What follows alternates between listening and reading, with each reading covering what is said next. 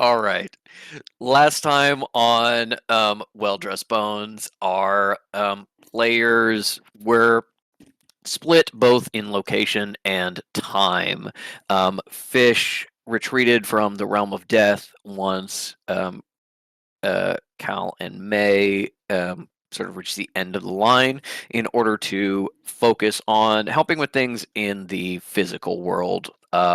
Including but not limited to eliminating the threats that Tinnitus secretly had hanging over everyone else. Uh, Sister Oss was going to assassinate Cal and May, as well as and Harkin and Tail if he did not make it out. So Fish left to deal with that issue as Fish emerged into a library, kind of thrown into chaos. The library itself seemingly fighting against some of its librarians. Jamal missing, and it turns out trapped in the Forbidden Archive downstairs in the dark. Belliola running around being a weird Doc Ock spider person, and yeah, a lot of chaos happening in the temple itself. Fish convinced Sister Oss temporarily that they were on the same side, bringing her to a more secluded area before things went south, and they had to fight. Oss managing to break down the door to Cal's meditation chamber and almost, but not quite, kill her physically, which of course would have severed any connection of Cal's body and soul and sent Cal shunting into the abyss and the great beyond. Meanwhile, May and Cal, having reached their destination, were ambushed by Tail and Harkin and Tinnitus. They managed to overcome this attack, especially as it turned out that Tail and Harkin were sort of waiting for their moment to switch sides, and Tinnitus managed to survive, but at the cost of severe damage to his soul that you saw start to potentially turn him into something like a Barghest, as the pieces of his missing soul were filled with the energy of the Death Realm instead. Now, Tail and Harkin, Cal and May are trapped in this last sanctuary deep in the realm of death, trying to find their way back with no more protections, no more barrier keeping the realm from eating away at their souls and killing them permanently, and still a journey only half over to complete this test for High Cleric. But there is hope, as Jamal has seemingly made a discovery that may help them get back if he can be sufficiently rescued. And Fish using one of the ice hearts to fully restore Cal's spells, giving her a burst of energy that may allow her to save the day, to bring everyone out. And with Fish watching impotently as Cal slams herself against a cliffside over and over again in fast forward through one of the watching mirrors, turning away to work with Beliala about saving Jamal. I think we will start in with Cal and May.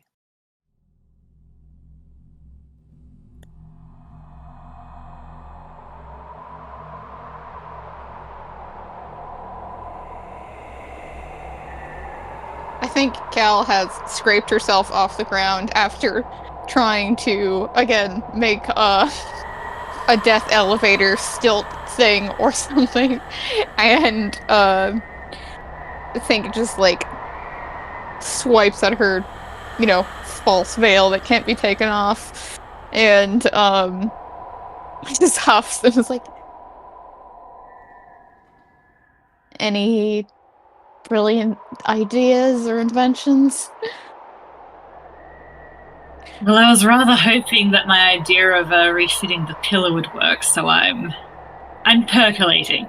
I've decided I'm marinating. I'm waiting to see if something comes up. But I'm very impressed by the displays of power. And they kind of like looks over her shoulder, I guess, at where Taylor and Harkin are, and it's like, any ideas are welcome. It's a team effort after all. And Harkin, while Cal has been like throwing herself into things, has kind of been sitting back and watching. He's clearly like seeing what of hers works, what doesn't work, and is taking mental notes, trying to figure something out. Like that being like, I'm being so helpful by like trying to figure out how this works, but I'm not like trying anything. Because if I try, I can fail. So he is seemingly working on it, but not actively contributing in any way.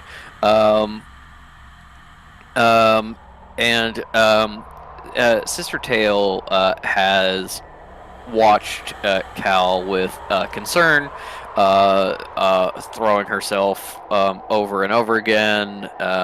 May trying to dig down, and is now kind of slumped against the sanctuary stone, and is kind of looking deeper into death towards the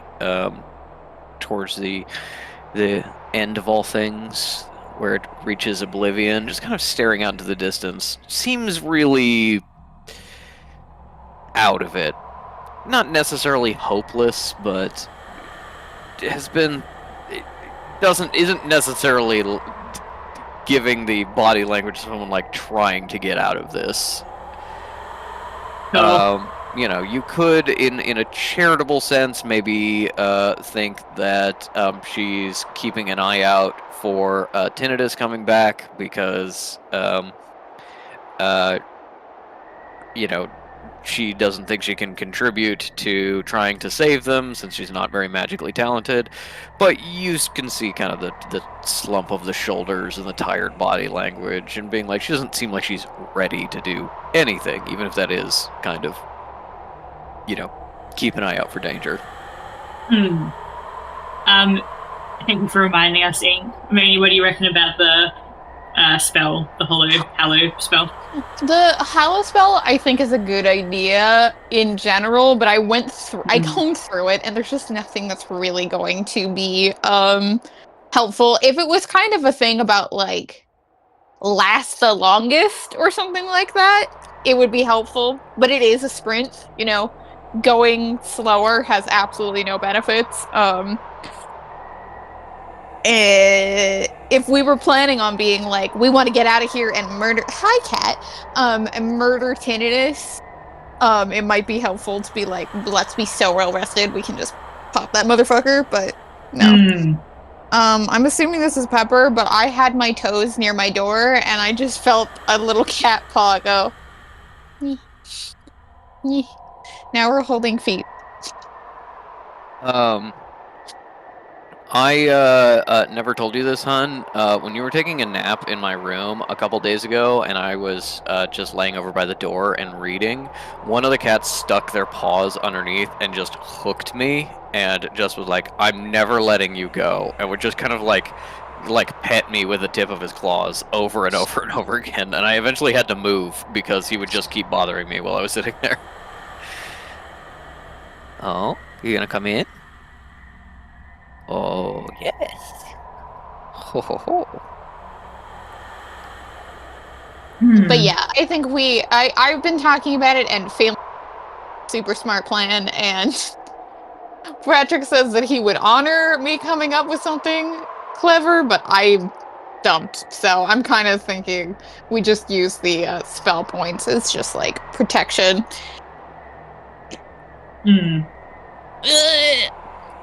We can always come up with something clever as we go. Yeah. Yeah, true. If we Might be start something that going. comes to mind. There's also, I would say, you can do a religion or arcana check to like think of like the likely effects of you just kind of going for it. You know, what effects the death realm would have on you guys now that you don't have this protection. You know, Calix especially can kind of like go outside the bubble for a moment and be like, what does this feel like? Okay, back in to recover. Now Ow, assess. yes. That hurt. Hmm.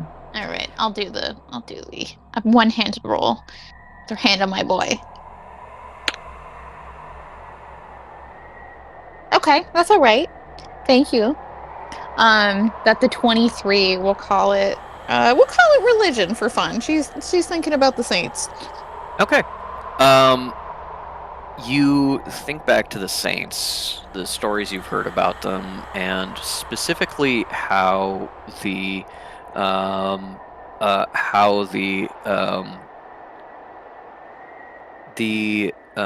other clerics of the Grand Archive talked about saints and this test. That saints are those who had enough power to pull themselves back and chose not to, and to chose that dump that power into keeping people safe, keeping souls safe, keeping souls, giving them waypoints on their journey. And you realize that that although you couldn't see them on the way here, you have now, as you've lost your protection and have kind of started to die, unravel in a sense, at the very edges of your vision, you can start to see little flickers of what might be souls moving through here. And you think about the way death is constructed, for this realm is like a funnel, taking everything as they die from the top rim, the souls shuttling down into this gate that nothing can go past. And it is like rolling downhill, and in a way you are now more similar to these souls than you were before your protections expired. And so I think you get the sense that this is going to be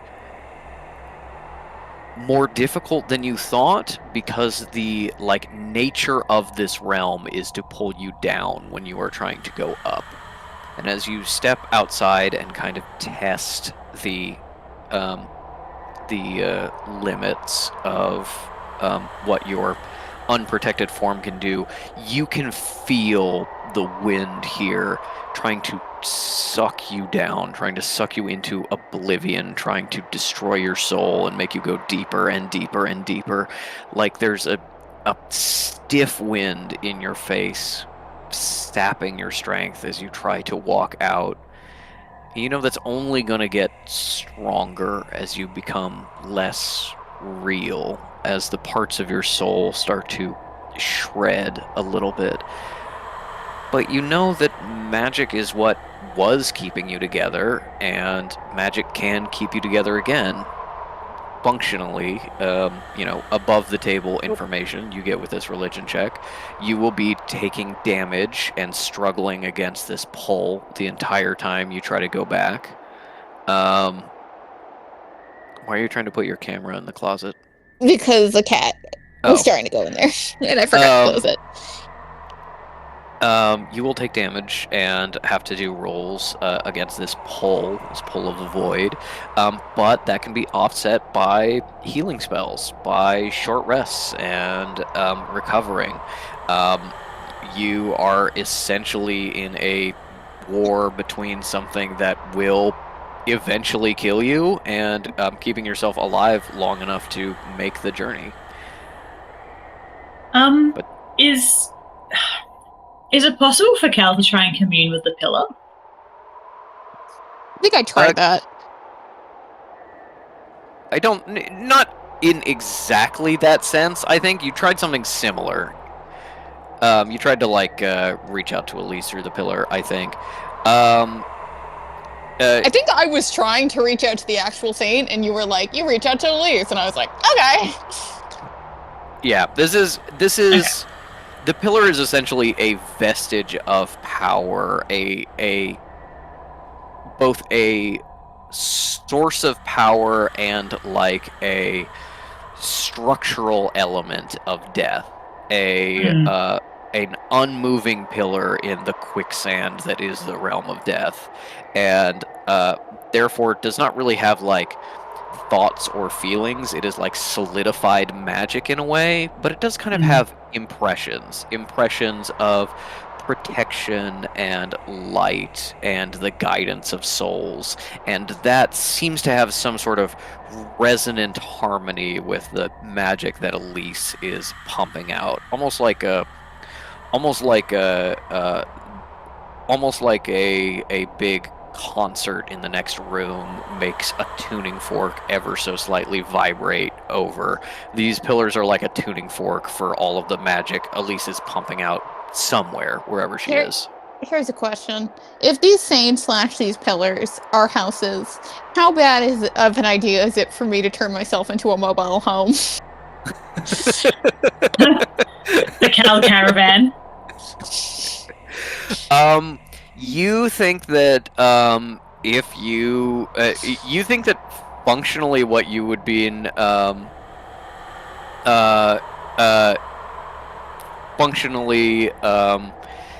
what you would be doing to become a mobile home is expressing your magic outwards to like protect the others and heal yourself, and that would be really great and helpful and useful. And I think you realize pretty quickly that you could probably do that by just blasting your magic, all of your healing stuff out full power for like maybe 10 minutes, and then you and all your friends would get that much closer to the exit before you die. Like it becomes a sustainability issue. Cool. And Elise is not like in the opposite direction, but is definitely not in the direction you need to go. From what Cal can tell, kind of communing with the pillars, essentially you are concerned about going up while death is trying to pull you down, and Elise is like to the right. And it's like, well, it feels like it's far. Is it farther than the exit? Probably. Maybe you could run that direction and hope you don't die and get to Elise? Maybe. But it seems like a long shot. Is there enough of an unreality factor that it is possible to bring something closer or move where Please spaces repeat are in magic to time? it. What was that, Ellie? Can we use radiant magic to that effect because it destabilizes to fuck with distances? I would say I want May to give me an Arcana or Religion check. Yeah. If I'm basically thinking, if this is enough of an unreality and death is kind of things like that, if this was a map, the idea of being able to scrunch it up, hold it together. That old example of a wormhole is taking a piece of paper and folding it in half and punching a hole through both pages. Yeah. That was a 15, by the way. Oh, 15 for Arcana or Religion? Yeah, I know, for Religion. That's my better bonus. Can I give her advantage? I don't think so, because I think this is kind of... May's not really in her element right here. The fact that she got a 15 is because of Cal's help and the others. Yeah. But I think you do think that is actually theoretically possible. That you could, through careful applications of radiant magic, destabilize things enough to essentially make the journey a little bit shorter. The problem that Hal kind of brings up, May is probably like, this seems like a good idea. Let's do it. And Cal was like, let's sit and think about this for a moment. Is that it might like attract more attention. You know, you might be Yeah. like making waves that like draw more monsters to you or something like that. Mm. But yeah, that theoretically that could have an effect. So if we combine that with like a pass without trace and Cal being ready to like turn into a fucking trailer, maybe that would be that. So I basically either we try to go clever and do that, or we just go basically what Cal would probably say if we'd bring us an actual dialogue. The fish idea, which is just let's just fucking go and burn spell points as we go and not really think about it. Before we do that, I just wanted to ask Patrick, can I do identify as a ritual on the pillar and on the medallion, the thing? Sure. You know what I mean? Curious Sure. if that'll You give can, us you can anything. kind of have been like doing this in the background, you know, sitting, Yeah, cool. doing identify while kind of like pitching ideas to Cal, and talking about things. Doing identify on the pillar doesn't super work in a way that actually tells you a lot about kind of like what it is. It's not a magic item. It's like identify is like if you picked up a rock off the ground and you use magic to tell you that it was like, oh, quartz with a little bit of feldspar. That is like kind of what identify does. Trying to do identify on the pillar is almost like trying to do that on the concept of a planet. It is like something that is so large and like outside of kind of like a distinct thing that can be studied that it almost is too big and kind of fails in that way. You get a lot of the edges. You get a lot of the like that this is a structure of solidified magic that is like the rib cage of this world. And I think you maybe get a sense of being like, you don't know if like necromancers have figured this out or like solved this problem. You may have be finding information that leads to a whole necromancer schism. You don't know. You realize that this realm of death kind of like wants these sanctuaries to exist, that they are part of the ecosystem, and you feel like in a way with that identify, like there are probably sanctuaries that aren't from saints. They may be naturally occurring. They may not be, you know, even the majority of them. They may be a very small minority, but you think that like if there were no human beings in this earth, or rather no necromancers that had the power to do this, nobody who ever studied necromantic magic, the sanctuaries would still exist, just very sparse, and not necessarily like breaking through the surface. They would be like under the surface, kind of keeping things stable. Hang on, sorry. Can I pause there for a second? With them being under the surface, you likened it to being like the rib cage, and I'm taking that analogy to mean that it connects to a central spine. Can May, because she's touching this thing, does she, like, if they're connected, is she getting a sense of where other, like, these subterranean, under the ground ones might be? So are there any in our direction? The spine in this context is like the place in which the realm of death meets this like transition to oblivion, the beyond that is not understandable in any kind of human context as far as you can figure out. You do, if you really, really focus and get a high Arcana roll, you could probably get a sense of where, like, some, like, pre-sanctuary like nubbins that are just starting to grow and will grow over the next like several millennia are like coming up underground. Things where it's like if a saint happened to try to make one at that exact spot, it would be a little bit easier because there was already kind of one growing there. Things like that. I think you can absolutely go down like that natural, route. Yeah. Yeah, I'm more saying like natural little hot springs where we could pause and take a breath that we wouldn't have noticed. Yes. No, you do think that those based on what you're getting with your magic, those could like theoretically exist. They would most likely be like in the labyrinth of tunnels that are underneath, and it's kind of like, oh, we can like get to a safe hot spring in exchange for like not having even the remotest chance of being able to get out of here again because we won't know where we are. Yeah, no, don't worry about it then. Yeah, don't worry about it then. That was more what I was hoping. A little cheeky sanctuaries. The identify spell on the little medallions tells you that they are made of necromantic metal. They are an actual human-made object. They're not human-made. They're not like a construct or anything like that. These were made by a necromancer in a soul forge where they make necromantic metal, and you don't know how they got here, but you do know that assumedly someone had to bring them here at one point. You don't necessarily get the sense that like, oh, the temple is like running convoys every couple of years to like restock. You think maybe it's like at some point in history somebody took, tens of thousands of these and put them here.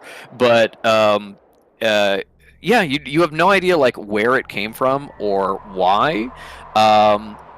The identify spell gives you like examples of like trace materials that make it not as pure. If Cal would like give you her choker for comparison, you can see that maybe Cal's is like a more refined necromantic metal, that like maybe these badges are kind of older, a rougher system. But what you really get is that these are objects that are like resonant with necromancy that have been sitting just like absorbing necromantic energy for forever. And therefore, here in the realm of death, they are nothing. They're like rocks on the ground. They have no innate value. Bringing them back to the living world, as it seems like people do when they pass the high cleric test, this would be like a magic object that would like retain to a certain extent its connection to the realm of death. You don't know that it would be a valuable object to you necessarily, but for somebody with necromantic magic like Cal, like this would be a token of power in some way, and you kind of understand why that is like the badge of authority for the high clerics, because it's like, hey, I went and got this thing that like couldn't exist unless you were the best of the best. Like you can't fake this. Okay.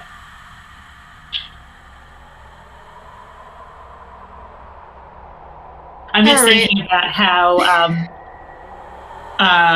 what do they call it, isthmus anchors? Part of me was like, is there some way we can use this to help us get back, especially if it's brought over from our plane? But Nate has no teleportation or plane walking magic, so I think that's the thing you're running up against. Yeah. I think if May is thinking along those lines, we'll continue to use your 15. No, that was a religion. Give me an Arcana check.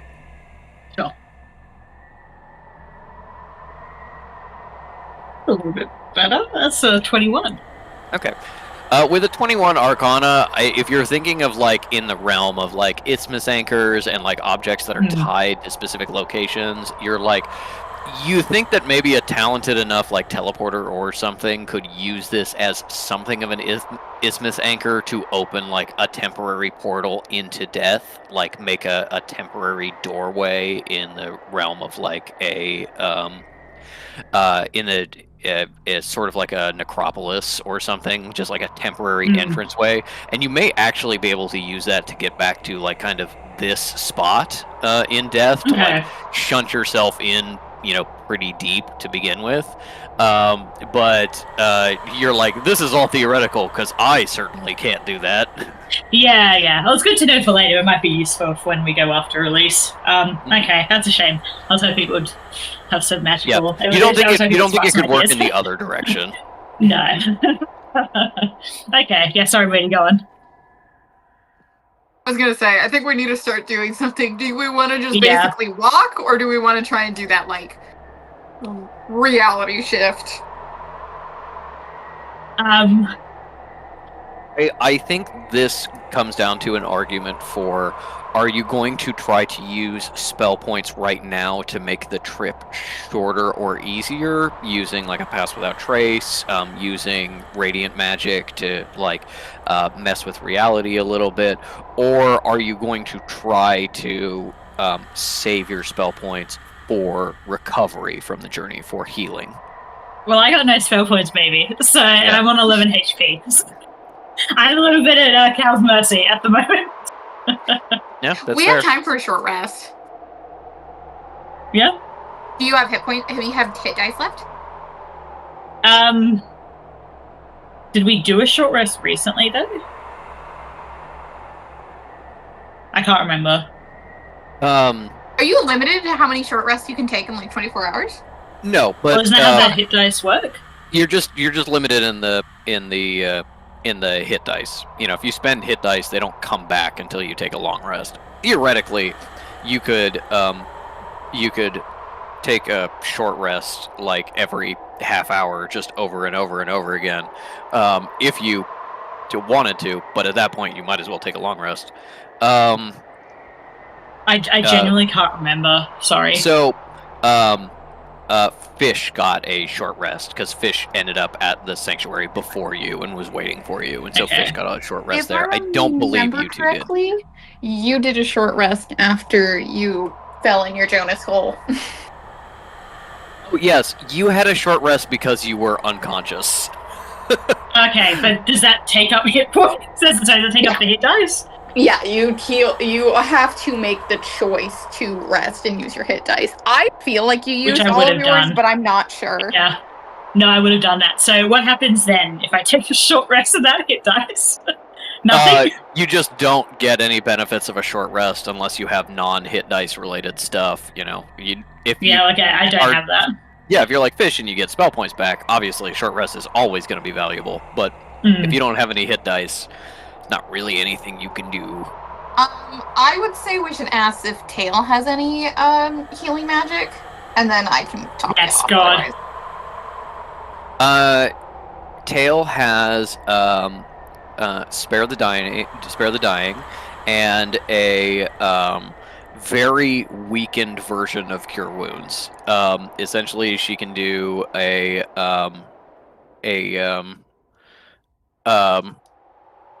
she can do a Cure Wounds that costs the same as your Cure Wounds and only heals a fourth of the hit points. God. This lady, you're useless.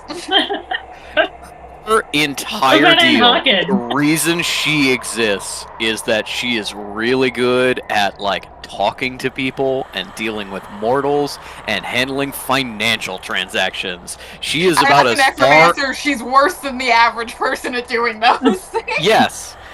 She is as far out of her element as is like possible in this moment. And you think that's why she's kind of just sitting there? Is it's just like she's gone so far over the edge of the map that she's like, I don't even know that I have control over my fate anymore.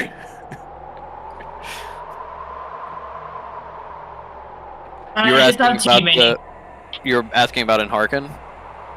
Yeah, I don't think he's going to be. I even said Enharken's going to be like, oh my god, healing magic? I've never heard of her. And just like mid-battle in like an hour's time, he'll suddenly like completely heal himself from 0 to 4 fucking hit points.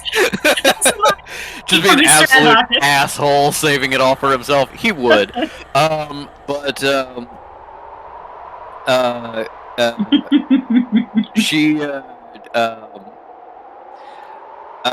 And Harkin does not have any healing magic, as far as I recall. Let me double check his. That's okay. It could be stat diegetic, but log. he remembers later.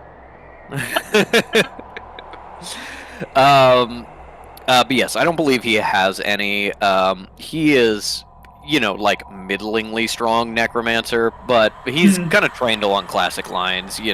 Shadow Spear, Shadow Wave, things like that. Being stealthy. Yeah, attacks of a shadowy nature. He can absolutely help you, like, fight things and sneak and things like that. You can probably, you can ask him, like, how many spell points he has. And he's like, I have Pass Without Trace, but I don't have enough spell points to use it, unfortunately. He will, like, be able to, if you take him with you, be able to, like, help you fight off things and sneak around, contribute to stealth checks and such. I like the idea that we're like, no, we're leaving you behind. You can! While we're thinking, I would like May to use a calm mood on Tail, because as a bonus action, May can remove the frightened condition. And I was hoping that I could maybe help Tail out a little bit, so she's not just dead weight for us. Okay. How does this manifest itself? Are you asking, like, literally how it works, like, rule-wise, or how May is gonna... No, how glowing May hand is that doing she puts this. on Yeah. Tail's shoulder kind of thing. Yeah, I think May is just kind of actually in a callback to when Cal had her freak out in the ruins when they literally entered. May is gonna go down on one knee next to Tail and, like, hand on her shoulder and just be like, just like say something like nonsensical and soothing, like, "Oh, Cleric, I'm bloody tired, so you must be exhausted, but we've got to keep strong. We've got to keep going."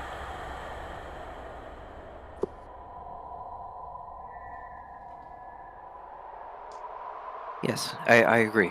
Thank you. Sort of like pats your hand.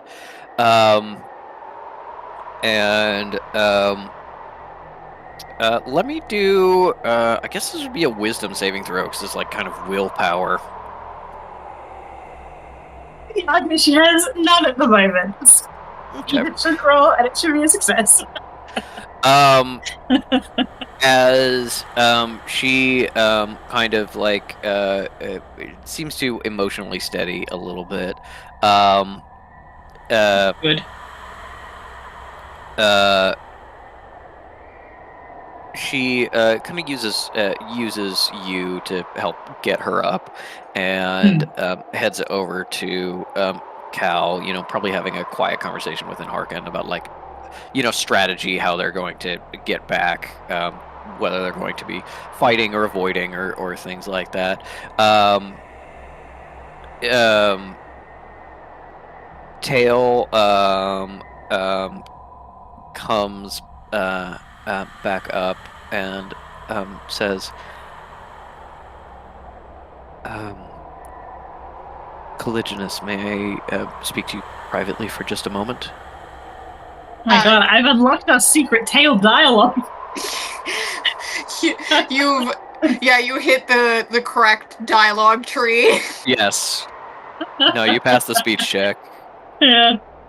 Cal, like, nods and is like, I will say, just so we're taking this thing, Cal's like,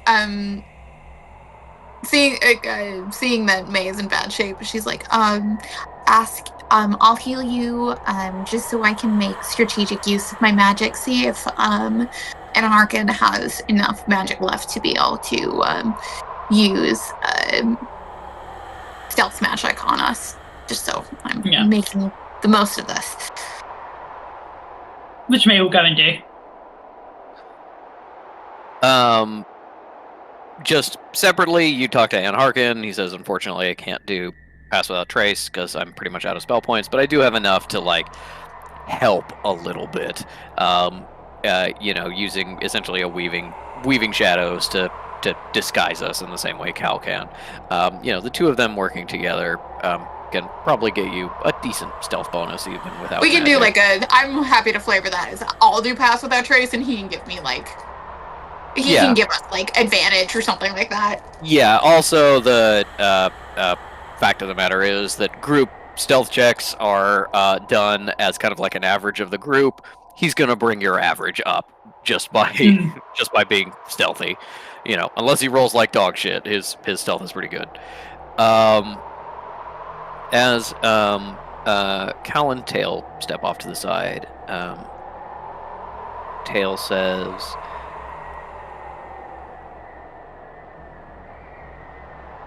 "It seems like Brother and Harkin had some sort of contingency, hoping to take over the temple were Tinnitus to fall. I don't think he can be counted on to act in the best interest of yourself or Miss Gladly. If he sees an opportunity to save himself and not you, he will take it." Cal, like, frowns and she's like, yes, obviously. Yeah, duh. You could have said this in front of him. He would have been like, "Yes, I will do that." But then she said, she kind of like takes a really deep, like, shaky breath, and then she said, "I worry that I will also be a hindrance, dead weight.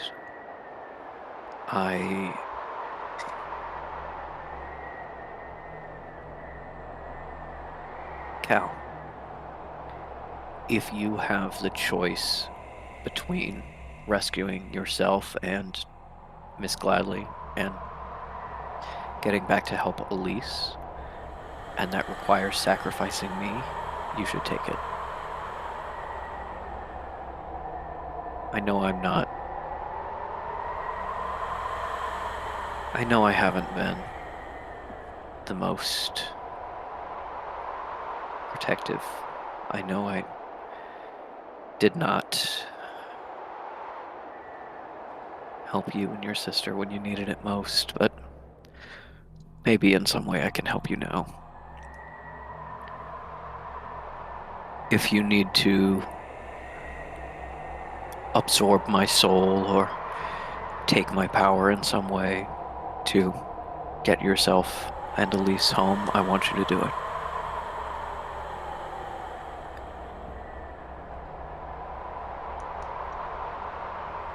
I want you to do it.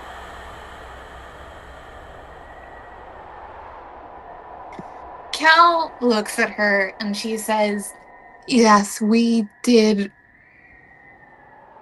have the conversation about you protecting yourself while on the other side, and you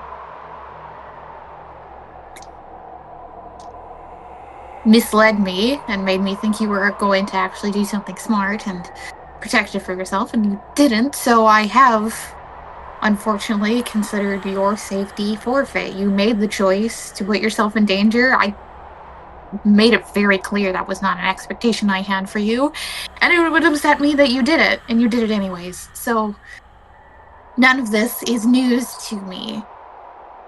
However, I'm not going to cannibalize your soul. Not even with permission.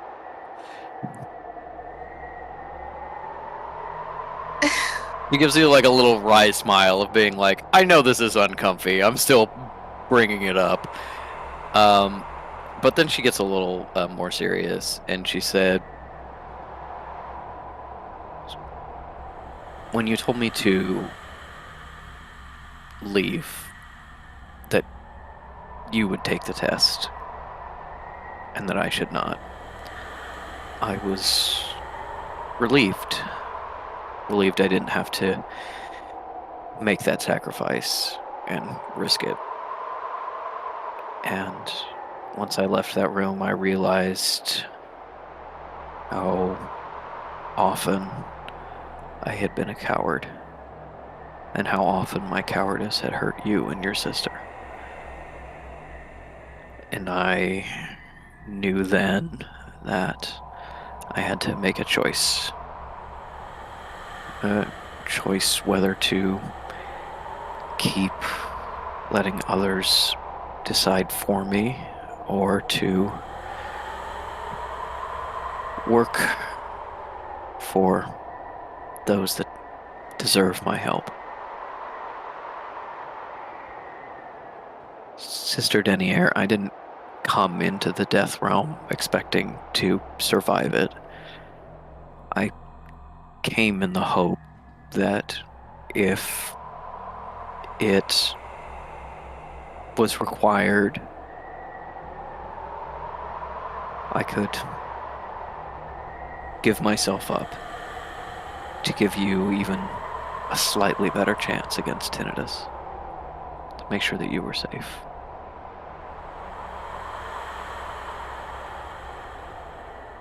I chose a long time ago between you and Elise and the people of the temple, and it's only now, years later, that I realize that I chose wrong.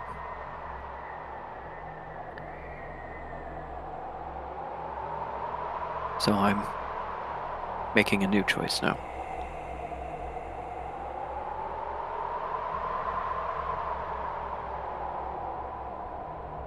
Cal looks at her and says, I never wanted your death as protection. I never wanted you to put your life on the line for me.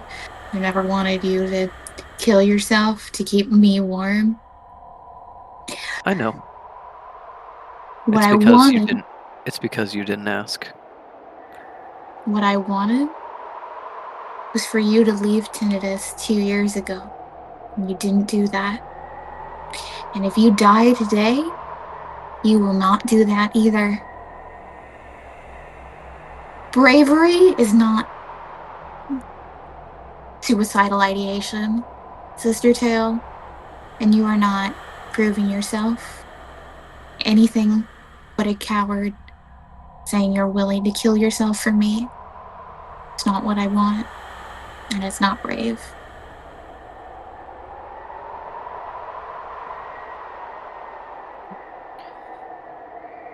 She looks chastened, but accepting of that. As you sort of make that argument of like, I would die for you, it's like, how about you live for me instead? That's much harder.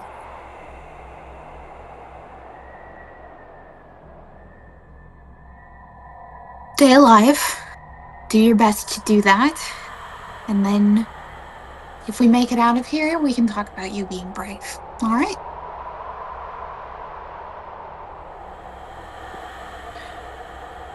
Yes. Abbot Denier, I understand.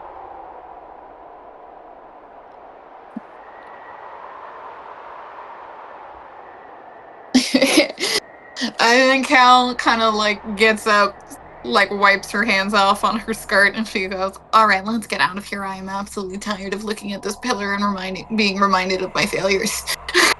And the pillar's like, fuck you too! I kept you safe! I'm stuck here forever! What's going on in the outside world?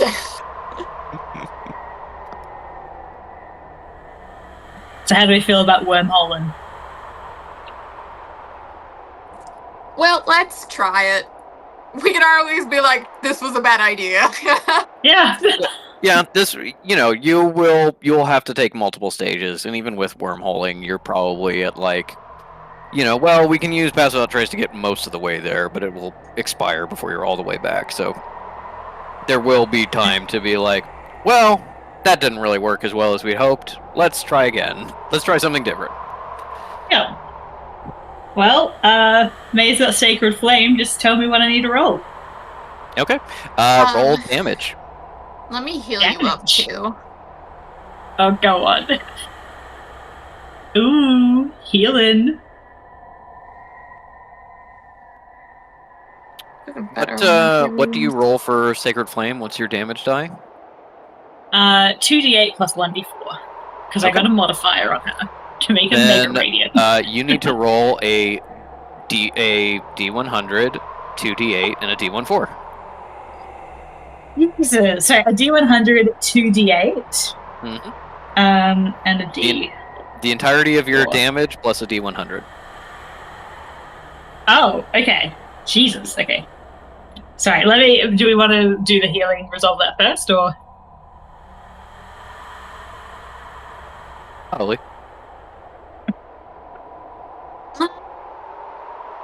And Harkin and Tail looking. Would it be worth healing them too?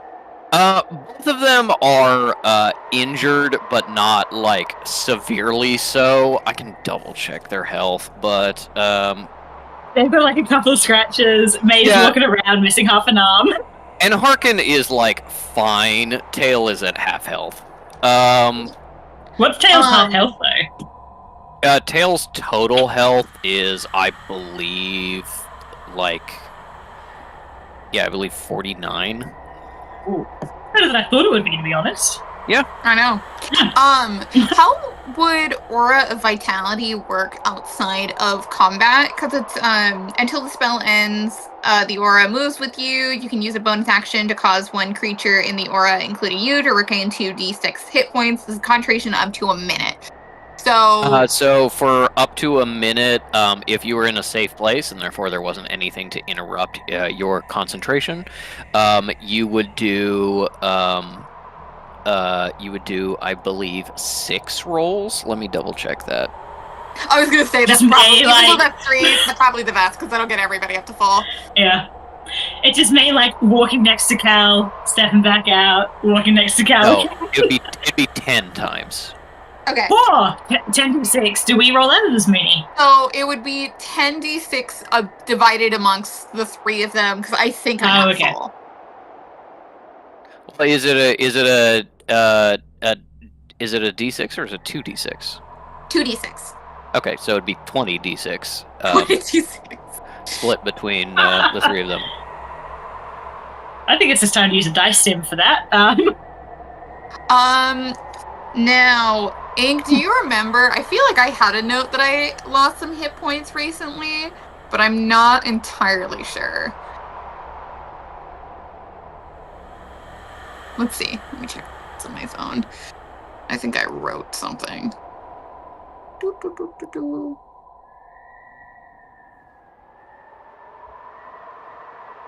I have a note from June 6th saying that I lost hit points, but I don't...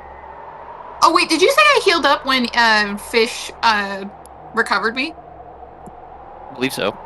Okay, then we're going to just say I'm at full, because I think that was part of the dealio. Okay, cool. So, yeah, so we'll do 20d6.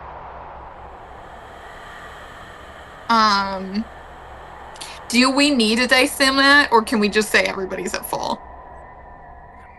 If you are willing to, commit, like, to the spell that is being used, you would have to be, let me double check May's total. 61. 61. Yeah, you'd have to be pretty unlucky to not get everyone up to full, so we can just assume full. Alright, that'll be 3 of my 3 of my spell points, but I think well spent in that. And like you probably have to end up using them anyway for healing, right? Like it's kind of, it would have been healed now or later. Yeah. Hugely appreciate it. May feels like a new woman. Still no spell points, but it's good to have full HP again. She's still got that ragged ass scar.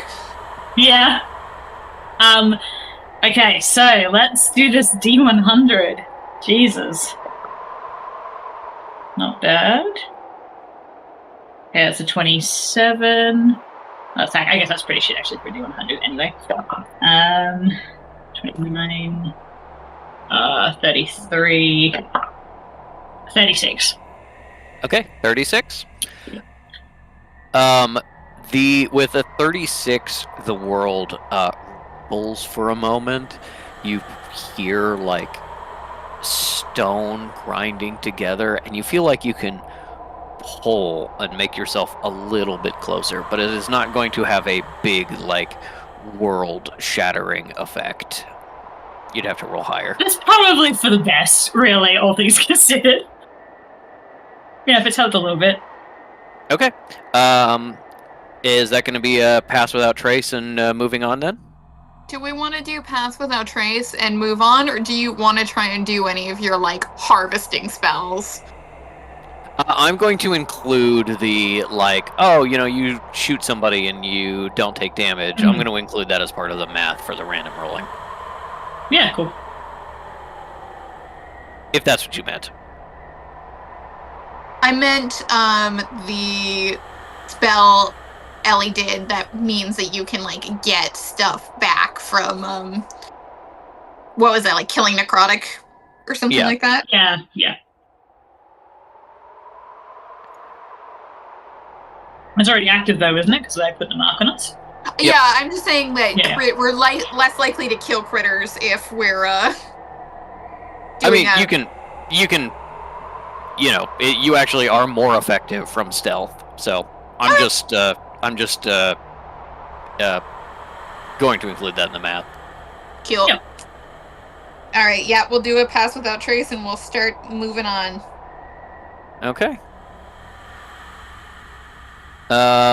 Then I need some stealth checks from May and Cal. Patrick, did we still agree that my stealth armor's in effect, yeah? Like I still get advantage with the vision? Yeah, cool. Wow. 29. Oh, I mean, out of my own. Not that I have great stealth. 30. Nice. Girl! Okay, no, that's not that bad. I thought that was an hour, and I was like, what? It was a 7, so not great, but it's okay. That's 17 still not nothing. No, it's more than 17. It's 22. Okay. Oh, no! Yeah. May and Cal just, like, step back into the shadows and completely disappear. Yes. And Harkin, with Pass Without Trace, got a 33, I believe, and he's a sneaky thug. Yeah, he is. And Tail rolled like absolute shit, but that should still come out to a 15. Can she be useful? Not if she's rolling like this, you can't. That bonus action. Not if she's rolling like this, you can't. Okay, so that brings your average to high 20s. We'll see if anything can perceive you. Patrick, is this when you break out your, like, super perceiver monster? I think that was the hardest. I have a couple of them. Yeah, okay. All right. Let's see.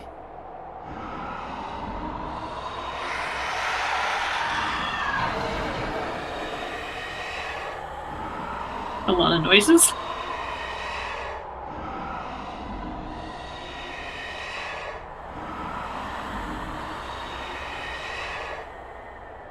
As you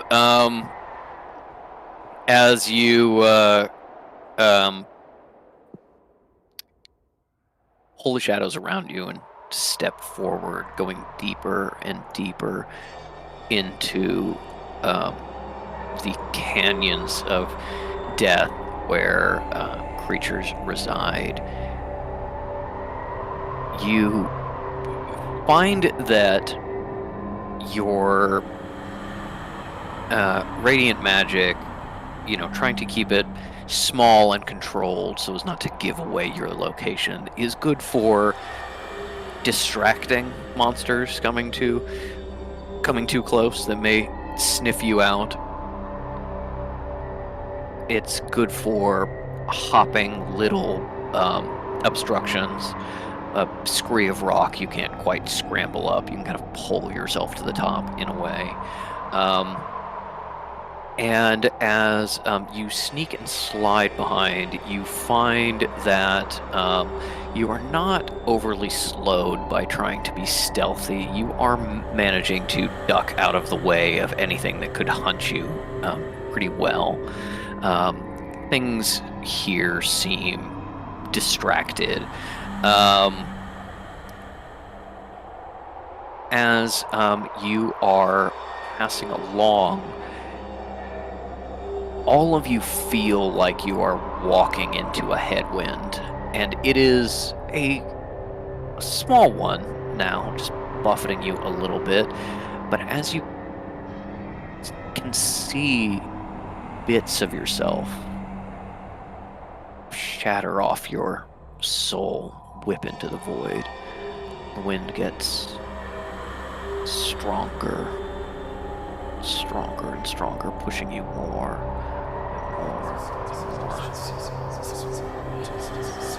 making you less and less real. Flickers start appearing at the edges of your vision. Human-shaped shadows of souls passing through here as you become closer to them than to a living being. They are not hot because they're like the outline of a person, but maybe if that's what you're into, it's a Peter Pan shadow type situation. I need everybody to make me 2 Constitution or Wisdom saving throws. First one with advantage, second one flat.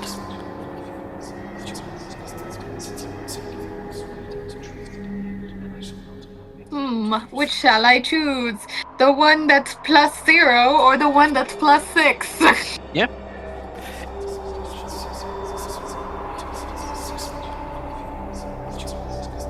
Ellie, you're muted. Can I make an argument that I'm using improved consciousness because I'm like maintaining the radiant spell? Does improved consciousness do? So I get a bonus equals like on a Constitution saving throw to maintain concentration on the spell. I get a bonus equal to my intelligence modifier, which would be a +4 for me. Yeah, actually, I think the specific way you're doing this, that would apply. Yes. Hooray! Sorry, so 1 advantage, 1 flat, and I get the bonus to both. Yes. Cool. I got a 12 for the first one, and then a 17 for the second one. Okay. 23 for the first, and a 17 for the second. My Constitution is good. Or spell save. Whoop. May hikes along. She's used to dealing with rough terrain, being in the outdoors, hiking. Using rock walls and cliff sides as windbreaks does not really work here in the way it would work in the real world, but it only takes a little shift of your perception, of your understanding, to try and kind of like pull yourself out of the wind, to make yourself less of a flat target. Cal and Harkin and Tail seem to be struggling significantly more, as every once in a while the wind will fully pull them free of the rock and they'll slide backwards, skittering closer and closer back towards that edge of oblivion. But keep pressing on. As you go forward, you finally start to reach the next sanctuary.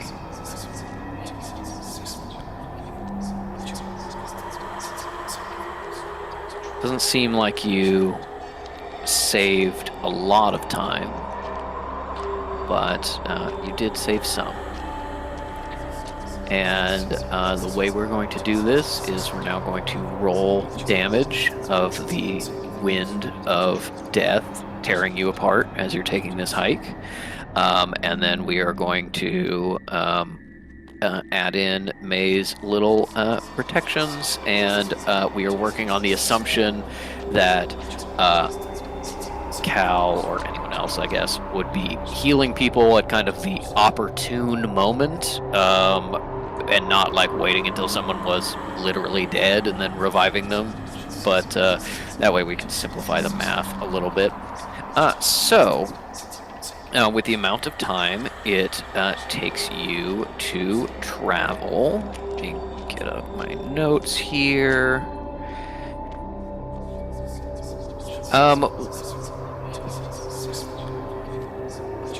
I thought I wrote it down here, but I guess I wrote it down somewhere else. Ellie, do you remember the specific effect I gave you for the protection from shadows? Where did I write that? Oh, that's in documents and handouts. Okay. Yeah. Okay. Then I need everyone to roll me, and you may need to use a dice roller for this. 12d6 minus 1 for every one of those d6 from Ellie's effect, and with the killing a creature to negate the effect, pick one of those dice to throw away. Okay, we want low. You want low. This is damage. Okay, so 12d6, take 12, take a specific dice. Yes. Yeah, 12d6, and pick probably whichever one rolls highest, and just get rid of that. So So I'm do gonna the, get rid of do the 6, 19, do the 11 lowest d6s. Getting every Right, I'm getting my calculator.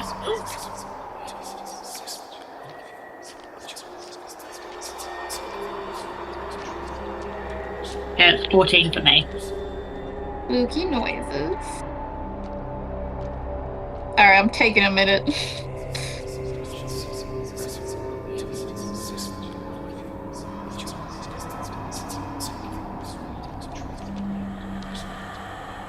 I like the realistic times where you see the dice like actually scatter off each other. It's very pleasing. It is. Yeah. Gotta keep it organic, gotta keep it natural. Alrighty. Jeez, thank God we've got that. You know. The protection's kicking in. Fuck.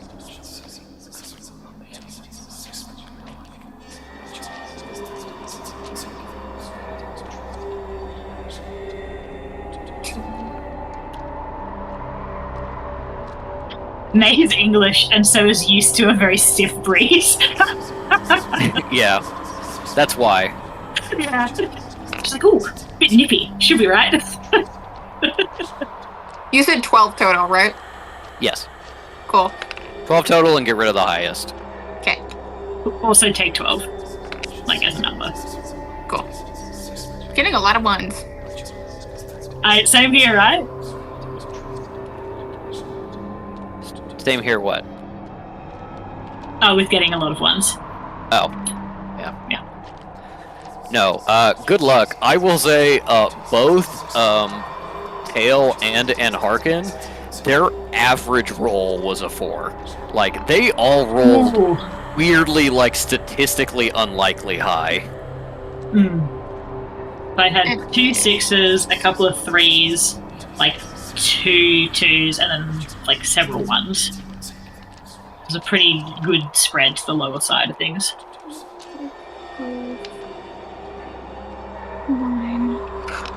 Alright.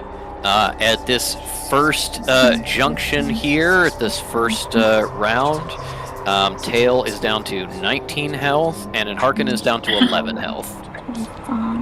Damn, boy. Yeah, and I had to Harkin go like outside. and Harkin like rarely rolled below a 5. Like really statistically It's a big unlucky. piece of shit. We did heal him up to full, right? Yes. Okay.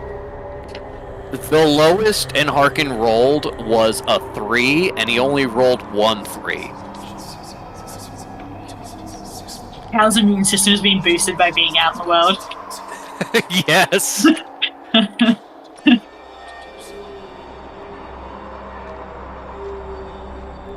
Sorry, 1 3, 3 4s, 6 5s, 2 6s. That's a really statistically unlikely roll.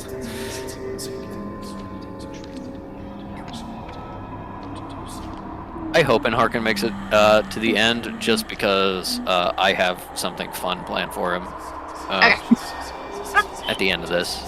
So that is gonna be 22 damage for me, which brings me down to 30 out of 52, which is fine. Okay. To I put survived that all put that the in time back in the day. perspective, you got 22 damage. Both Tail and Harkin got over 40. I got a lot of ones. I got lucky. Looking back at them like, for being this is big meant to be cat, okay? relevant. Karma. He just dancing around the death realm. Gee, I'm sure she'll get hers. I'm sure at the end there'll be something. But so we've only got one leg left now. Is that right? Or is No, there you two have. more legs? You're gonna have 2 more. Yeah. Okay. Oh yeah, right. Of course, because when we started, it wasn't a sanctuary proper. Yeah. Yep. So do I do the radiant stuff again, or is that just flat? Yeah, we'll do a new roll for that. But first, I think we have indulged in our death realm long Yes. enough. We need to check in what's happening with Fish.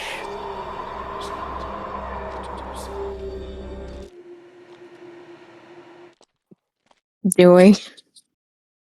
Meanwhile, back in the library, Fish has seen the others. Time is obviously very strange between here and the Death Realm. You watch like a very extended period of time where Cal and the others are just kind of like sitting around and occasionally talking to each other, and then all of a sudden it like winds forward really fast in time as you see them leave, start a hike, dodge a like giant flying beast with 3 mouths, and then keep going up a canyon, and you're like, all right, I guess it's time to help. Do you know Beliala. the animation technique where like a texture is used, but the texture doesn't move when the lines do? AKA the Chowder effect? Yes. Yeah, that's the one. I didn't want to say chowder, but like I should have just said because we all know. I'm thinking about that with the shard of mirror and Fish is like, I imagine just like looking at it like this and going, and I don't care if it's a stupid idea, breaks it in half and then breaks another bit in the middle, like just clipping out a dead air section, and then puts the discards that middle bit and puts the end pieces together as if that can get rid of that dead air, make it faster for them. All right.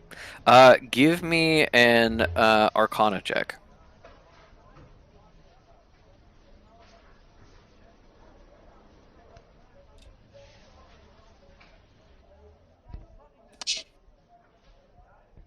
That's a 12. Okay. With a 12, you go and you break it in half. Instantly, the entire picture like shrinks to the one half, and the other piece is just dead mirror. And Beliala goes, "What are you doing?" And you go, "I was trying to fix it."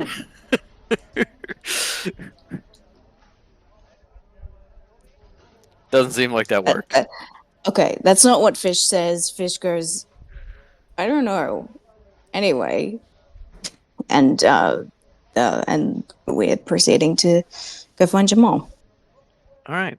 Beliala has been in contact with Jamal via Sending Stone. Do you find a little a spare room or something to like try and get info and talk to Jamal, or are you like, I need to kind of like see what's happening and try to like go to where Jamal is or where Jamal entered into the archive?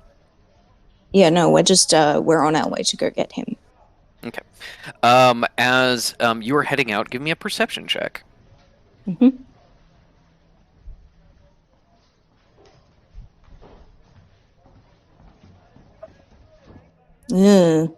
7. Okay. With a 7, you are ducking and dodging around clerics running to and fro. You see more chaos. Clerics are trying to free a librarian whose like cloak is being grabbed by a skeletal hand coming out of the wall and like trying to yank him off balance. But it just seems like chaos to you. You don't really understand any of the dynamics that are happening. Why it is like this. You're just focused on helping the others, and if that means getting Jamal, then getting Jamal. As Beliala hustles next to you and fills you in.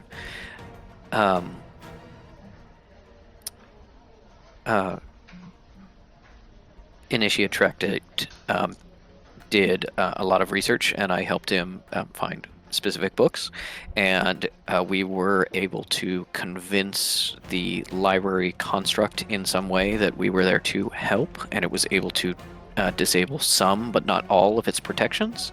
With my help, we were able to bring just Jamal and some of his equipment into the Forbidden Archive. He was hunting something specific, I'm not sure what. He reports that he found it, but that he is injured, and that the library itself is trying to reject him in some way, some security procedure trying to get him out of there or kill him, and he is keeping it at bay by repairing books within the archive to keep it complacent, but he reports that he is running out of papers and glue at this time, and so is asking us to hurry. He found something, though, some book that he believes will help the abbot. Yes. Tell him to use spit in the meantime as adhesive. Yes, Jamal? Yes. No, recommend using saliva. Yes, as an adhesive. Okay, you've already been cutting the paste with saliva. Okay. Do it more. Will urine act as a binder? No. Okay. Tears? You Well, do your crying there, best. Tractate? Sorry, do you want to talk to Fish? Okay. Do I have to... Okay, am I... Hi, Jamal, are you okay? Kakano's No. not here. Kakano got left behind with Cal. Oh, that's right. Kakano gets on the 3-way call. He gets up his own sitting stone. Fish also has their own sending stone. They just put it away. Mm-hmm.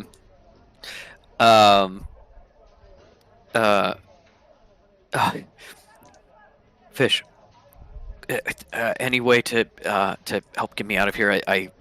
I think I may have found something to help the others and help get them out safely. Yeah, you said I'm literally on the way. It's busy out here. I don't know what's going on. Some kind of riot. Why is the fucking library angry at you when you're supposed to be friends with it? My understanding is that this is all through Kakano, who is able to communicate with the library. We couldn't, speak it in any meaningful way. My understanding is, I think that because it doesn't really have a mind, it wants me to help in some way, both it and it wants you and May and Caligulus to help it in some way, but it can't really express how. And at the same time, there are more automatic defensive processes that are trying to kill me. Okay, so what we do is we shut those ones down. Okay. Obviously, you're not in a position to do that, but once again, we're on the fucking way. I'll have a talk to it because I love my boy, but this stays between us. I'm probably the better negotiator, which isn't saying much. Still, let's give it a go. All right, I'm done talking to you. Goodbye. Okay, bring a health kit. Bring bandages. Click.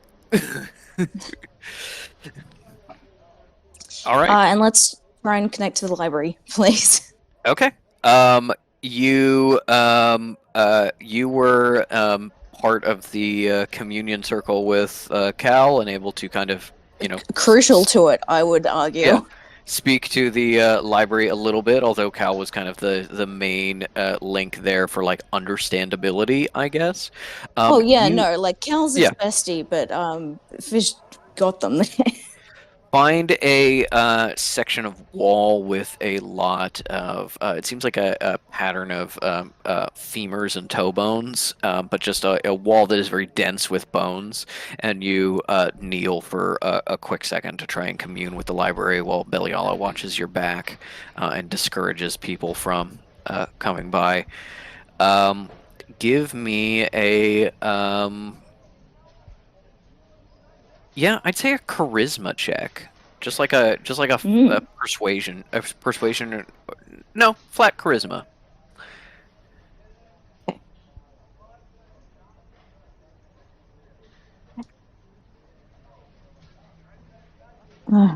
Okay. 14. Okay. With a 14, you get a little movement of the bones under your hand and a sign of like recognition, but you don't get a like you can't communicate in like ideas and even like understanding the way Cal is. You're struggling, but like the library is like acknowledging you and acknowledges that you're there. Give me an insight check. Mm-hmm.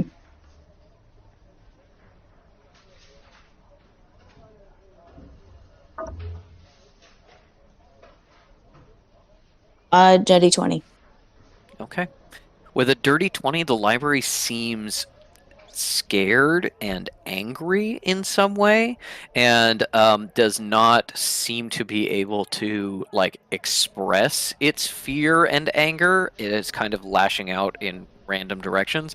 It seems to almost be at war with itself in a way, different parts of it kind of doing different things and not able to like fully achieve any goals. With this insight, you think you can express like a question or information in the form of like emotions, that you can say like, I'm scared too. I'm scared for this, and then it could try and like answer you with emotions. It's almost like an even more rudimentary form of communicating with Kekano when he was very first with you, where it was just emotions and images back and forth. Yeah. But yeah, you feel like there is a bit of an empathic connection between you in this moment. Okay. Fish, like, gets out a diagram of, a drawn building and is like, show me where it hurts and I'll go and fix it.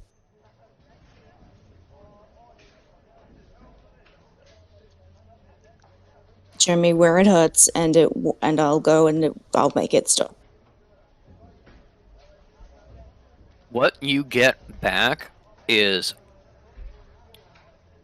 hurt 'cause dead, scared all over. And what you interpret that is, I am hurt that my high clerics have died, and I am worried about the other ones dying. I think you and other good people, which you interpret as like Cal and May and all them, could help, but other family members try to stop. So it's like, it's not trying to hurt the other clerics or librarians, it's trying to like stop them from like interfering with you, because it didn't like that you guys were like arrested and jailed and forced to go through a trial, because it kind of knows in some way that you weren't responsible for those deaths, although does know that something is responsible and can't quite figure out what. So it is kind of like it has goals, but it is also like randomly lashing out in a way. You Hmm. think that there is nothing you can do in like this moment to cure it because you've solved the issue. You've captured Oss. You've sort of put out the fires. It's worried about Cal and the others kind of in the same way you are, and it's worried about something Okay. happening to hurt its people. I don't remember what her actual name is, but you said that it roughly translates to jugular. Is Yes. she awake yet? Um, if you express Cleric Rag, High Cleric Rag's like how okay she is, you feel a bit of movement, a bit of stirring of like and you interpret that as like maybe she's not awake, she is like starting to come to. And Fish reasons that the thing that can, the necromancers, they're pretty authoritarian. She can just Hmm. say, everyone shut the fuck up, and they will, right? That makes total sense. Yeah. So, Within certain limits, yes, that is how it works. yes. And so,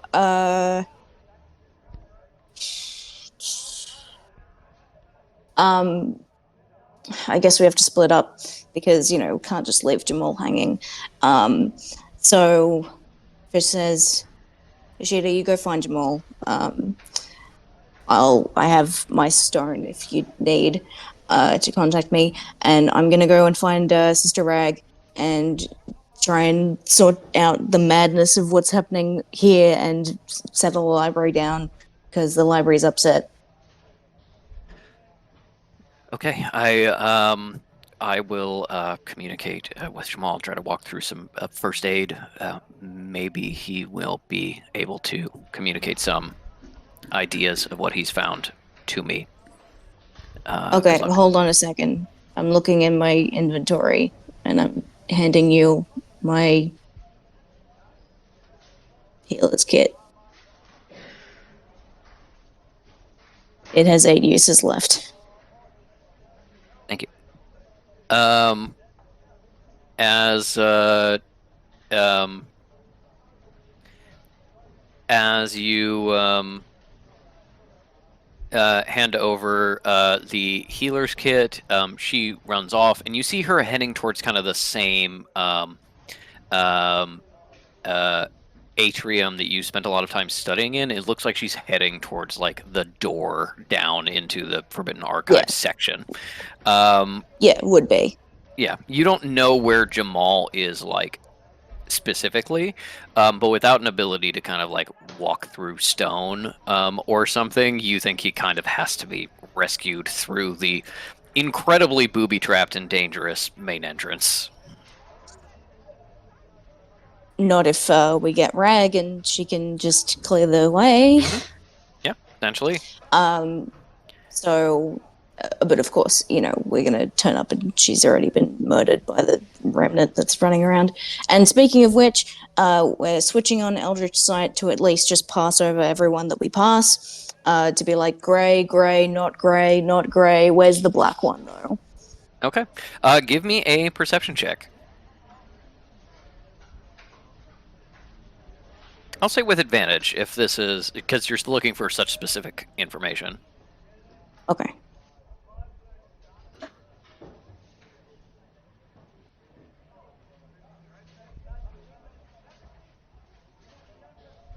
I've forgotten how to count. That's 21. Okay. With a 21, you're seeing a That's a fair amount. rolled 19. Okay. Just Yeah. saying. You're seeing a fair amount of gray remnants that are here, although maybe less than you expected. It seems like it was very strategic, like who got infected. You're seeing like clerics fighting against each other or arguing or like trying to like do something to each other, and like the library trying to interfere, and neither of them are infected with a gray remnant of just being like Jonas found whatever fracture points he could and was very strategic and kind of like making this place fall apart in a way. Okay, very, very brief detour. Like there are just two guys just punch each other in the face. It's I think it's it's a Simpsons absolutely joke. like yeah, it's absolutely like Pokemon the first movie Pikachu slap Yes, situation, Pikachu. but Yeah, also they're both library nerds, so like they connect like one swing in 10. yeah. Okay, Fish just real brief detour just stops and goes to these Pikachu motherfuckers and goes, "Hey, why are you fighting? What's wrong?" Uh, uh, uh, oh, you're the guests.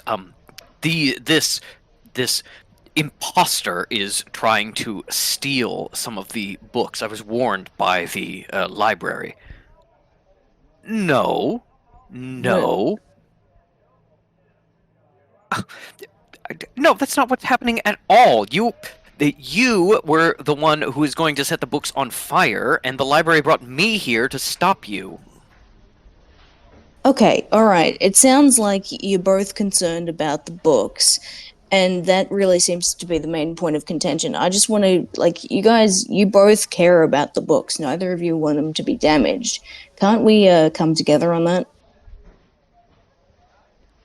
Sure, yes.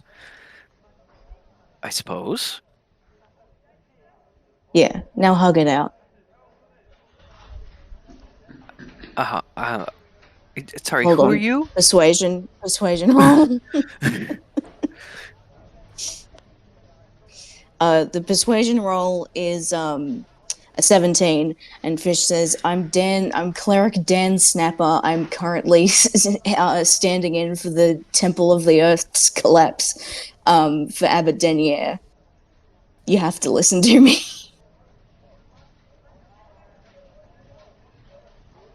One of the clerics like goes in and very awkwardly like hugs the other in the body language of someone who does not hug or give hugs because they don't touch each other because they're weird repressed cultists. The other one kind of like does it back automatically, and as you're walking away, you kind of see like the wheels turn about being like Earth's collapse, Abbot Denier, and you kind of like turn the corner and go on your way when you heard. Wait, they're supposed to be in jail! Okay, but they're not focused on each other anymore, right? So that happens, and Fish like, yeah, turns the corner. Okay, now we're sprinting. Now Where's we're Rag? sprinting, and we're running, and we're running. All right.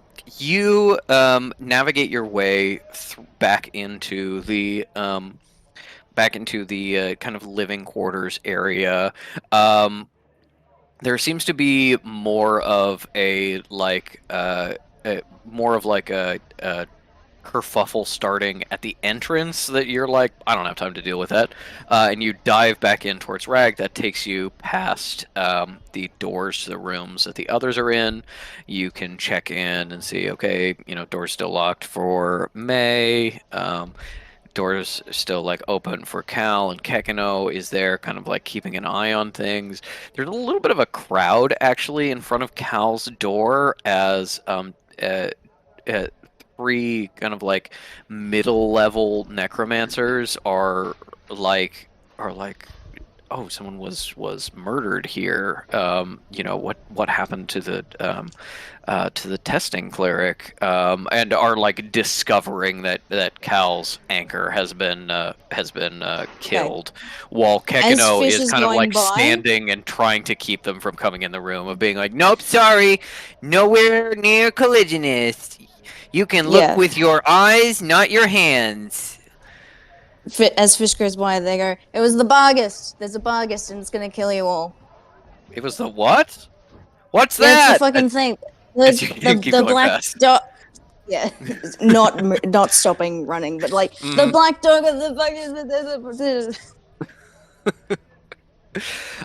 And you head around the corner and find some necromancers looking very tense. sweating a lot, clearly on like guard duty, but are either think that the entire temple is under attack by an army, or either they're going to be killed any minute. Really don't want to be on guard duty, but are guarding the infirmary. Okay.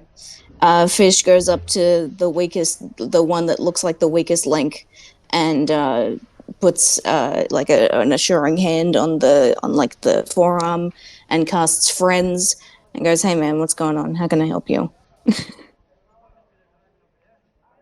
Give me a persuasion check with advantage.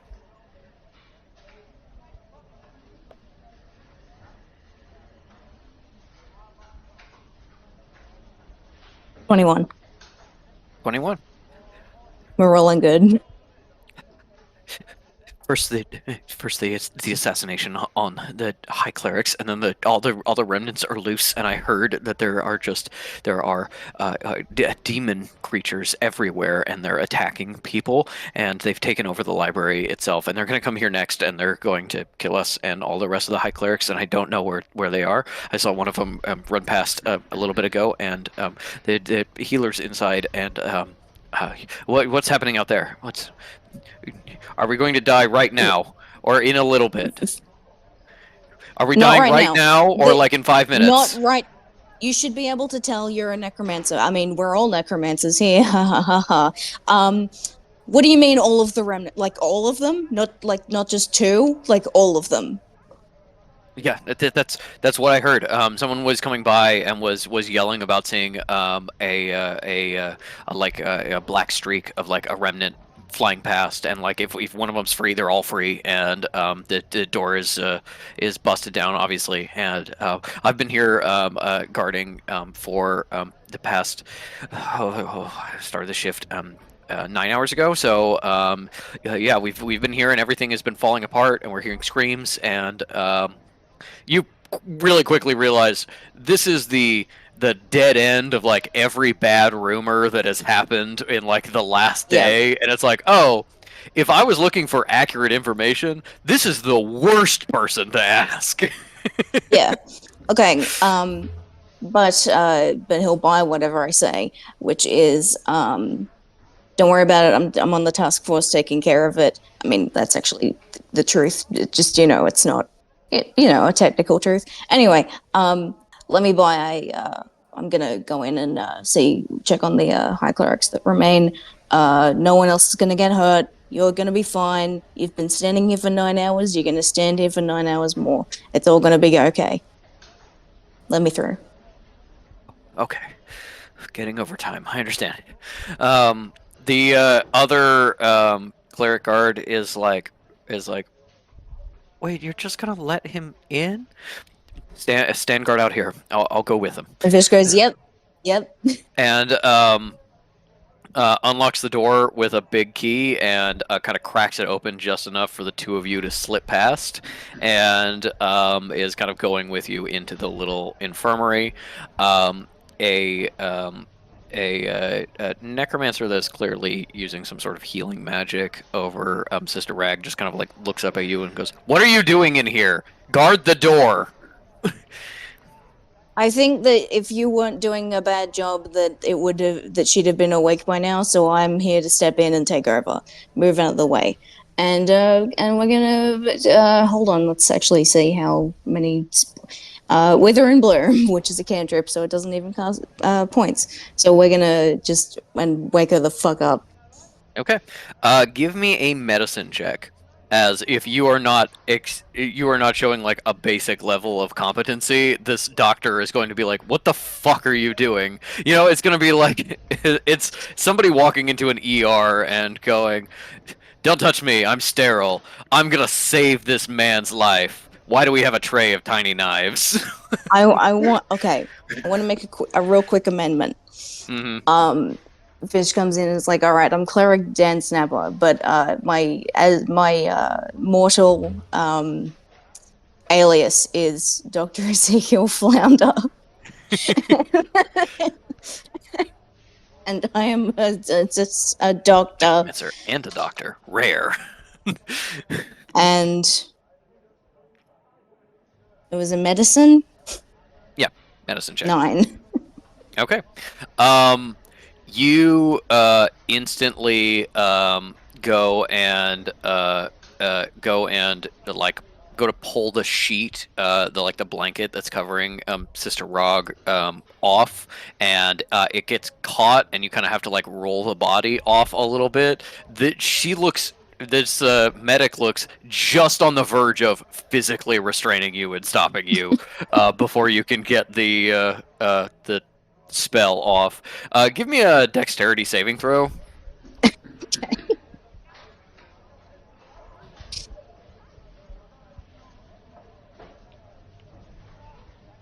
15.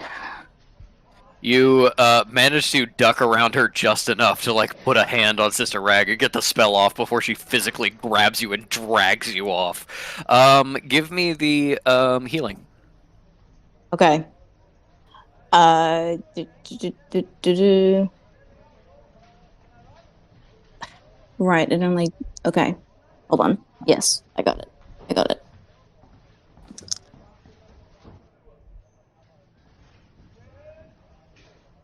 That's a.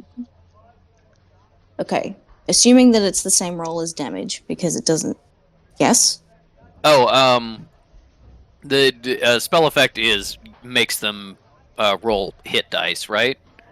Yeah. As a necromancer, her hit dice is D8. So if it's one hit die, roll 1d8. One hit die.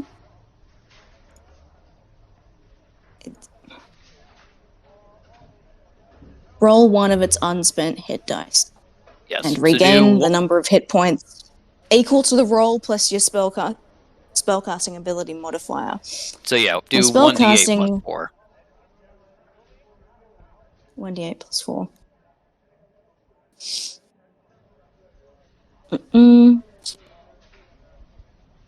That's 11. We're getting a lot of 11s in health lately.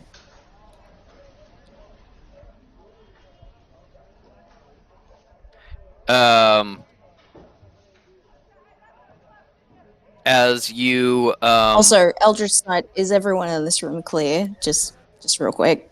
The guards and the medic are totally clear. In addition to Sister Rag, there is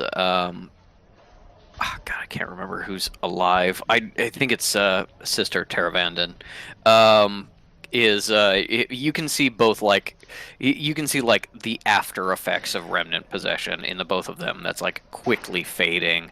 It's been more than 9 hours. It has been, as you're actually looking at it, more than a day. You kind of realize that that time slipped away from you while you were meditating and with Cal. It's tomorrow from when all of you went into the death realm. Yes. Did she wake up? You see her some of her injuries that are already starting to heal, already patched up and bandaged, start to close a little bit more, not healing like quite all the way. She kind of stirs a little bit, but does not entirely wake up, and you get a skeletal hand reach out from the wall and touch you, and just this overwhelming concern from the library about being like, no, fix her, wake her up, as she's not quite awake yet. The fish pats the skeletal hand like, it's alright, it's okay, I'm taking care of it. I'm the only competent person in this library, and I'm not competent, so using the same joke as before, that's saying a lot. Fish fucking shakes her. You go and shake her. Give me an attack roll on the medic, who is going to try and do her damnedest to stop you from doing this. Okay, and whoa, that's a D20? Yeah, do yes. a D20 plus strength. It'll be an unarmed strike. D20 plus strength plus proficiency bonus.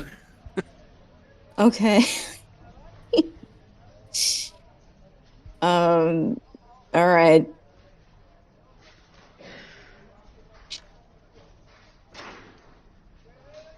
$17.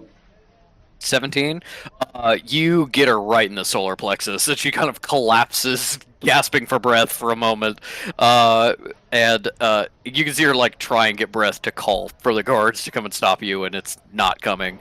As you go over and grab Sister Rag, and you shake her and shake her. Wait. Little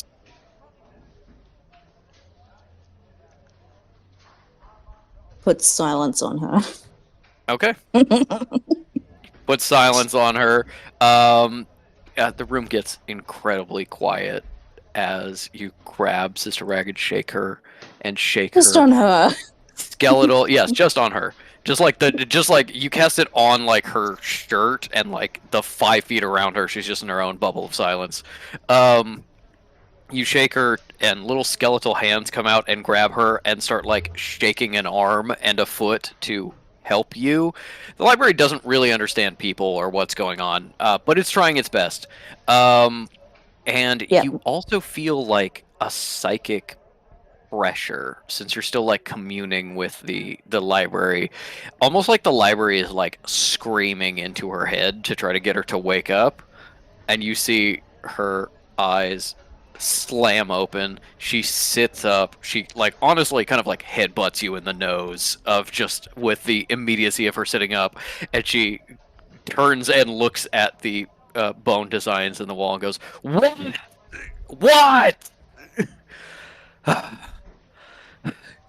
where am I? You're in the infirmary, you're in the library, you're in Gorgon, you're on planet Earth. You need to get up right now and tell everyone that we didn't do anything wrong and to calm the fuck down. Like right now, you have to do this right now. Sorry. Go over it again one more time. And she reaches out to the library and like puts a hand on the wall and is kind of like, you can see like communing with, kind of like running back a conversation in some way to figure out what's happening, and you need to give like a bigger report. She's a high cleric. She will stab you to death if she thinks that you're a threat. So you're kind of like, okay, well, maybe I'll do that. Yeah. Come on, Rag, you know me. You saw me that I identified that you have grey remnants in your people, and that we could clear it out. Don't worry, the remnants are fine. I mean, no, just lie and say, don't worry, the remnants are fine right now. But you can trust me. The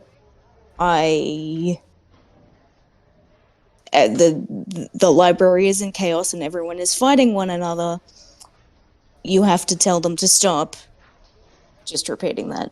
And, you know, let's do a persuasion roll, if you'll allow it. Okay. Give me a persuasion roll. Rag sort of like starts to get up to her feet, stabs like a shadow spear into the ground that sort of solidifies into something like a crutch or a cane as she's like getting to her feet.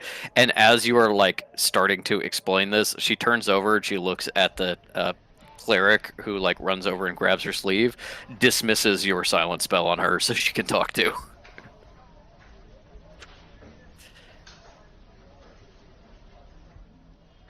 Okay. Well, I'm still rolling. Yep. That fell.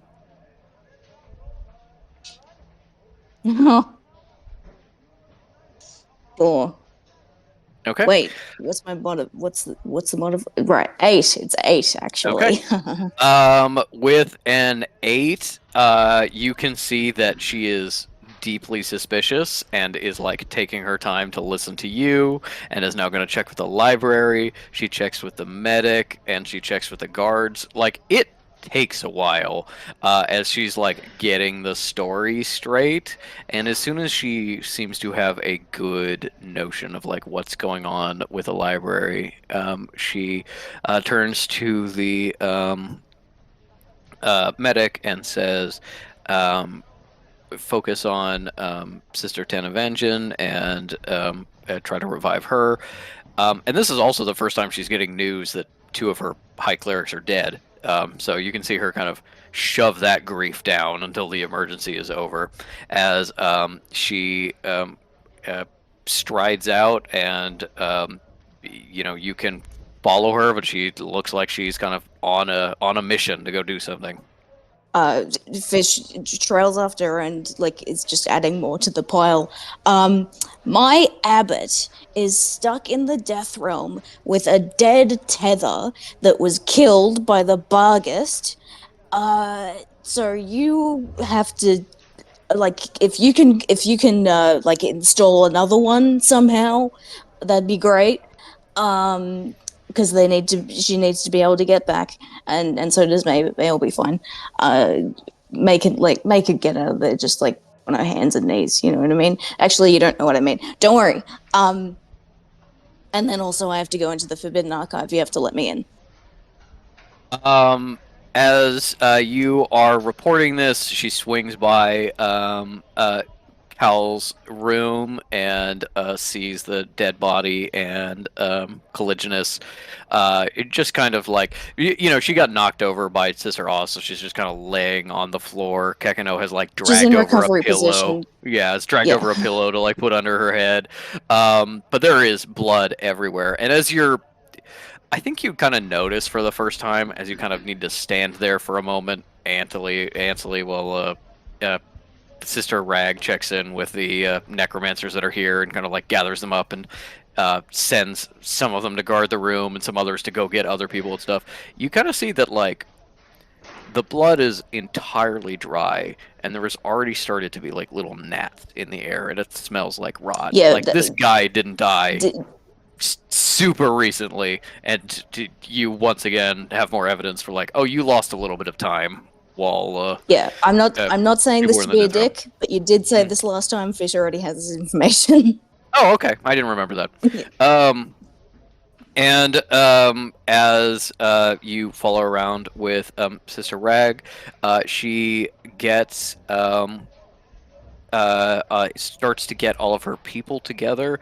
As you're following her around, you can almost feel like the living areas, the working areas of the library become calmer and more ordered as she connects with the other high clerics that are around and gives them assignments. She picks out her own senior clerics and gets assignments stopping arguments and fights and secures areas, and this whole area kind of goes on lockdown. And once she has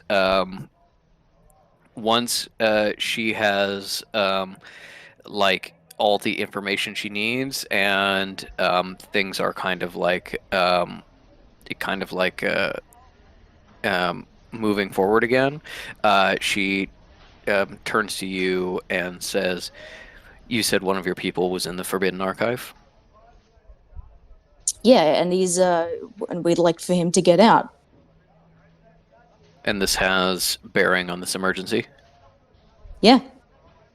Very well. Arrest Cleric Snapper and watch him this time. And then she turns and strides off as the other clerics come and arrest you and shove you back in your cell. And Fish says, "Oh, so I'll just go fuck myself, will I?" And hold on. I think it's 3 spell points, and we've only got 2, which is a damn shame. It would be so funny. No, yeah, it's 3. Okay, but I'll tell you what could have happened is that just Fish would just blink out of it. Yeah, before you can get back in the before you can get back in the cell and your powers get shut off, just be like, "See ya."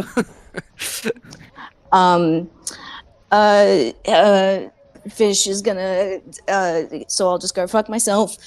Lady, you're a fucking idiot. You're gonna get all your people killed. And then I assume like Sending Stone gets taken off them, but like, real quick, Belial, I can't. Actually, in a change since the last time you were arrested, you actually keep all of your stuff. She essentially details people to put you in the cell and watch you, but is not like arresting you fully. Is being like, get this person out of my way so that we can resolve this issue later. But yes, you still have your sending stone and can call Beliala. Yeah, and they're being watched, and it's fine. It's like, oh, you don't mind if I make a call, do you? Beliala, I won't be able to come meet you, but the cops will, the necro cops. I hope it's okay if I said that. I know that I'm not a real necromancer. I'm not a real necromancer, by the way, guys. I'm just gonna come out and say it. Good luck. Don't die. What rank of necrocops are we speaking about? Led Friendlies by or Rag. enemies? Oh no, Okay. not cool. No, not cool. Okay. Very well. Um. You. I am kind of your boss right now because that's what Denia said. I'm gonna You say are not, don't but kill we people. are colleagues. Yes, we are. Try not to kill people. I care about you, I Ashita. I will do my best. I am also concerned for your safety. Goodbye. Thanks. Um. Things are quiet for a long time as you are now kind of forced to once again just like stare in this mirror of watching Cal and the others, fighting their way across the realm of death, dragging Hold themselves on, injured into sanctuaries. are they folding reality itself? What the fuck is going on? The picture will suddenly get like really blurry and shaky, and then they'll be in like a different place, and you're like, "What's happening?" Why didn't it work when I tried it? um, as you were kind of forced to sit there and watch, you get a call on your sending stone again. It's been maybe like 15-20 minutes at this point. Fish, this is Cleric Ishida Beliala. I ambushed High Cleric Rag. It did not go well, but she has now opened the way and recovered Jamal. I understand that I am being arrested. I'm being arrested? Okay, yes, I am being arrested, as is Jamal, and we are coming to you. We will see you soon. Is he safe? Like not dying, whatever. He is very bloody and limping heavily, but it does not seem like he will die in the time it will take for him to get medical care. Sounds good. All right.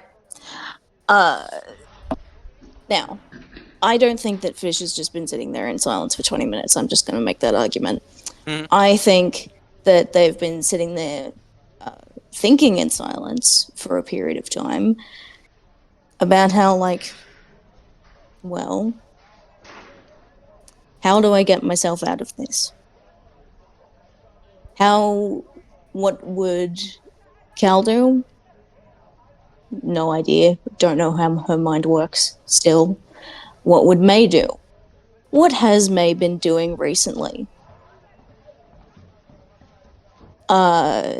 And basically, like the scene in Hercules right at the end where Hercules turns around to Hades and goes, "You like making deals?" That is essentially how Fish addresses Jonas in the head. I do indeed. What did you have in mind, Fish? Get me out of here. Get you out of here, out of the cell, out of the temple, out of this Oh, you're such a country? fucking prick. You know exactly what I want. Perhaps, but do you want to be out of there, or do you want your friends to be safe? I do. I want that more than. Yes.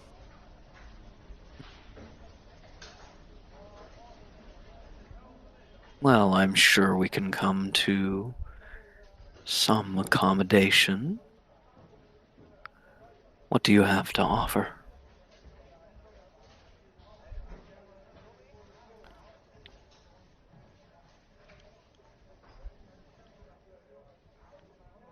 Hold on, didn't you just arrest my kid?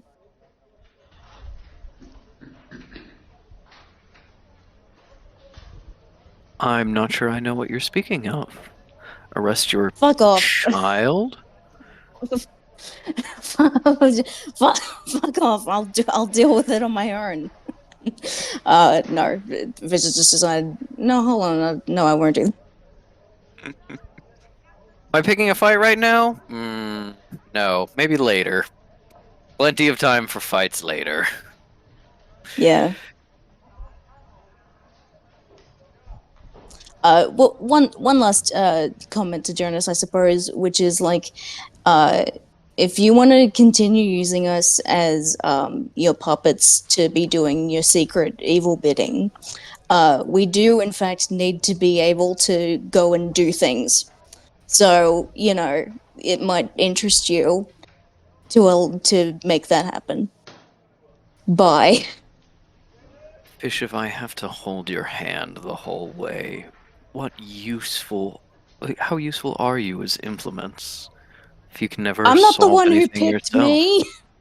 You're the one who picked me, you And now fucking parasite. And now I'm testing you. Although I will say there were very few options in that cave. And you seem to offer yourself to me, as I recall.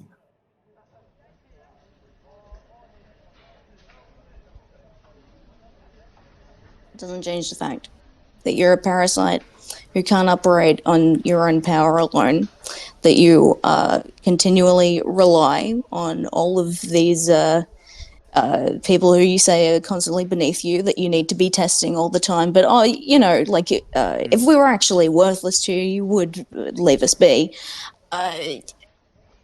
Just fuck you. Fuck you, fuck you, fuck you. Fish, it's not about your worth to me, it's about your worth to the cause. Killing the faceless ones. Of course, saving the world, saving reality, winning. You're doing a for really once. great job at it. You really, it's great. It's coming along so well. Thank you.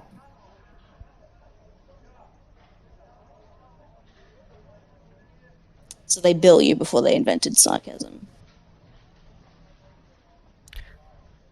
Fish, I am made of hatred and sorrow and anger. I invented sarcasm. You're not funny. I guess you just got that from me. Maybe I do have your sense of humor. Do you find yourself funny, Fish?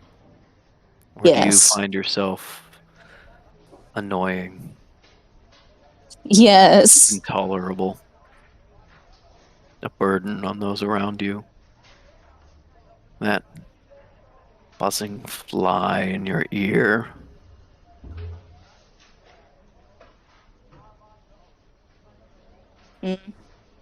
What's your point? Fine, Fish. I'm willing to play. Give me greater access to your father. And I will No, ensure. fuck off. No, I said no. Very well. Then I will be watching with interest. Bye, Fish. Feel him fade into the background. Yep. And Fish sits there and goes, well, that was fucking pointless, out loud. And the watching cleric's like, what? And it's like, don't worry about it, you stupid assholes. You're not any help to me.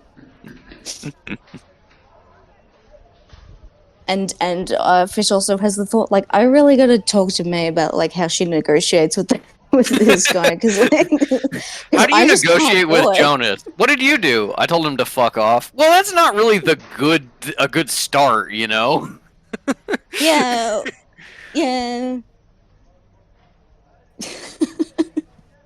Anyway, do Beliala and Jamal get delivered?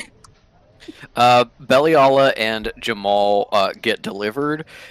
Jamal's leg is just like bloody from the thigh down, and there is a very obvious hole of where he got like stabbed a couple of times, and he is limping pretty heavily and leaning really heavily on Beliala, who is significantly shorter than him, so it's not like helping that much. But it does Yeah. seem to be wrapped up and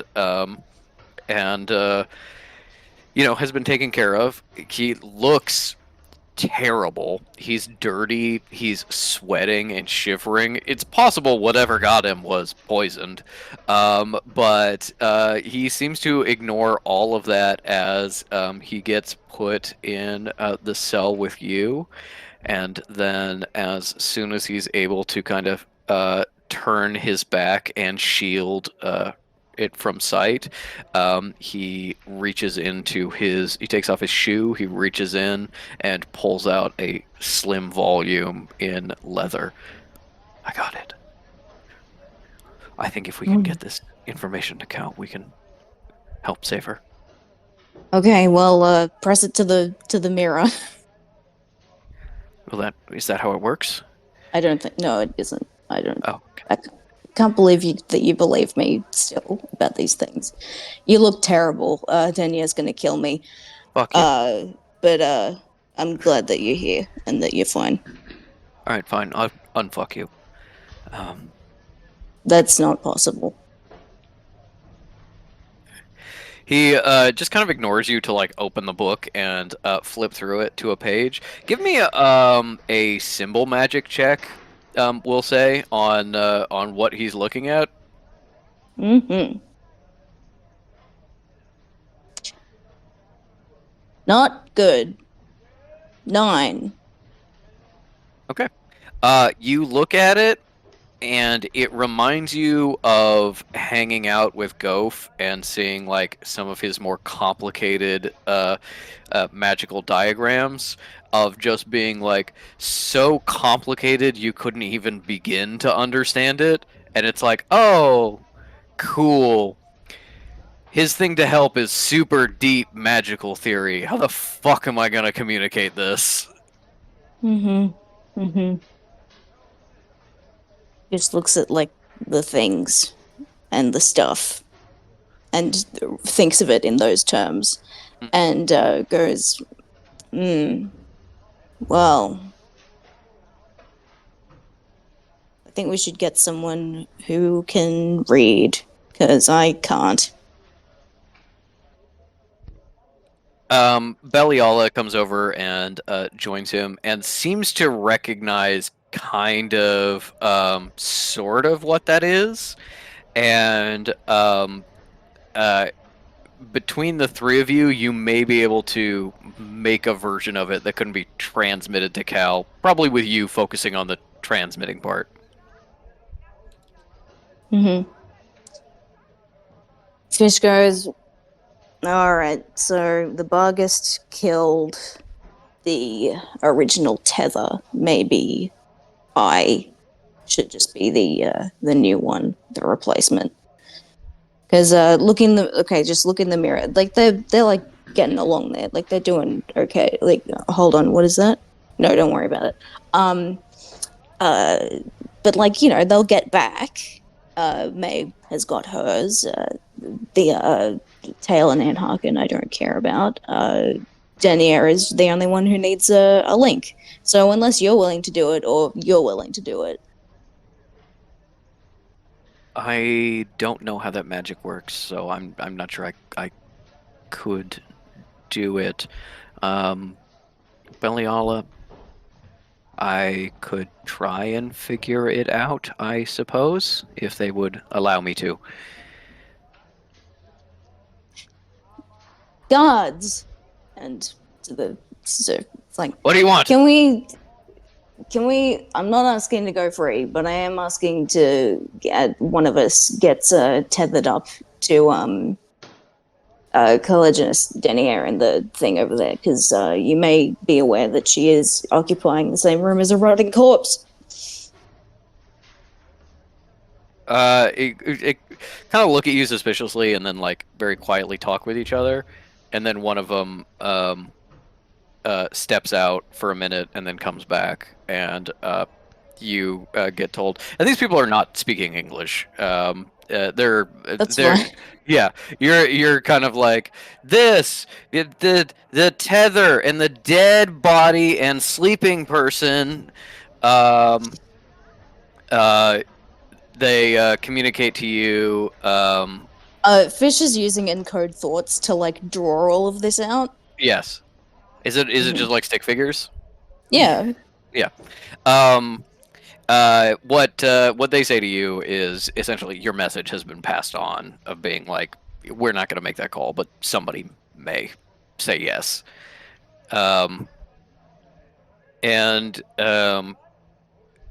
while you're thinking about tethering to Cal, you can try and reach out, and don't think you could like project yourself and be there with them again, but you can kind of like keep a closer eye on them through your connection if you want to. Yeah. It looks like we're stuck back in jail. So Fish is just gonna go, alright. Alright, I'm just gonna like just check in. And puts the mirror to their forehead like this and just like, alright, put me there. Not fully, but put me there. Hello. Right. You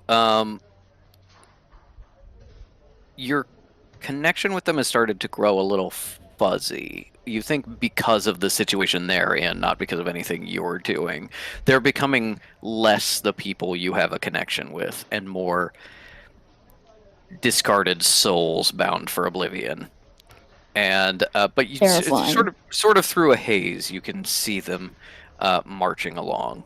And with that, we will stop and switch back over to the realm of death, I should think.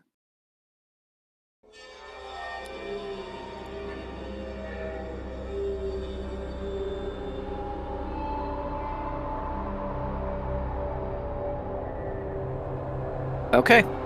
You guys ready for the next leg of your hike? Sure am. All right. These are still you're still under pass without trace, but we'll do some new stealth checks for everybody. One with advantage and one with flat again. Yep. Sorry, that was the saving throws. throws. Yeah, you just do for you do a stealth check with advantage. Yeah. A bit more like it. Yeah. That is a 22. Okay. In an absolutely shocking turn of events, Tail has gone from a natural 2 to a natural 20 for a total of 34. Yeah. she was warming up. You're getting in the groove. Yeah, she's in the zone.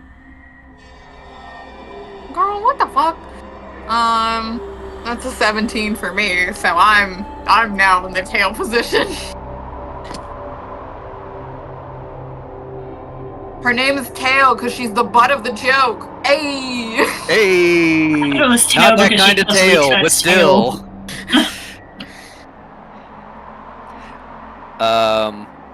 And Harkin got a 26, which is not great, not terrible. What did May get? 21. Okay. Let's do this. Okay. Was I like? Did I say that? Hang on. I've already put my dice away. It was 22. Okay, yeah, no, it was. Okay. Very interesting. As you push on through the next leg, it is becoming harder and harder to stabilize yourself, to be where you are. give me another radiant roll for May, D100 plus damage for the radiant spell. And I then need May and Cal to give me 2 Wisdom or Constitution saving throws, both with disadvantage. Hey, hang on. Okay. Okay, so You the got a lot to D100 roll, plus so the damage. take one at a time. Yeah. So 2 wisdom constitution throw, or sorry, 2 wisdom saving throws, both with disadvantage. Yes. Okay. Dice, don't be weighted. Wow. Okay. That's 17 and a 24. Okay. 63 for the radiant. And sorry, and then it was another of the Constitution saving throws like I did before, yes? Yes. You do I was 2 doing a of lot them, of both this. with disadvantage. Yeah. Disadvantage, okay, but I still got my bonus. Yep. Cool.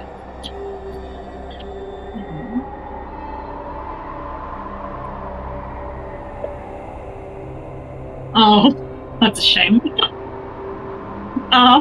One was a nat 20, one was a 3. So that brings me up to an 11 for the first, and then another again. Still with disadvantage. Yeah. Yep. Sorry, Patrick. That was so many rolls. Mm-hmm. Okay. 17 for the second. All right. Continuing to trot forward, it's becoming harder and harder to stay who you are and to keep moving forward. You find that every time you go to take a rest, a pause, wait for the others to catch up, without even noticing it, without even realizing that you've moved, you start sliding back towards oblivion, farther away from your goal.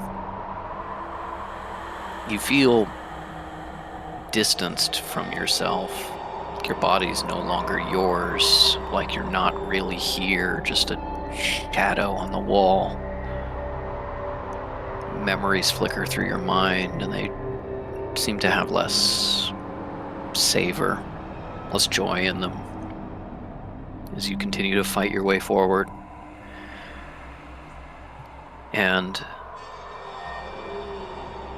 as you continue to use your radiant magic, jumping out of danger, trying to avoid monsters, there is unfortunately a time in which you are caught in a slot canyon with a large grave mound, a construct of necromantic flesh, a giant multi-limbed zombie coming after you, and you manage to escape but not unscathed. So you look over at Cal, you see that the point at which her veil is covering her face has started to disappear, and now it looks like the veil is her head. Her feet are starting to disappear below the knees. Her shape is less defined. You're watching her get eaten away in real time as you look over and see the same thing happening to the others, and you assume to you shadows of your former self. As you continue on, much slowed and ambushed, you are going to need to roll 20 d6s. Same rule as last time. Get rid of the highest roll and minus 19 from whatever you roll with May's protection. And then we will do your damage from that ambush and Good any lord. spell points or anything else that you may have lost in that time. Okay. Okay, you said 20d6? Mm-hmm. Right. Yeah, but I'm not doing that by hand. Absolutely the fuck not. I mean, neither am I, and I probably have 20d6, so... May has 1 hit point left. After? Yeah, after all that, she rolled much higher to spirit. May's like...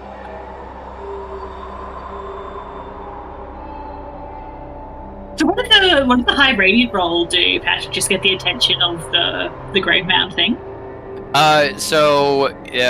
Essentially the way it's working is the Constitution and Wisdom saving throws are trying to resist this pull, this disintegration, this drive towards oblivion that is slowing you down. And the slower you are, the more damage you take as you're spending more time out of safety. But getting very high rolls in the radiant damage means you're like cutting down the distance you have to travel, although it does increase the perception checks for the creatures I'm having hunt you. Unfortunately, that there was a nat 20 on the perception to find you, which was not enough to would not have been enough even then to catch you last time, but because your average was lower this time, it was enough. But yes, essentially there's these two opposing forces of really high radiant rolls would cause more things to potentially be looking for you, but would cut down the like damage over time, versus how slow you are failing the saving throws increases the damage over time. Hey Bestie, what are the rules for permadeath when it comes to damage? Remember that we're abstracting the math, so if you have spell points to heal yourself, you minus that from whatever damage you're taking on the assumption, because you're not like getting hit with a hyper beam and disintegrating. You're slowly like falling apart over time, and assumedly at some point you would go, I think that's enough, and heal yourself up by a certain amount. I still have 3 spell points left. Do you think I should do another one of the Aura Vitality to heal everybody? Can't go right. Because we've got 1 leg left if we can just survive the 1 leg. Unless Patrick decides to throw... in case Patrick decides to be a dick, which, seeing as it's Patrick, feels highly likely. This is not just me being a dick. This is the arc of... The world is a dick. You are suffering and in hell. When do we get our fucking wedding arc, okay? When do we get to laugh at Metal's suffering? That's when that's your reward. That's your reward for getting through this. I think Aura sounds, if it's going to give us the full back to health like it did last time. Unless there's like a cheaper spell which will do more for the 2 of us, and Tail and Unharken are magically unscathed. Jesus Christ, Unharken, you rolled like shit again. Guessing that's a no. Okay, you know what? That's not insurmountable. Me looking at Tail like, better have that fucking shitty cure wounds ready to go. Yeah. I mean, honestly, you're in severe enough trouble that she is going to use it. She's going to use the rest of her spell points on healing. Trying to see if I have anything of value. I have Virtue, which does temporary hit points, which might be kind of helpful, just to kind of eat up some of the damage we're doing. So I can say, I don't know how you'd want to flavor that, Patrick, but we can say that I was doing Virtue at some point. Okay.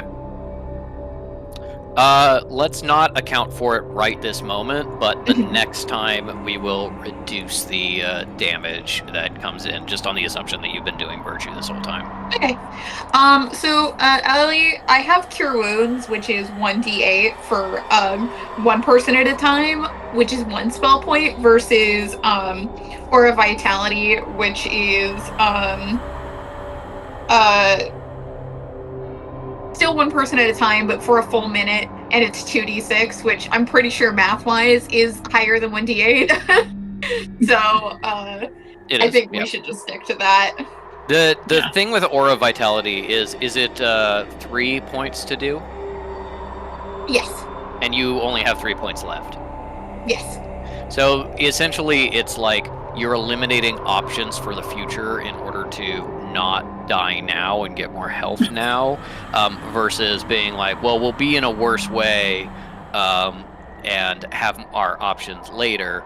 But I think in just the numbers I'm looking at and the amount of math you're doing, it seems to me, my personal opinion, that you are probably going to be dead and gone and not have the opportunity to use those spell points for something else if you Yeah. don't really use them right Yeah. now. Also, that's not really Cal. Yeah. Yeah. All right, back to full health then. If we're going by the same metric as last time. I mean, Well- you guys were not super fucked up last time. No, we weren't super fucked I up. And was. also, I I didn't was have at 11. me factored in because we were only healing 3 people. Now we have to heal 4. Oh yeah, true. Okay. The way I'm doing the math, because I think it's easiest, is I have taken the total health that Enharken and Tail had after last time. I am subtracting the new damage they're taking and essentially doing like a negative health number. And then we're going to try to allocate those D6s or whatever to try to get people up above that 0 point in which they are still alive. We'll say if Oh, Kale is like, prioritize yourself. This is the situation where Cal's like, yeah, as long as you're like conscious and you can go hide somewhere, sure. Okay. so how are we doing this? I think the best way to do this, because Cal is the healer, is you do, in order to make the math simpler, use a dice roller to do 20d6, and then try to distribute that amount of points to everybody in such a way that people do not die. And I will do the same for all of Tails healing to add in number there. Carl, why Dice Simulator, why'd you fucking throw so much better on me getting attacked than me fucking healing? You little bitch. It was like 87 versus 65. I'm like, what the fuck? Wow.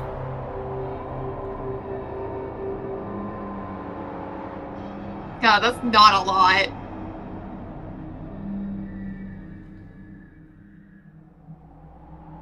Because my instinct would be like 30 for Cal, 30 for May, but then I would just leave for the others.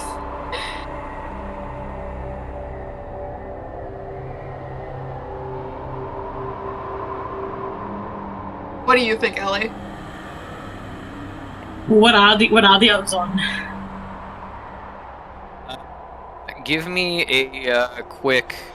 I was gonna say medicine check, but it's not a physical body, so I would say like religion check, because that's the closest to like spiritually leave that to understanding you. what's happening. Yeah, I was gonna say. Yeah. 24. They're fucked. Right now, without Right. healing, Tail has minus 20 health, and Harkin has minus 40. Yeah. Well, I happened to lost course. I will remind you that if Fish wants to give up the option of potentially doing an emergency save of like May or Cal's soul, it can refill your spell points again.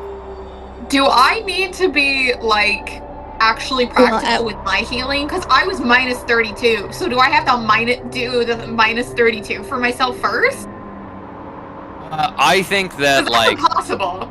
I think we can like play a little loosey-goosey with that, but like you want to get somebody to survive. No, I know what you're saying. If you're like, oh, well, they're minus 20 and minus 20 and you're minus 32, I'm like, okay, so that's 70 health points I have to recover just to get to 0. Yeah. And that's more than I have. Yeah. Do you remember when Fuck you. You remember when I was like telling you about this DM who we all agreed sucked, and you heard that and were like, A challenge. At what point does Fish become aware of what's going on? Because yeah, we gotta just use a fucking ice heart. I mean, Fish is like watching. You're keeping track. So I think that mathematically, it's kind of like, okay, use the rest of these spell points, get as much healing as possible, then you go up to full health with the ice heart, and you've got spell points again. Use as many of those as you can to try to get more people up. Yeah, while Cal is like triaging, I think she's like, Fish! Yeah, Fish, please. For all of Tails' spell points, healing people, add 8. Okay. Alright, so No, let's wait. say Cal kind of Sorry, is like... add 11. Okay, well that's a little bit better for me then. Yeah, let's say Enharkin and the way this plays out, Enharkin and Taylor down. May is like hit to 1. Cal's probably also hit to 1, and then she starts like doing the math of how much healing she's going to be. Begs Fish for help. Does not use any spell. Okay. I'm sorry to interrupt you. Fish sees how absolutely fucked this situation is, and let's use a miracle. I think the power of love is real, and hands like the ice heart to Jamal's like, can you like just give this a kiss and be like, and you know what I'm talking about? You like fairy tales, don't you? And he's like, yes. Not particularly. It's not really my field, but don't look at me. Let's come back. Passes it off. Thank you. Kekino goes, me too! Me too! Jamal's not the only one who gets to kiss it, that's not fair! Kekino is still with Cal's body. Kekino is kissing Cal's body. Exactly. Hi, I'm just calling on my Kekino phone. I was told that Cal needed some kisses. Have I heard correctly? Okay. Yes, you have. You got it.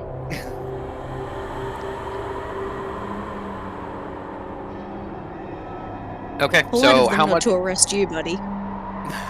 I mean, honestly, that is a good move by Rag, and another sign that she's like, I want you out of the way. I don't want you like suffering. She could have just used her words to say that. She was busy. She's keeping her temple from falling apart. So how much total healing did you get from that spell? From the first one? Yeah. 65. Which 65. I'm gonna allow you, 11. If you allow me to flavor, Cal will not use on herself because she'll get the ice heart effect. Yes. Okay, so 76 total with Tails as well. Does May need to get up to full? May's now on 12 hit points with Tails' assistance, so yeah, May. No, that's not how it works. That's not what we're doing. What do you need to get up to full then? So we have a collective 76, and we have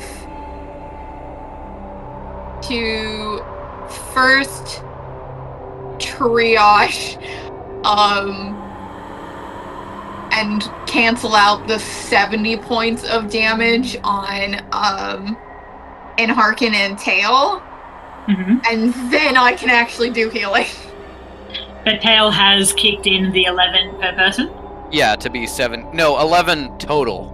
She's pot. Not a good healer. Jesus. 11 total Okay. to bring it up to 76. Well, May's on 1 hit point, so yeah. So I'll get to that. Yeah. What was my in the black for Talon and Harkin? A total of 60. You're a pain in the ass. Okay, so 16 is what I have from that first spell left over. Right. Now, Cal is going to use her new spell points to do another Aura of Vitality. Okay. I will just do a dice simile again.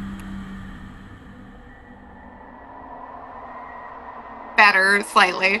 So we have the leftover 16 plus 70. That's going to be divided among you three because Cal is up to full due to the ice heart. That is going to get us to 86.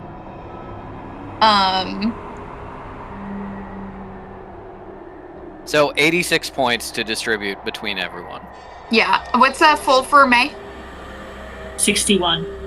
And what's full for Tail and a Harkin? Tail is 49 and Harkin is 51. Okay.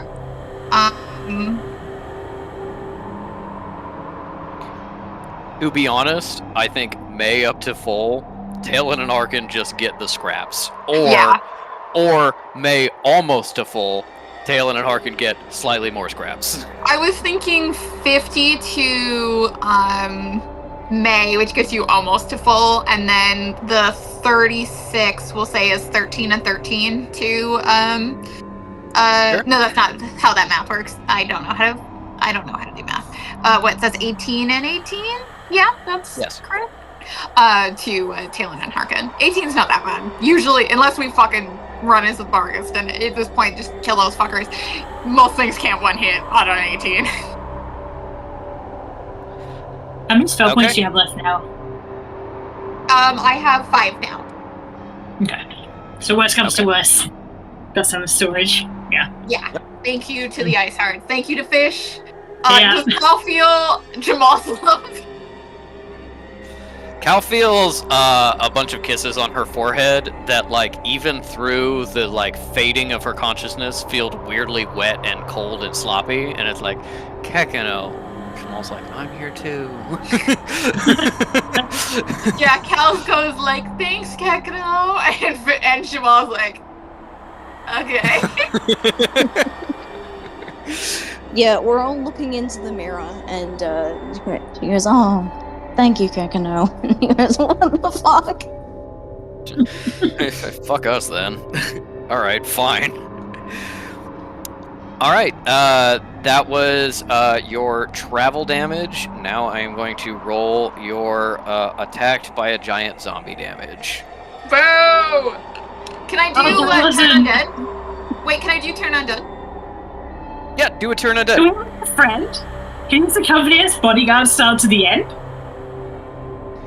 You would not get a bodyguard. Either it leaves you alone and fucks off, or it still tries to attack you. No, I don't have a spell card for turn undead, so I don't remember. Oh, Exactly. that's right. That's right. Okay, let me pull up that language. So, but there is a version where you can fully get it on your side, right? Is that like the next level up or something? No, there is one where you can fully destroy it. There is a different spell to, like, take over undead. That's, Okay. Then how did we get Mr. Skellebones in the hospital? Cal summoned him. Got it. Yeah, Cal found an what is- actual skeleton and summoned it as a friend.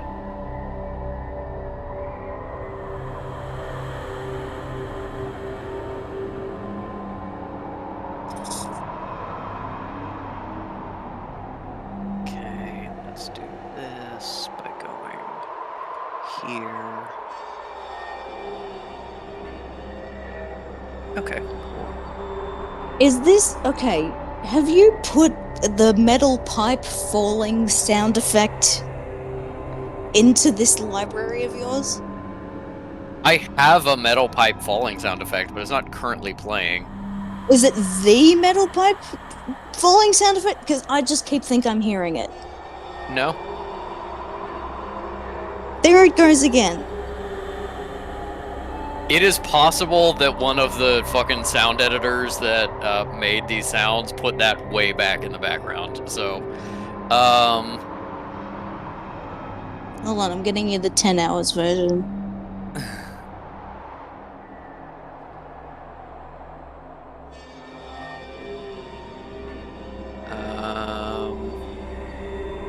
turn undead feature is okay. Wisdom saving throw is what it needs to make. So what is your spell save DC?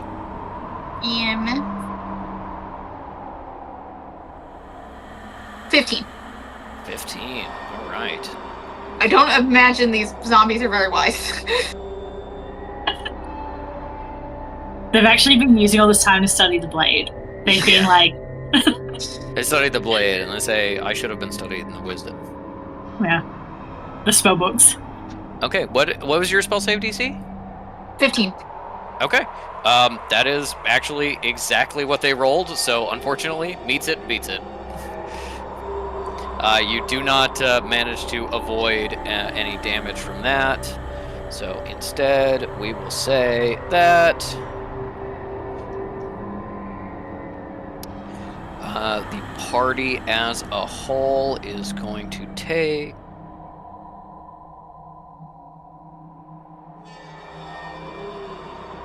pretty lucky rolls, all things considered. An additional 30 damage distributed between everybody. Keeps reviving Talon and Harkin, and is like, Tail, I get. What's wrong with you? And then Harkin's like unconscious body. Would it make more sense to fully just have one of them pass out and then bring them back and heal that one person? You have probably seen in the attack, like one of them go down temporarily. They almost like puff out of existence. Like the being so close to dead, so close to non-existence, it's like, yeah, you could like let them die and pick up the corpse. You would be holding dust within like 5 minutes, and there would be no saving them. Yeah, Cal definitely does not share the cannibalism thing, because May would be like, it's a survival situation. It's survival. May I And they have the remnant. on your shoulder. You know, if we're in a situation, you can eat my body, right? Cal's like, Oh, yeah. What situation would that require? It's not this one. Okay. 2 people lose 7 health, and 2 people lose 8 health. I'll if you lose want to 8. split it evenly. Okay. yeah, I'll lose 8 My- too. Okay. It's my big both- natural vitality. Yes. Your big natural. naturals. Your big natural health score. Okay, Talon and Harkin are both at 11, and that gets you to the sanctuary. Ooh. The feeling of Elise's connection to you feels stronger, and in some ways more jarring, more dissonant. You think you have come close enough to being a dead necromantic creature that the radiant magic is also affecting you too. Do you take a moment to just think about your sister in this time and what it means if you fail here? Big as a single spell voice. Cal's been going, Krusty Krab pizza is the pizza way too long. So yeah, she's like, look, if I don't have to go into this fucking place ever again, it'll be too soon.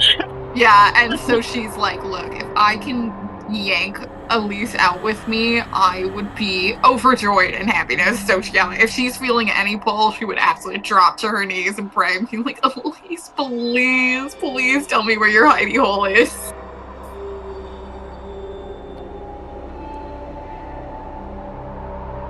You reach out, focusing on your sister's magic.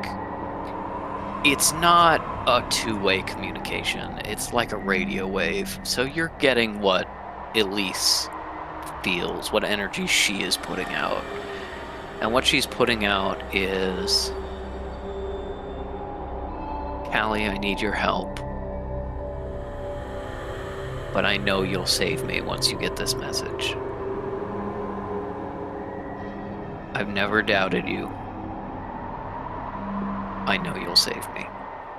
You just feel like love and trust from your sister echoing out through death. That translates to HP, perchance. No. Wow. No mechanical effect, just a one for morale. Cal's like, maybe I'll send Tail to go looking for her. Except if Tail was like, you can eat my soul, Elise would be like, all right. Okay. Pull my arm. Twist my arm.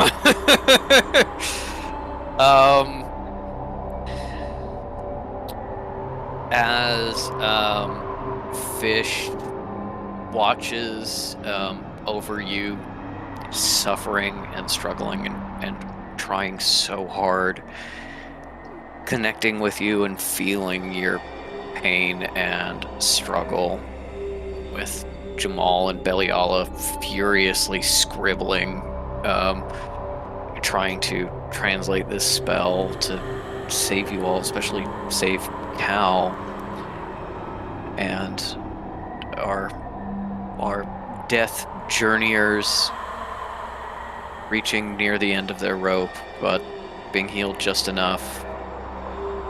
It's time to move on. This is now the final leg. It has been long enough that Pass Without Trace has passed. You can obviously recast it if you want to. But you has also gotten to a point where the creatures are less dangerous, as you are in a shallower part of death. But your I'd like to ability request. to protect yourself is very diminished right now. Yes.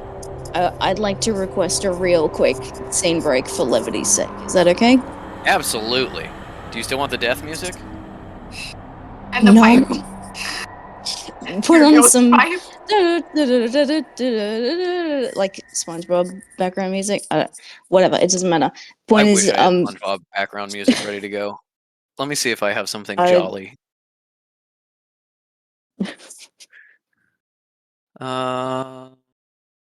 you don't. It's fine. It's.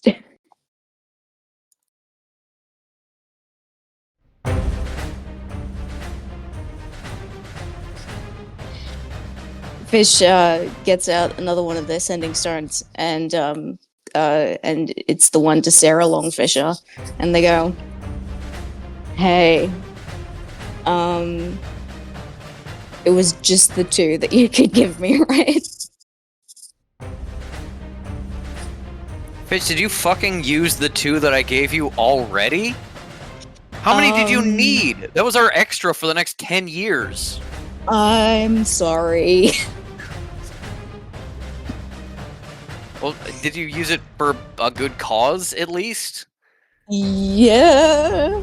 Okay, fine. Fuck. That's the scene. Yes. Sarah rolled over, like, kicked the person who was in bed between her and the sending stone, and was like, what? Now go back to bed. We'll talk later.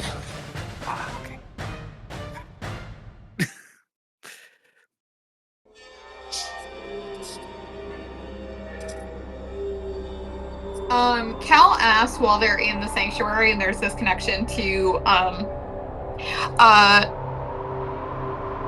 there's this connection to Elise. If May can try to do like a sending spell, and Cal wants to be able to try and charge her or like fuel it with like necromancy about the idea. See if there's anything she can do. Yeah. Do a collect call. She's gonna accept the charges. Nate does have message. It does require being in range and someone you can see or where you know where they are. But like, I mean, if Cal already has a sense of where Elise is, plus maybe Cal can hijack it. Divine favor to try and like move her closer, maybe.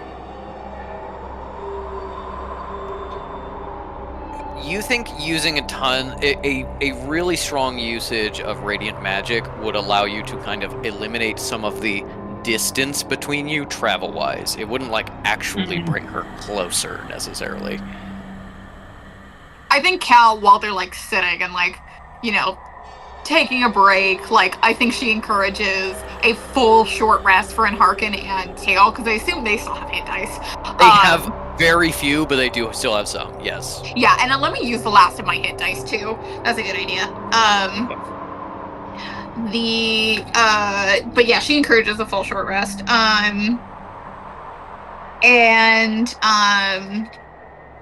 while they're doing that, she's just discussing. She's having a very serious conversation with May about being like, I don't want to. Oh, you cut out there for me. Oh, I was gonna say I don't want to go back here. This sucks. Yeah. And like the idea, May's like patting her back and like, yeah. Should we just run to go fight Elise while we're relatively close to her and just leave the others here temporarily? Or if they want to try and head out and get a head start, they can. I think May would be very tempted to, but ultimately be like, we're so close, like, let's come back. Now that we know what we're in for, we can come back better equipped. Like, you know, with, like, full, like, magic, not just in this soul projection sort of vibe. Yeah. That's like, she would be very reluctant about it, but yeah. Yeah, that's the other thing. As we've discussed before, Elise is here physically in the Death Realm, and so rescuing her kind of like requires you to take her out of a physical portal, so you would have to like get to her and then find where that is, which is something a lot easier to do from the living side. And also, you know, you guys are pretty spent. You don't have a lot in the tank. Yeah. And it's, you know, funny to remember that this is supposed to be the horrible, impossible challenge death game for high clerics who probably like train and study for it for several years before they attempt it, instead of finding out about it like, you know, 2 hours before they jump in. Cal does ask May to take whatever like radiant magic she has and like send like I don't know, like a flare or something, just being like, we're here, we're working on it. I guess that'd just be her casting it into the air, right? Well, like probably like casting it into the sanctuary stone. Yeah. Okay. Sure. Just tell me what I need to do. Okay, so Cal is going to use a spell to do radiant damage. I don't have any radiant damage spells. Yeah, the best I can do is Sacred Flame into the pillar. That's a cantrip for me. Yeah. Okay. I think Cal needs to be able to guide it to try and like signal Elise with it. So I think that would be essentially Cal giving you the help action. So give me May give me a Arcana check with advantage. Sure.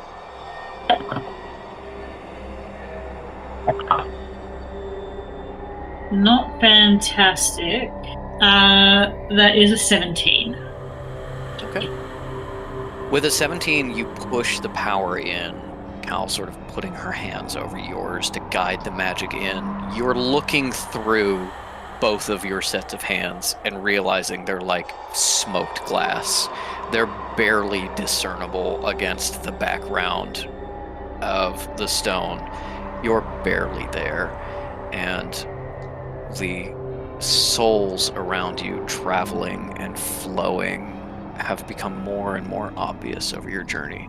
As you push out this pulse, you feel nothing, and nothing, and nothing. And then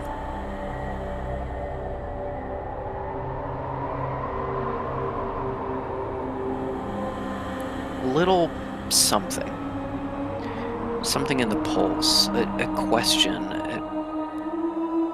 Cal?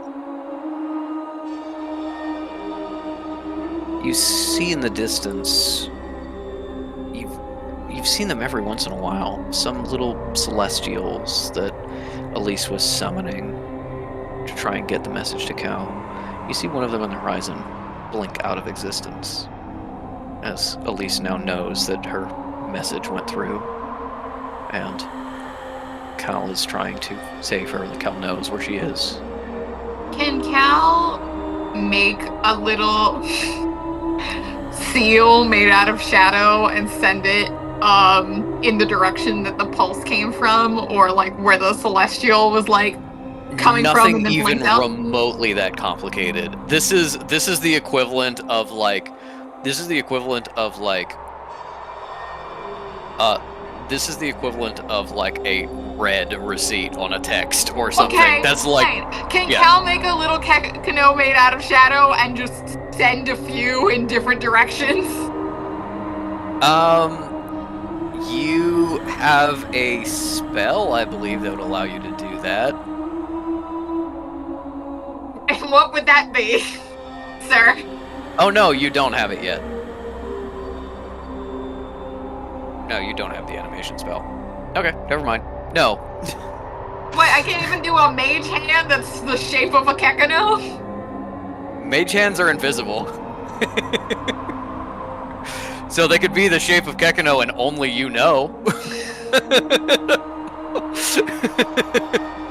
Have fun, be creative. I reward creativity. I do reward creativity. I cannot emphasize this enough. You are in the horrible, horrible, horrible Death March arc. Boo. Boo, the bad DM. Alright. So going back out, I still have 5 hit points, or spell points. And do we want to do another pass without trace? How many spell points is it? 2. Ooh. I thought it could be worth it just to avoid getting It really caught. never hurts. It costs Yeah. a decent-ish amount, but honestly not that bad. Oh, should we maybe get Harkin to do it instead? If he has any spell points left? He doesn't have any Can I spell save yours points. for healing? He's been Okay. out Alright, no, for the yeah, whole sorry. time. Yeah. How did they do with their short rest? They are now up to 21 for Tail and 22 for Harkin, using That's all of the rest of fine. their hit dice. Yeah, it's something. That's fine. Could be worse. Tail actually rolled really well. She only had 1 hit dice. Yeah, I had 2 hit dice, so I'm at 51 out of 52, so I'm also doing pretty good. Okay, so yeah, we'll head back out. I'll do another pass without trace. Alright. As you head out and you feel this lingering connection with Elise, you can see the souls of the people here moving through, flowing away like water down towards oblivion. You can see them wander into caves, get picked off and eaten by the creatures here, but most of them come through and congregate in this sanctuary. You see the soul, a shadow of a big figure, maybe male, just by the broadness of the shoulders, sitting there with an arm that just ends in a wisp. And as it sits in the sanctuary, it starts to reknit itself, become whole again. As it starts to get up, disappear deeper and deeper in, you see the effects of these sanctuaries on the ecosystem. You see the effects of how this all works and what the sacrifice of these saints does, allowing more people to pass on into the end realm. And of course, because as I've established in the Death Realm, the soul is the shape of how you imagine yourself. It's not that the Death Realm is gender essentialist, it's that this guy thought he had broad shoulders. So he came into the Death Realm and got even broader I'm joking shoulders. with you. I'm aware. And he gets in the death throw and he's just a fucking hole. Yeah. No, Death Realm, he's wider than he is tall.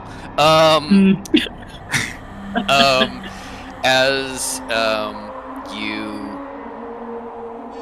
Cal kind of feels the holiness of this place here on the edge of disappearing and the edge of becoming one of these wandering souls, you no longer think you can hear the wind howling around you. Instead, it's howling inside of you. As you step out on this final leg of the journey. I need once again stealth rolls to begin with Pass Without Trace.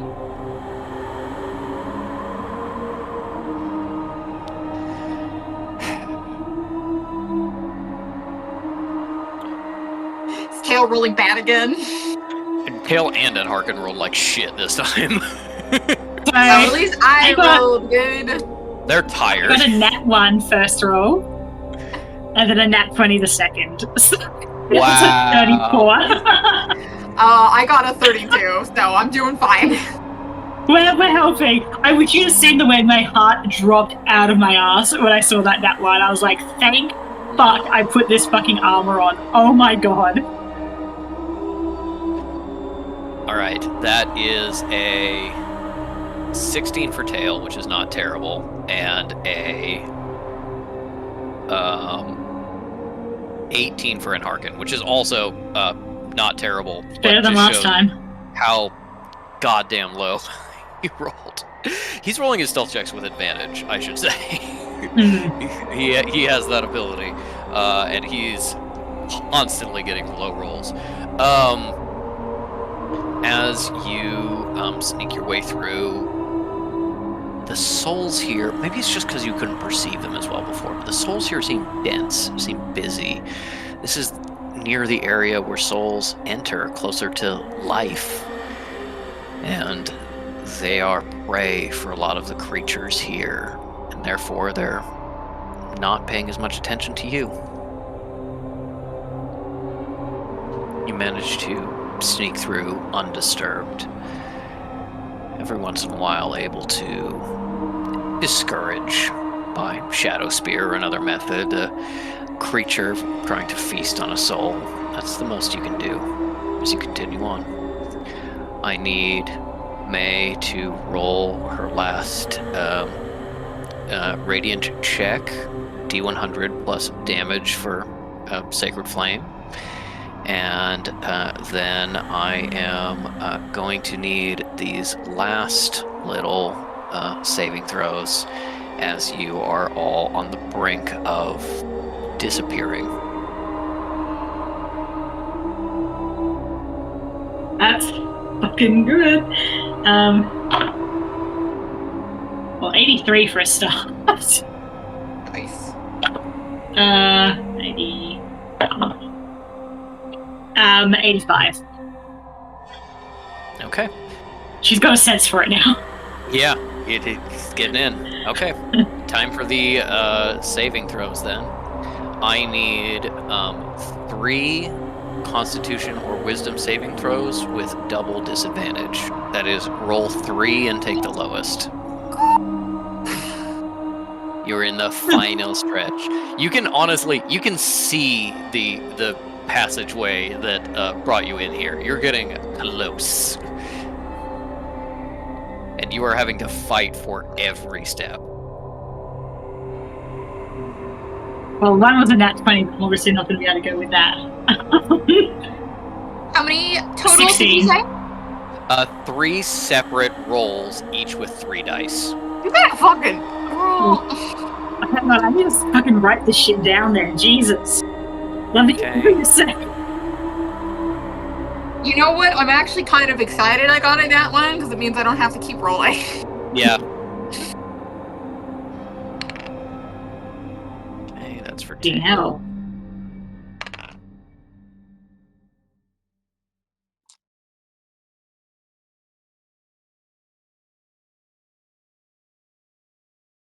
Okay, I got a 15, a 7, and a 12. Okay. 15, 7, and 12. And for May? Okay, 16, 15, 13.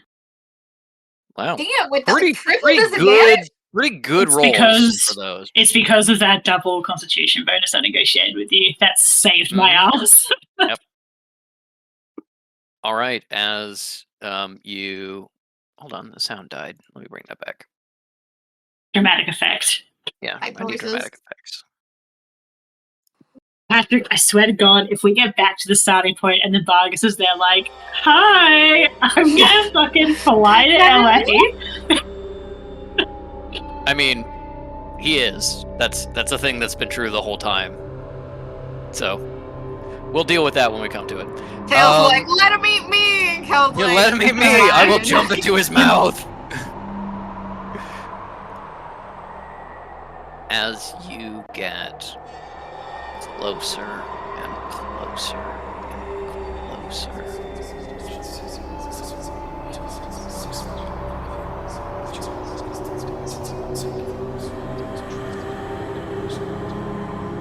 Reality starts to bend, and you can't even really tell what's real and what's not anymore. It seems like you take 3 steps forward for every 2 you're pushed back. The second your concentration slips, you slide closer and closer and closer to death.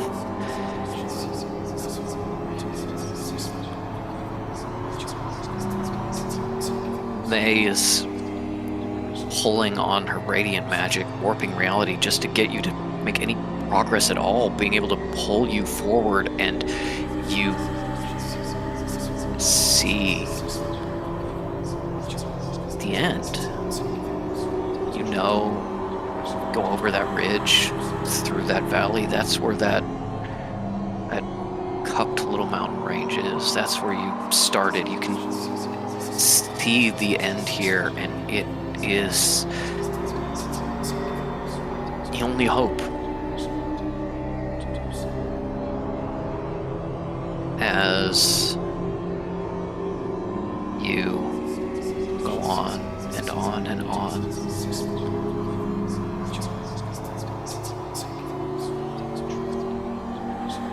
I need you to make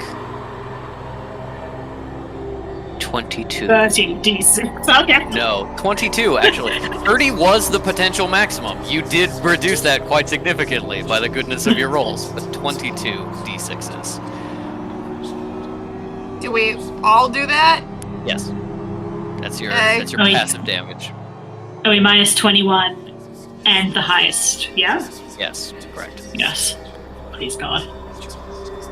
Oh, not great. Well, fellas, it's been so nice.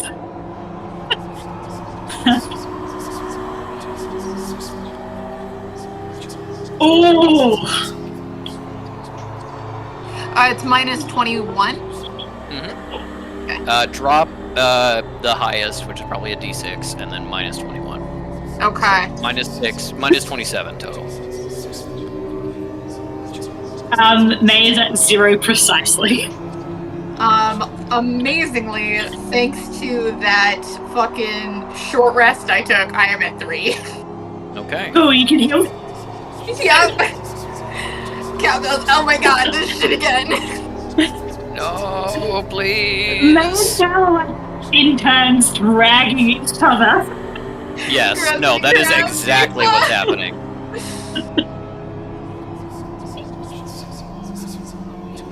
Okay.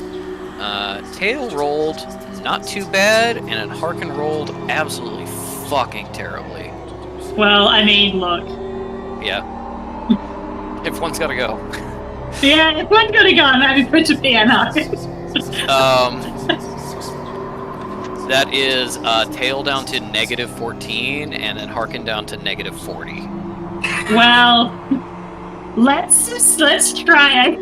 Let's try Yeah, on let's do some healing, and maybe if there's some leftovers, and Harkin might survive, I guess. Okay, 20 d6 for me again to use Aura Vitality. Yes. Okay. Oh man, I'm praying for you. See if you like me, Dice Tim. You don't usually.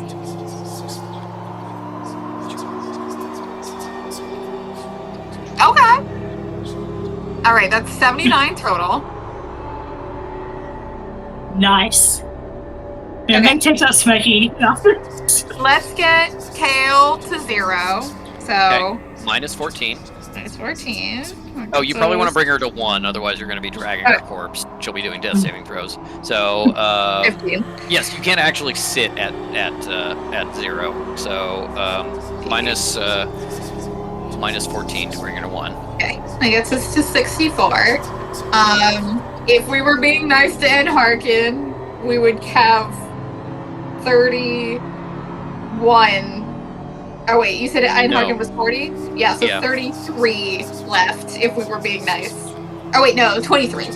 Yeah, 23. And now that we know the fucking Vargas is waiting for me, it's like, is he really? We can maybe. So if I, instead of doing Aura Vitality, if I get and Harken to 0. You might buy a couple of minutes before he disappears. If anything, you could get him to 1 and be like, now you're bait, run. How close are we to the last sanctuary, the starting base? The starting base is at this point, as this is eating away, maybe like a 5-minute walk. You can see it kind of just around the corner as you turn and go into the slot canyon, and the Barghest is standing on the cliff above you, looking down on you. Okay, because what I was kind of thinking is like if we make like a sled for Anharkin, Teo could maybe drag him over to the base, and then he can just take a long rest here. But I want to clarify. There isn't a sanctuary waiting for you. There was the path that you got in was not a sanctuary. It was a safe place in that enemies could not enter there. It did not like protect you from the death realm in any way. Okay. We basically have to immediately, like, yank the tether to get You the are going fuck to have out. to immediately get back there and figure out how you get back, because you don't know and we're not told. Okay. And meaning you can't take anyone on your shadow walk as you're opening you. What was that? You can't take anyone on your shadow walk, can you? I can.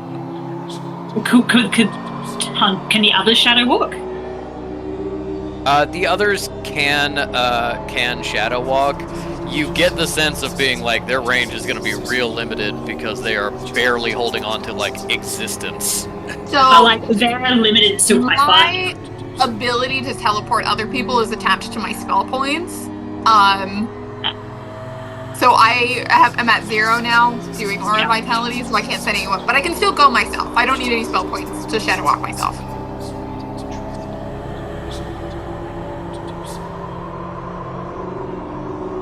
Sorry, go on, what was that? I said I don't need any shadow walk, or I don't need any spell points to shadow walk myself. And the same goes for the two of them. Okay. Yeah, we can get and Harken to 1, and then that means we only have 23 left for ourselves. Okay. I didn't say I was doing it. I said that's an option. Look, Fair enough. I personally have no attachment to Anharkin. It's really about how Cal feels. Cal does. Yeah.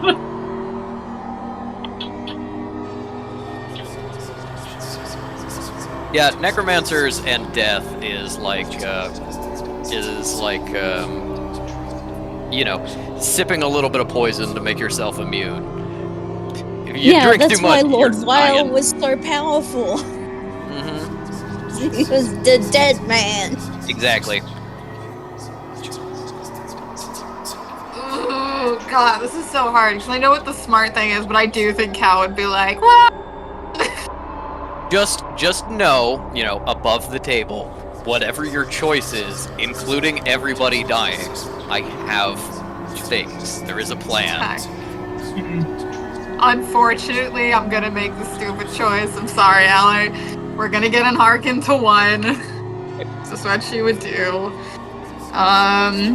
Character motivated choice. I appreciate it. Yeah.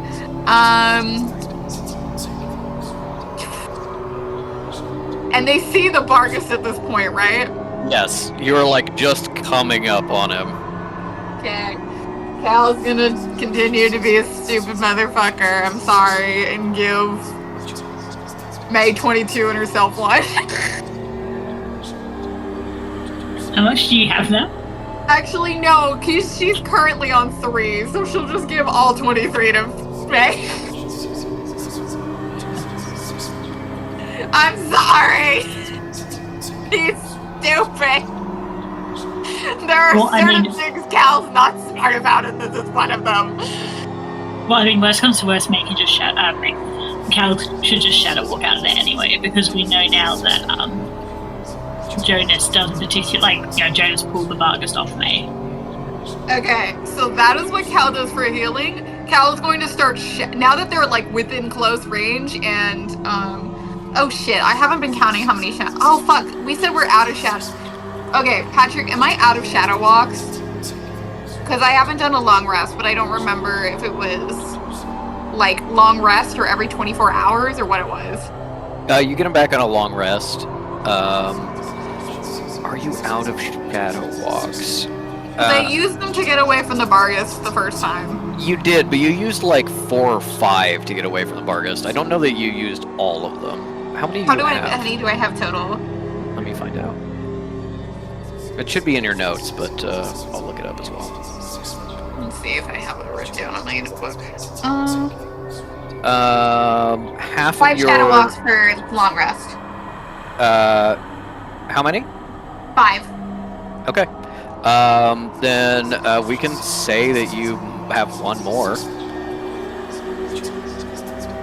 Say that you have 1 if you're willing to abandon everyone. Abandon all hope, ye who enter here. I mean, Cal didn't abandon everyone. Cal was just like, well, that's a boost for you guys, and now I'm gonna sprint. I think it makes sense for Cal to go ahead anyway, because she's more likely able to figure out how to get back, right? Yeah. Like, but if you could wait around long enough to tell May, that'd be really nice. Yeah, Cal's gonna heal everybody up and then shadow walk, and then just, use Path Without Trace to just sneak. He hasn't seen us? He has. He's looking right at you. Cool. Oh, Okay. Patrick. Yes. Being fair, I do see Aura of Vitality has concentration. Does that mean that we're gonna have to say that Path Without Trace got dropped? Oh! Does Pass Without Trace require concentration? Yeah. Oh, I thought it just had an hour long duration. Then yes. Let me double check, but I think it is concentration. Yeah, concentration for 1 hour. Oh, okay. I don't I'm remember being good. that. Yeah, you are being good. Okay, so you want to shadow walk away and see what it does? Yeah. Okay, you disappear and give me a stealth check. It'd be funny if Callus just turned herself into the bait effectively. Vargas is like, well, I'm going after her. Bye. That's a 14. Okay. Oh.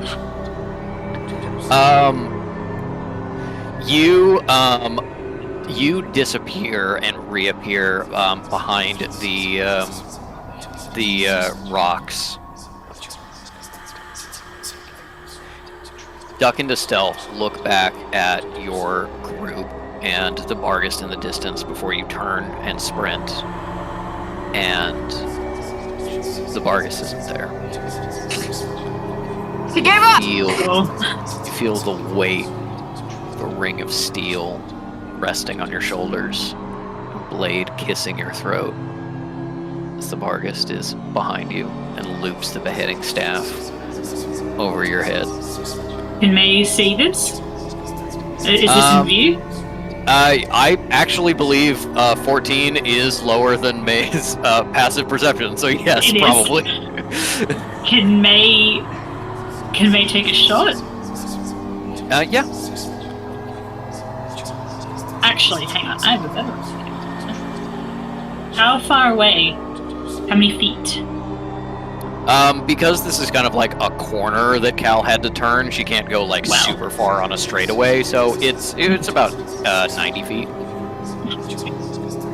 Sacred Flames range is 60 feet. Okay, I was gonna say, it's not close, but it's not that far. Yeah, okay, May's gonna take a shot. She's gonna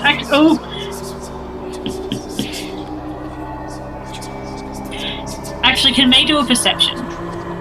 Yeah. Do a perception check. Yeah. That's a dirty 20. Okay. What are you looking for? Thinking about how Jonas pulled back the Barghest. Is this a threat or is this a promise? What's happening right now? Then before you pull the trigger, we will skip ahead to what happens with Cal and the Barghest. I got you to know, Patrick. Cal, as you lean back, trying to take the weight off your throat, and you look up at the Barghest, and it leans down to you, opens its jaws, and gets ready to bite you. You see the red woven spiked collar dig in and start to pull it back, and says, you hear in your head, no, I've been very impressed she's gotten this far. Let's see how this plays out. Keep her alive. Go for the others. And the Barghest takes its staff out, turns, and sprints at the rest of you. Lame fish for this. Elvis. No, that doesn't happen.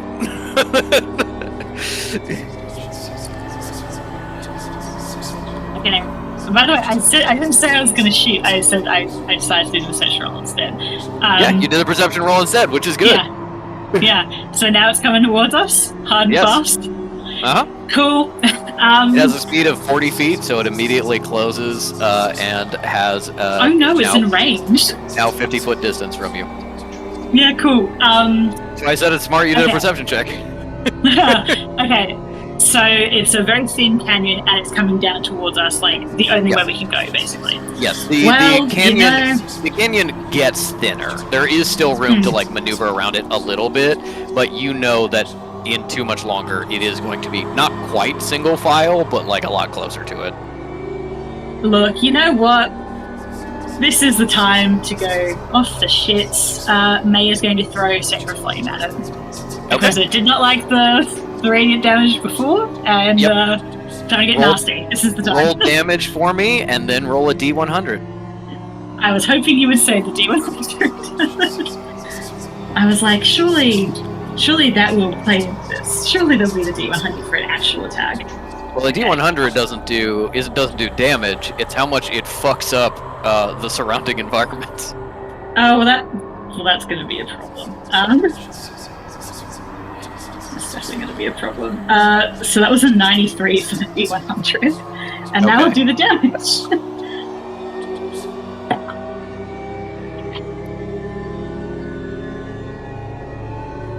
12. Okay. So. Wait, sorry, pause, Patrick. I don't roll double damage. No, you damage, and then it's quadrupled. Because we're in the realm of death against a necromantic creature that's weak to it. Well, that's not a 12 then. Yeah. No, you don't roll 4 times because then you can theoretically get even lower. No, it's 12 times 4, so 48 damage. And you said you got a 96 on the D100? A 93 on the D100. If you could just if the canyon sprawls that brings you up to 105, hole. which is over the next threshold of 100. So we'll see what happens with that. All right. As the Barghest charges towards you, snarling and roaring, you light the sacred flame, and instantly it's burning. Radiant damage isn't fire, it's not physical, and yet it looks like its fur is aflame, burning off in patches, reveal mottled skin underneath as it screams and burns and keeps charging. You did a very significant amount of damage to it, but it is not down, not by a long shot. It has quite a lot of health. But as you have gone past the threshold of 100, I need to roll for the next effect.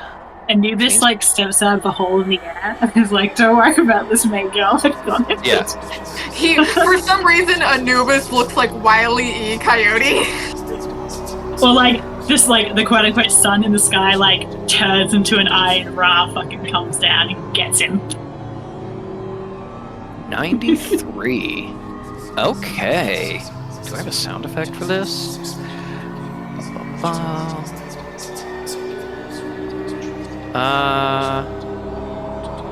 Yeah, guess we'll do this one. That makes sense. Nope, not that one. There it goes.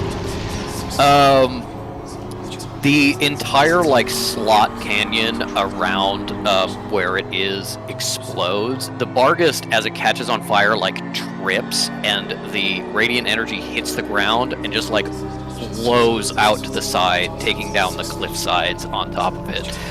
It shakes it off and is still like moving, but is no longer like charging at you. It's now much more hesitant, and you can see that it is like drooping. One of its hands looks like it would be broken if it was like a body, but this is a weird beast, so who knows what it's supposed to look like. But one of its hands is really fucked up, and it's like panting, like it's either very injured or very tired, as it had to like dig itself out of this rock slide. But there's also now a rock slide between it and Cal. Does the collar look intact still? Like, is it still in damage? It is still undamaged. You Jesus. You think that there might be a moment to disrupt that spell if you like kill it, but it's a spell that's controlling this thing rather than like a constant effect that requires concentration. Yeah. So, can I throw more fire, or are we going into like turn-based sort of vibes? We are going to go into a quick attack by Tail and an Harkin. Oh yeah, they're there. Good for them. Okay. Oh yeah, they go. They like watch me bring the world down, and I'm like, yeah. Well, I suppose we should throw a spear or two. Yeah, I guess we'll participate. Okay, that is.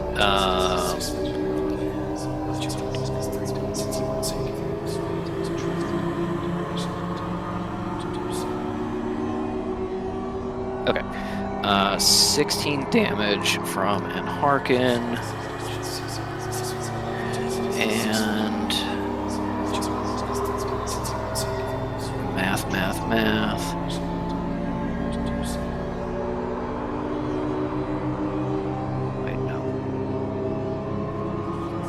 22 damage from Tail. Two shadow spears just wing out and slam into it as it's now like trying to like go around you. It's trying to like circle into like a blind spot rather than coming right at you. And now it's going to be the Bargist turn. It closes at the last 40 feet. It's right in front of you. Well, obviously, I'm going to take a flame at it. Mm-hmm. Okay. You are close enough that any effect on the world is likely to affect you too. I'm just warning you. That's a good point. Give me a sec. I mean, honestly, that still may be the thing to do. Yeah, I'm torn between going at it with both guns, but that's just statistically unlikely to do anywhere near as much as damage. And I think I'd almost chance environmental damage, and Cal maybe coming back and helping if she can, and actually taking this fucker out if possible. Yep. I'm looking at my dice like, don't fuck ruin me. This for me. You've been so nice to me today. Let's keep it going. Okay, so rolling the D100. Oh, damn it! I've been doing my math wrong. I'm supposed to be adding the quadruple damage to the D100 when it's combat, not the regular damage. So it's not 112. It was or 105 rather. It was like 100 and 30 something. 30 something, yeah. So it's even more scraggly. Yeah. Okay. No, for the effect, which would have been one level up in the effect. So yes, it's even more tired and fucked up. Okay. Can I do a free perception check? You probably maybe do a medicine check, maybe, to see how it's hanging. You want to do a medicine check? I suppose. It's not awful, which is good because my medicine check is not great. That is a 17. Okay. With a 17, you are already watching like death energy from this realm go in and like start to knit it back together. It is recovering. Heals. Yeah, you do realize that killing this thing permanently for real requires not fighting it in the death realm. You just don't think it's possible to do enough to overcome it here. But it is starting to stitch itself back together and recover. But that was a not insignificant hit, but you still think it's got quite a lot of health left. It's very tired. In addition to the kind of crippling, it is suffering from 3 levels of exhaustion, which gives it a minus on a bunch of its rolls. Okay, well let's give it a bit of the old fatigue, and hopefully that'll be enough to let us literally run. Okay. 100. Oh, well, that's markedly more disappointing. So that's a 12 on the D100.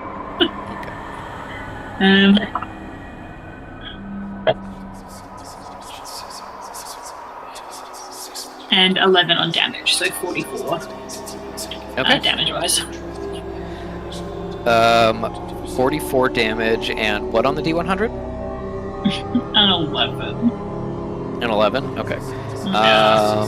So 55 still brings it over the 50 threshold, so that is the lowest possible effect on reality that can do damage. Okay. So, you launch this sacred flame point blank right at him, and it blinds you for a second with how bright it is, how wrong in this dark and dead space.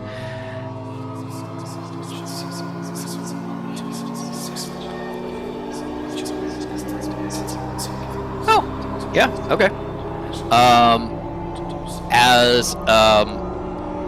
As it charges at you and you unleash this sacred flame, it tries to reach for you, and it sees that you have like completely burnt out its eyes, and it can like not see you anymore. And it is going to have disadvantage on its attack rolls and saving throws until it can heal that. Thank God. Thank God. Small mercies. Can May now start running? Yeah, you can use your movement to try to get away. I will say you have seen how fast it is. You know that because you use an action, it will still catch up with you. It's just a question of like, do you stay close to Talon and Harkin and hope it gets distracted by them, or do you run, or like it's essentially where it's going to attack you, because it is fast enough to catch you even if you run. Yeah, I think May is going to tell the others to like run as well and keep attacking, like, and basically try and make it towards the starting point. Yep. So yeah, she'll get as far as she can. Okay. Oh, and can we? That is can we try and unfortunately stealth rather than run? You can try and Now hide. that the eyes are burnt out. You know that it has very good perception, but that is probably pretty limited now by the damage. You might be able to hide if you can get some distance. That is unfortunately 2 misses for the necromancers. The Bargist is now going to attack May. Oh, it's been nice knowing you guys. it was so close, you know? Okay, I'm gonna roll damage on this first one. How much health does May have? 23, so she's dead, 100%. 23? No, not... at least not on the first attack. Ooh. Not necessarily. You're welcome, May, for making the stupid choice. That's cocked.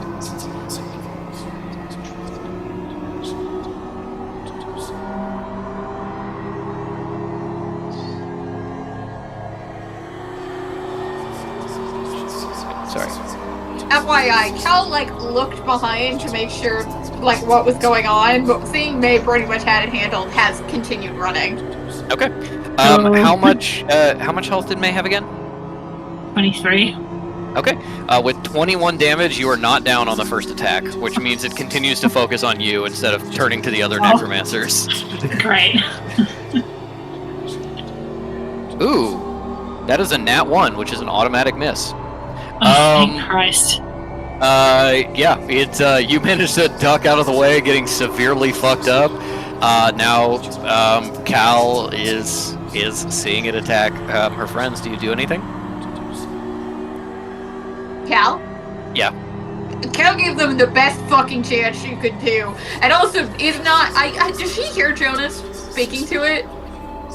She doesn't hear Jonas speaking to it, but she did hear that order. Jonas clearly like wanted you to hear it. Okay.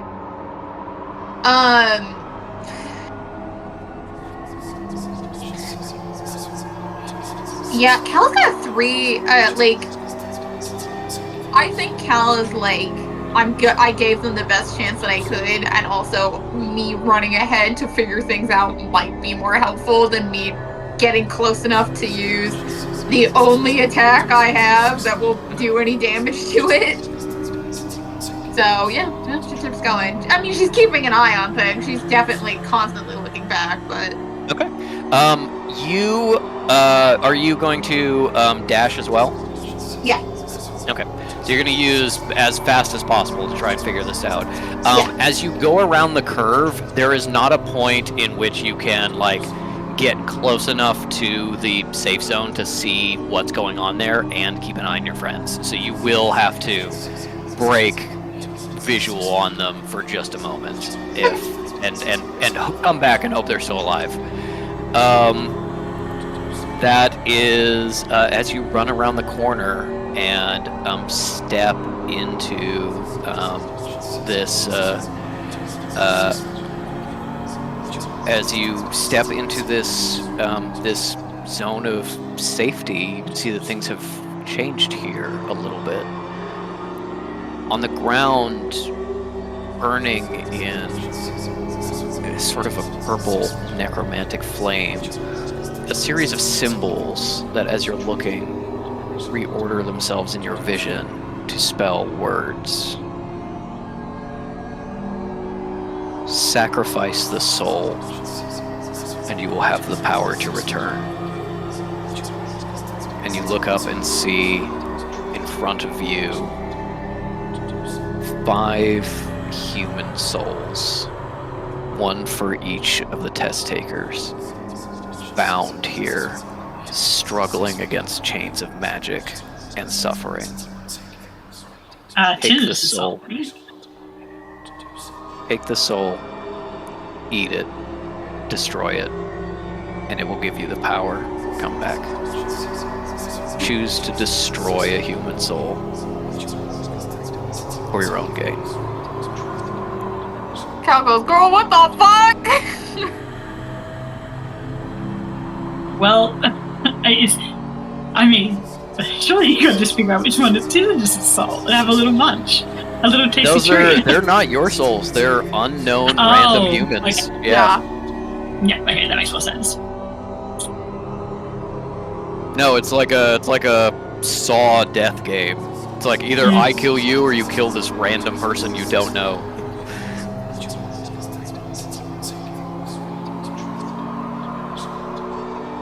These people already, I guess, sorry, this is a religious thing. May would just be like, okay.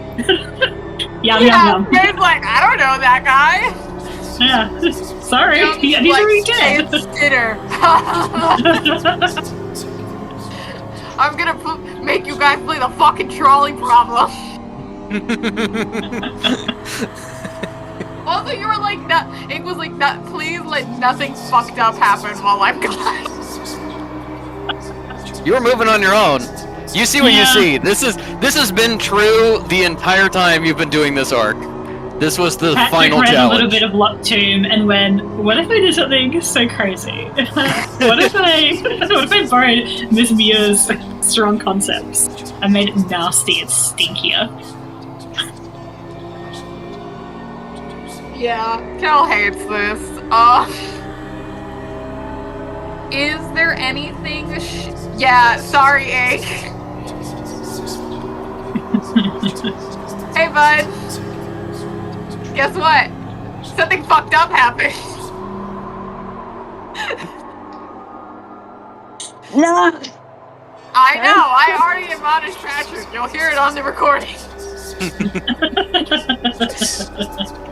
Would you like to recap? Okay, tell me what happened. Cal got back to the safe zone. I alerted Mom with my screaming. Mom, I'm okay. Cal came to the safe zone to find the final challenge that would bring her back safely into the living world. Although this challenge does probably rely on the tether, and therefore may not even work for Cal. Which is a question she will have to deal with in a little bit, whether she faces this moral conundrum and doesn't get a benefit from it. Cal has found that there are human souls trapped here in the safe zone, one for each of the contestants, and that the way to get back, per the instructions, is to destroy the human soul in order to use its power to bring yourself back to the realm of the living.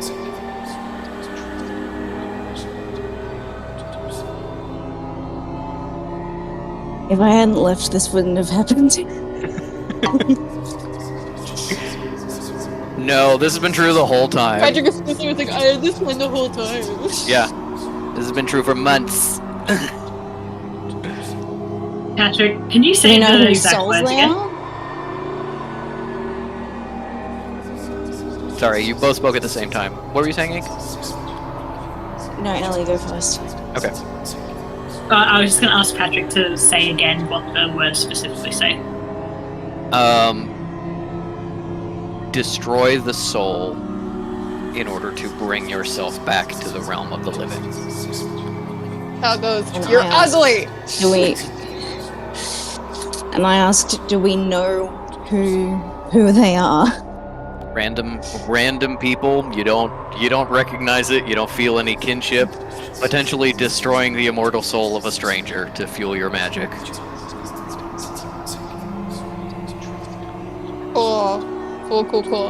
Does Cal feel like getting out would be at all helpful for people?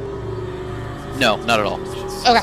If you got yourself out right now, you're leaving everybody else to Yeah, like there's die not and like a figure out thing this about problem on being their like, own. and then I can come in and then from the other side provide extra spell point or something like that. Nope. Okay. If you come out the other side, you'd be a high cleric. The others would probably be dead, including May, but you'd be a high cleric. Yeah, Cal's like, cool, we love to fucking see it.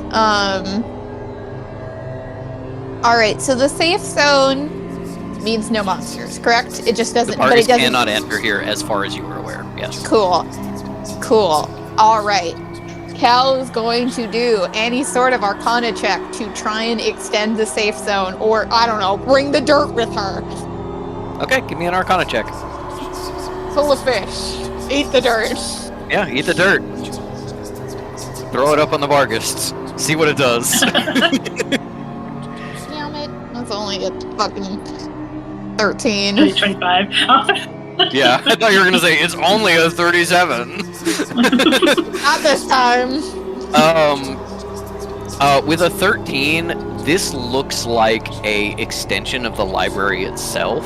As I described it before, the ground has like the reverse image of a pattern of tons and tons of skeletons.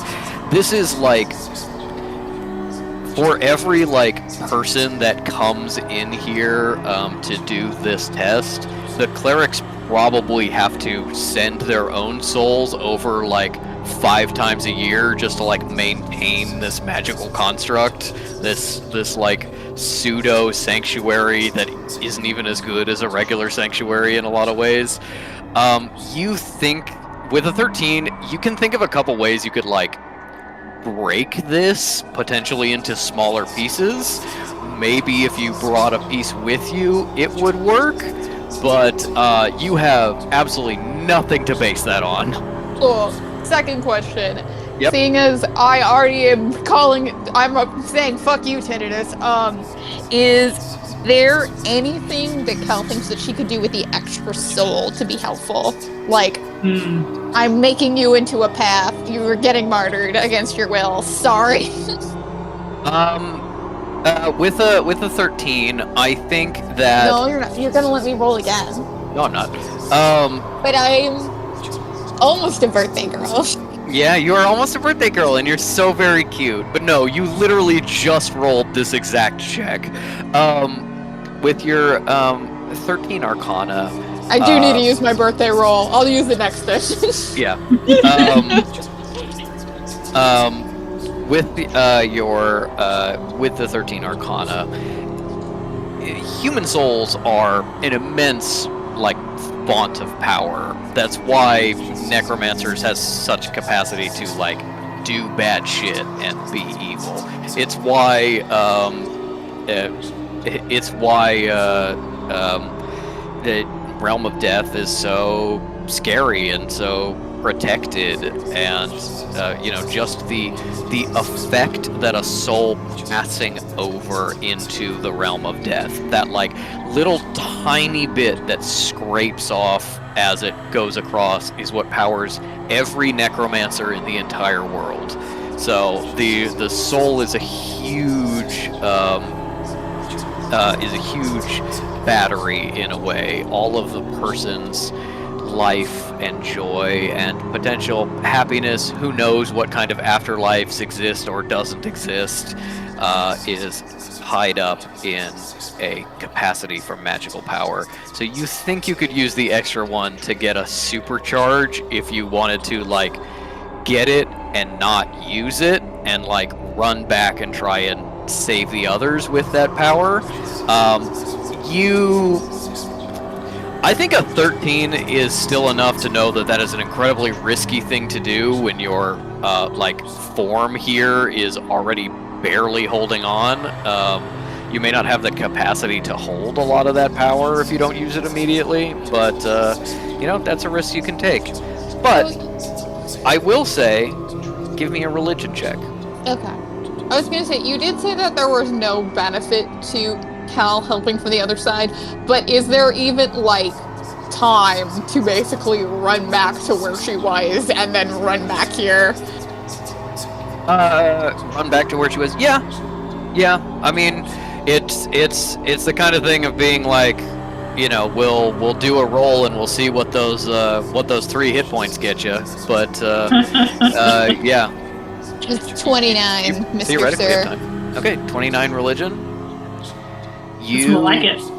You run over to this last soul and contemplate consuming it, contemplate destroying it, martyring this person against their will. And as you feel the edges of this power you could gain, you realize something.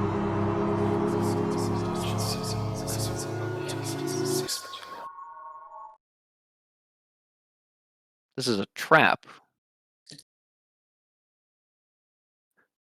The point of the test, the point of saints, is that they could come back. They could do this. They could take the souls that are here and bring themselves back to life.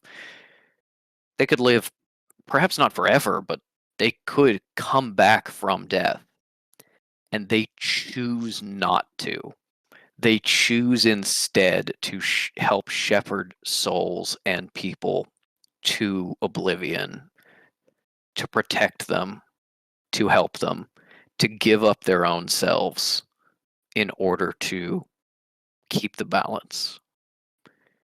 They described this test for high clerics as seeing the potential of who may become saints.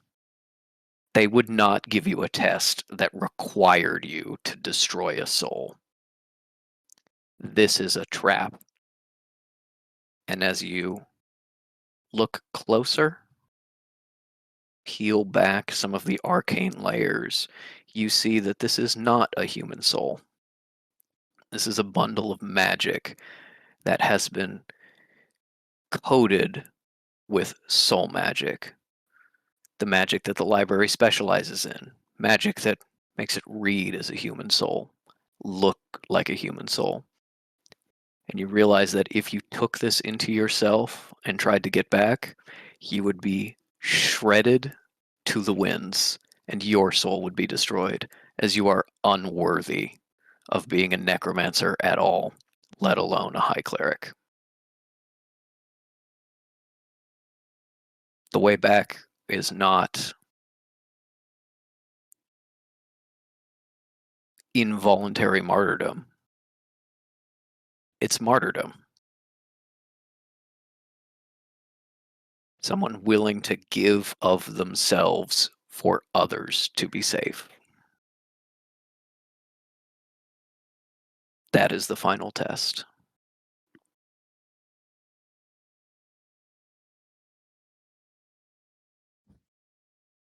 There are 3 other people right now who need saving.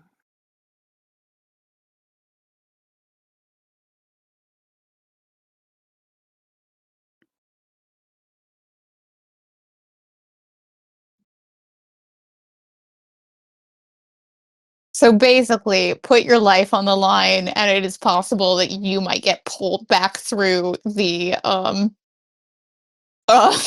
through the realm of life in that action of being willing to throw your life away. The tether needed to exist to give you that original protection magic and keep it going. What's the point of having it here at the end when that magic is long gone? Why are the others still tethered? Tether can yank you back in the right circumstances. If you brought yourself to the edge of desperation, if you came and saw human souls and were told to destroy them to save yourself, Oh, and you and quit. you said, "No, I won't do that," and you held fast as your health drained away, you would assumedly be pulled back and saved, worthy of becoming a high cleric, of having made the sacrifice of a potential saint. But Cal doesn't have a tether anymore. Cal doesn't know if she can be saved. Do we all have to get back to that point then? Or is it Yeah. just theoretically? Okay. And probably if Cal goes, "This is the test," it doesn't work. Yeah. Cal's like going through her head and like, tail, no fucking problem. And Harkin, yeesh, May, Peek behind the curtain a little bit. This may still happen, but the reason I was like, "Yeah, keep Ben Harkin alive," is because he's gonna be like, "Oh fuck yes," Yum, and yum, go yum, and yum. instantly try and pull it and go back, and you're just gonna watch him disappear. Well, Cal is doing this in her head and is like, fuck. I'm glad she rolled well, because this is something that Cal really would have figured out, even on a much lower roll. Yes. Patrick, I think you agree. I was going to, if you got a much lower roll, I was going to give you a lot of hints that this was the answer and be like, something is wrong here. But you got high enough that I was like, this is the whole deal. I suspected that was the case. I was curious if it was going to be like, you have to get a soul willingly, so like tail would be the answer because she is actually consenting to it. Yeah, and I think if that was your way of getting back, I think they would be like, well, all right, fine. Yeah. You know, you It still was willingly pass. given. That's fine. Yeah. I was thinking that we were going to have to let them go, and it was just like ambiguous wordplay, like you destroy them by letting them pass on. That's what I thought was going to happen. Yeah, like we have to let them go. I mean, the thing is, that is the wordplay. You can just let them go and like remove the temptation from yourself. Cal rolled high enough to find out they're not actually human souls, so she doesn't have to do that. Yeah. Cal is gonna head back out, but right now I want to do, I guess, a perception check to see where Tinnitus is. She knows that motherfucker would not pass. But let's leave all 5 of them right for him, and he can gobble them up in one go. Yeah. Super fail. Give me a perception check.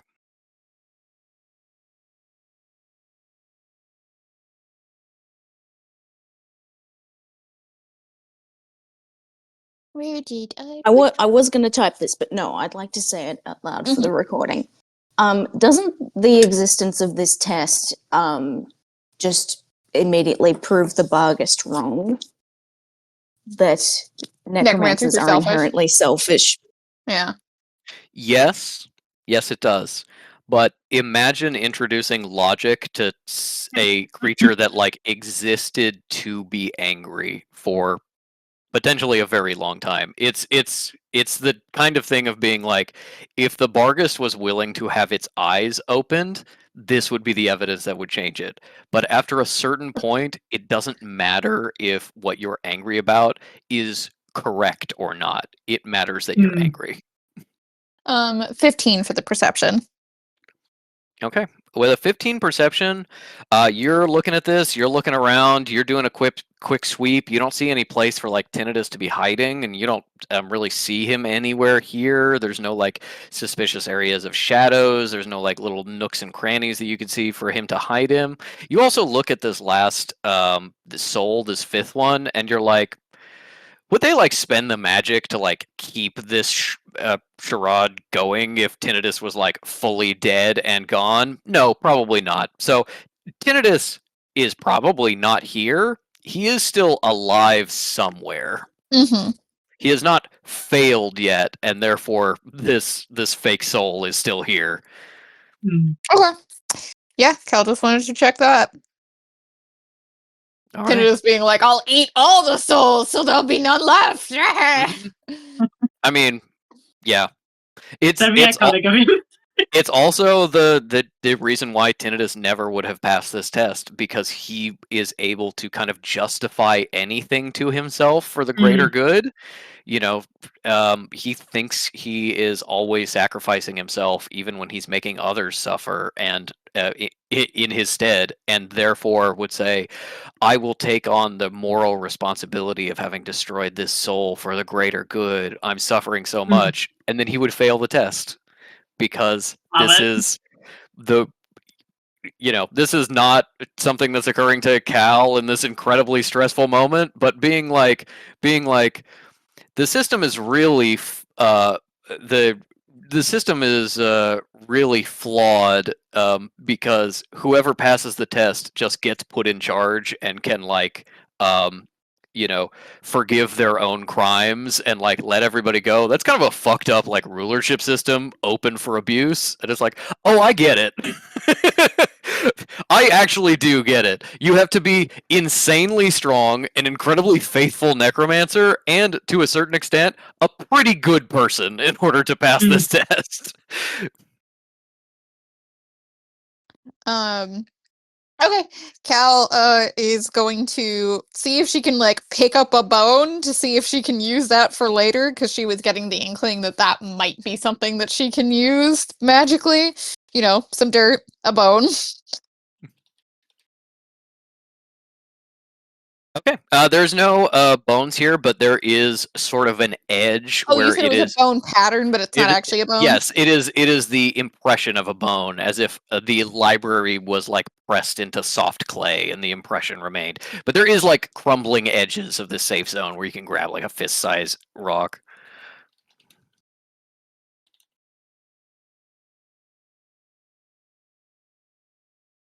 Okay. Okay. She'll take her emotional support rock. Take your emotional support rock and head on back to the others.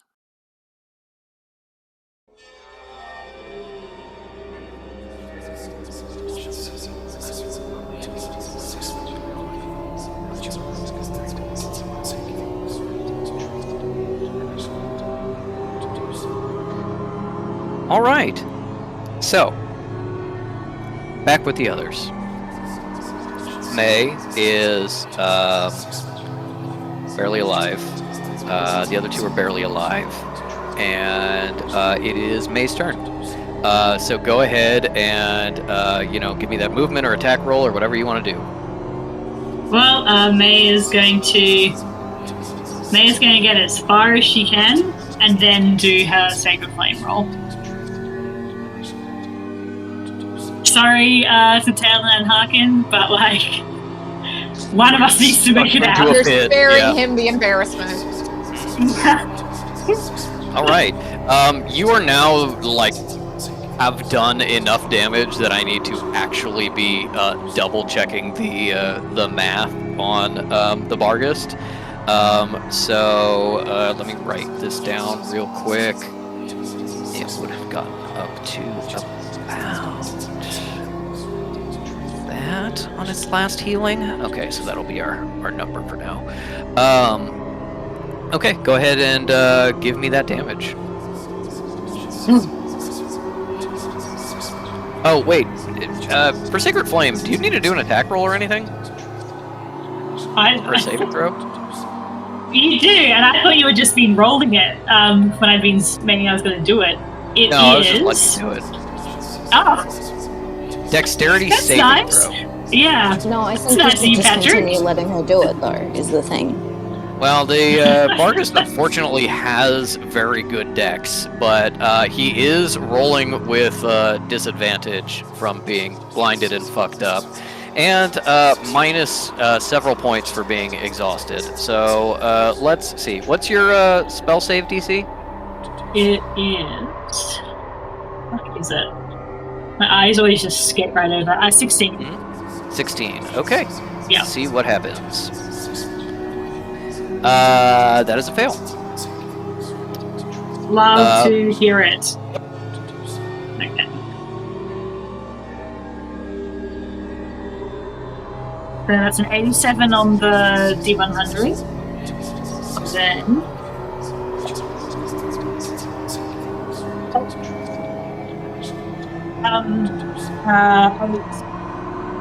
times 4. 32. 32? Yeah, 32 damage. Okay. Back over 100 for that additional effect. I'm glad I ran. Yeah. Just like dropping a grenade at the Barghest's feet. Yep. Okay. Math means math. Okay. Then let's roll some dice and see what happens. I would like to flavor it as May not deliberately being like, fuck you guys, or just she's like pulling out and like fuck, like not like there's only so much she can spare now to think about the other two who she doesn't particularly really know well or care about. Or like. So, The impression yeah, she or got like. is bad. The effect I'm doing for the various tiers of the D100 plus damage is an altered version of what's called the Wild Magic table. In D&D, there's one I altered for Fish's class, which is going to get it a little bit later, and then I made an alternate version for here in the Death Realm, and I rolled a 2. Do you want to know what number 2 is on the chart? It is rolled twice on this chart. Roll again twice. You're getting a double effect. Let's see what happens here. Some of the effects are good for the Barghest. Oh, no. You have gotten very lucky so far, and that they've only been ones that really fuck him over. Okay. So you generate hold. Oh, that's funny and unfortunate. Okay, next For one. me or for him? For someone. Okay. I want cool. one of these effects to be like Looney Tunes style. The Vargas runs and then like runs over a hole, goes, and then falls into the hole. Mm-hmm. That would be nice. As you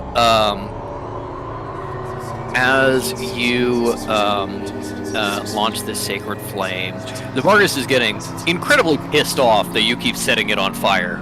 By the way. Well, don't come. I'll stop if it fucks off. Mm-hmm. It just has to stop. That's all. You can see that you are doing damage faster than it heals, even being in the death realm. So it is.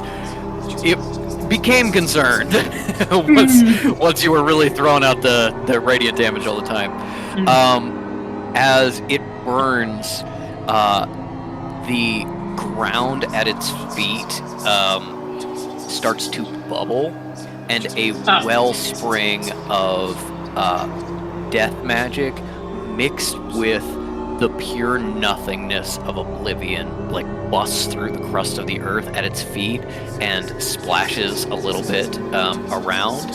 None gets on the Barghest as far as you can see, and Harkin fucking gets it in the shoulder, like half of his body immediately disappears, fully dead. Well, we spared him the embarrassment, didn't we? As you run away, casting this, the ground rumbles under your feet, and you feel lighter and faster as you gain 10 feet of movement per turn. He's like, he's done, right? I'm not going back again. Sorry, guys. And Harkin could be saved. There is a possibility he could be saved by you or Cal. Yeah, Probably but we not, have word of probably God not Dale. confirmation that he's a bad person, so... Yes, you do have word of God confirmation he's a bad person. Although, if you save him, he's a bad person who could owe you a lot of favors. Yeah, no, Cal is doing the math as she's running back about being like, he's dead. Yeah. He's super And Harkin dead. is failing this test. That is not gonna work. Tail, she's fine. May, I may need to stare at her a little bit. Do the fucking How I Met Your Mother gif of... I'll explain it, and May will be like, oh, okay, and then I'll explain it better, and then May will go, actually, no. Of course, because Cal doesn't know May doesn't have the remnant in her at the moment. Yeah. Yeah. I'm very glad she doesn't have the remnant in her at the moment. Yes. Yeah, the remnant's like, what did the breath be? Really? Yum, yum, yum. The remnant is in her body just experiencing random spikes of, like, cortisol and being like, what is going on here?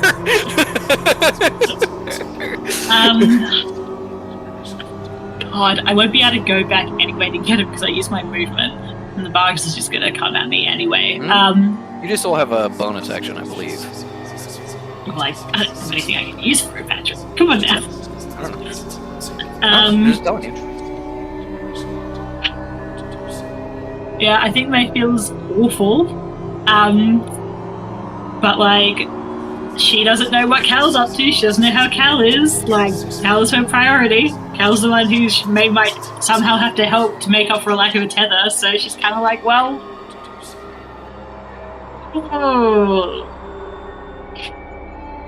yeah. I don't have anything I can do anyway. But yeah, she's not going back around Harkin, unfortunately. Fair enough. Then that is going to be Tails' turn because Harkin is smoked. Just so you guys know, my idea is Cal will be like, Tail, May, you go first. Ask them to give me an Harkin's step. Yeah. Okay, that is a medicine check on an Harkin to try and like stabilize him. Doesn't really think she can with no spell points. Then takes a shot and that is a miss. So it is now the Barghest's turn. Is Tail not going to run? She's not going to keep moving at least? She has like grabbed and Harkin and like dragged him 10 feet away. No, but it is I guess he is rapidly disintegrating, so she is dragging like an arm, part of a torso, and 2 legs. Ooh. Yeah. Yeah.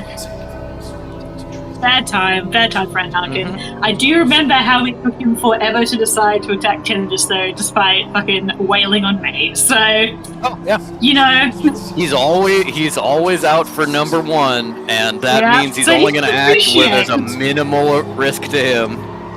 Yeah, I'm sure he can understand May Also, looking out for number 1 and her number 2 in this instance. Anyway, okay, so now the Bargus turn. Cool. Now the Bargus' turn. Okay. Because it was close enough to get you before, it has just enough movement to get to you, even with your increased movement. If it goes after you, which it will, because you're the one setting it on fire, and it's pissing it off. All right. First attack with disadvantage. Actually, you know what? I am going to roll a perception check for it, because it may genuinely not know where you are with the extra movement. It may focus on tail instead. Also, I'm sorry, am I having have... another Megalovania audio hallucination, or is this happening? Does anyone else hear this? There is no Megalovania currently in the mix. No, I mean, is it glass animal? As far as I could tell, the sound was crashing, so I don't know what it did or didn't play for you. Oh my god, why am I hearing glass animal? Okay, so let me...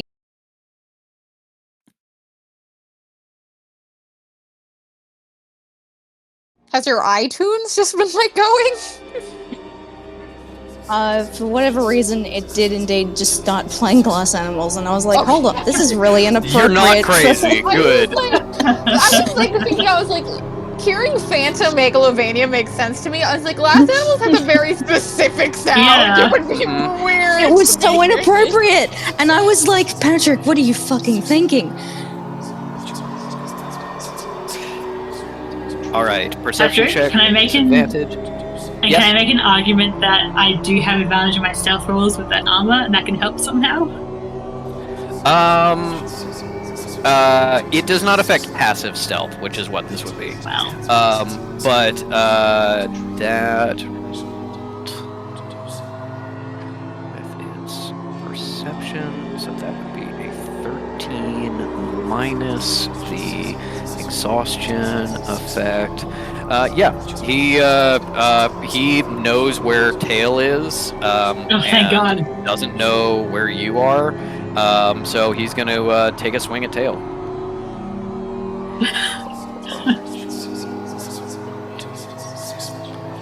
Yep, that hits.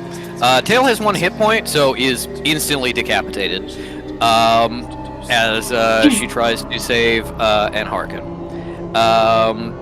Then it is going to use half of its movement to run in a direction. I will randomly choose the direction. Okay. And then do another perception check to try to find and kill Meg. Same exact roll. Okay, so still misses. Yeah, that's, well, it's not Tail's turn. It's not Harkin's turn. I think it's Cal's turn. Is Tail, is Tail permanent? Is she, insta-dead? You once again think that in kind of the wibbly-wobbly logic of the Death Realm, Cal may be able to save her.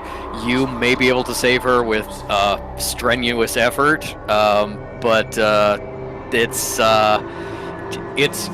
more likely than not that she's gone forever. Jesus. Then that is Cal running back around the corner, climbing over the rock slide that May made. You see a puddle of rapidly dissolving spirit flesh that was an Harkin. You see a headless Tail, eyes staring up at you, and a Bargus wildly swinging around. May pretty fucking severely injured and running away. Cool. Cal, is she within touching distance of Enharkin? Nope. Cool. Cal goes in her mind. You are about just for the logistics of it, because I don't want to pull up a map.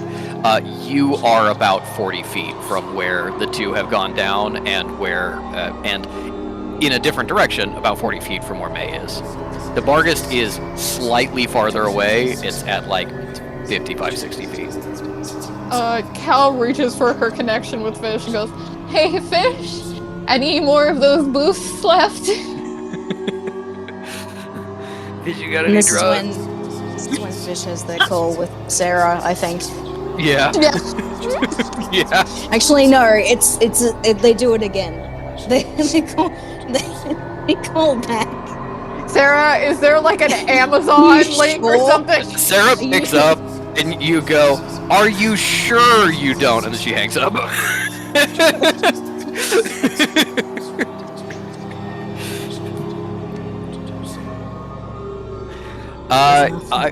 I want Fish to give me a yeah, I think that's best. Give me a insight check.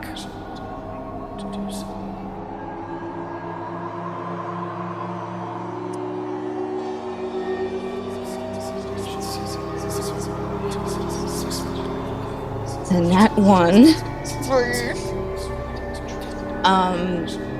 For a 3 in total. Al is scared and you don't know how to help her. You are desperately throwing all of your magic at her. Whether it's even remotely possible of helping her or not, you are flinging everything at her. As you hear with your body's ears that, no, that's it. That's it. We've got it. Okay. How do we get this to Cal? As Beliala and Jamal have solved their issue. I think Fish is crying, just having a bit of a cry about it. And they're like, I don't know, put it in my eyes. It's just, oh, fuck. Encode thoughts. Okay. Encode thoughts. Give me an Arcana check with advantage.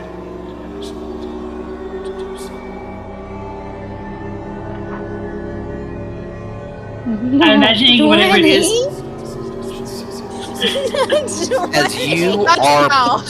As you are pulling everything out, all of the stops, you are trying to use every piece of magic that you understand or don't understand. Feelings you felt with your dad, or with your connection to Ekino, or with Henry, just everything, throwing it at Cal, trying to help her in any way. And you pull out encode thoughts and you throw them at her too. Random thoughts of a time you saw Cal and the light struck her in a way that made you feel something, and you buried it really deep. And as you're doing this, you feel Beliala touch you on the shoulder for just a moment and say, "No, do that here." And as you pull an encode thought in, Beliala guiding you, you forming the shape, you create a palimpsest, a blank piece of encode thought that quickly Jamal and Beliala fill and push back into you. You understand an incredibly complex piece of necromantic magic that you could not even begin to describe to another person who even knew what they were talking about. But you do think you could give this to Cal. You could send this. But as this is happening, time is moving forward. Yeah. What does Cal do? You still have an action left. Does she get anything from Fish at all? A lot of desperation, and suddenly this might be something, I think. Like not even something Fish intended to send, but just like the emotion of like finding a rope when you were drowning. The emotion is delivered like the video of the guy where he mistakenly thinks that Glinda and Elphaba are related. And he's like, hold on. Do you know what the one I'm talking about? Of course. Yeah. She came out in a bubble dog. Yeah. Don't go into the eighth row. Hold on. My question was, be the I'm gonna stab him guy. yeah, Did Cal get the like fish thinking about seeing her in like natural daylight thing at all? I think that's up to Ig. Sure. Like, you know, all of the times that I've seen you and it made me feel something that I filed away. I mean, it really was just like dumping the whole fucking basket of all of the things. Yeah. That's Okay, where the had a thing I minute. can't handle goes. Bloop!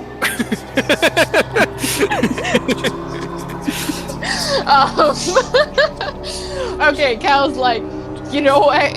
She's like, that's pretty. She's like, you know what? That's better than nothing. She goes, thank you, fish. I'll be waiting for it. And then she starts sprinting towards.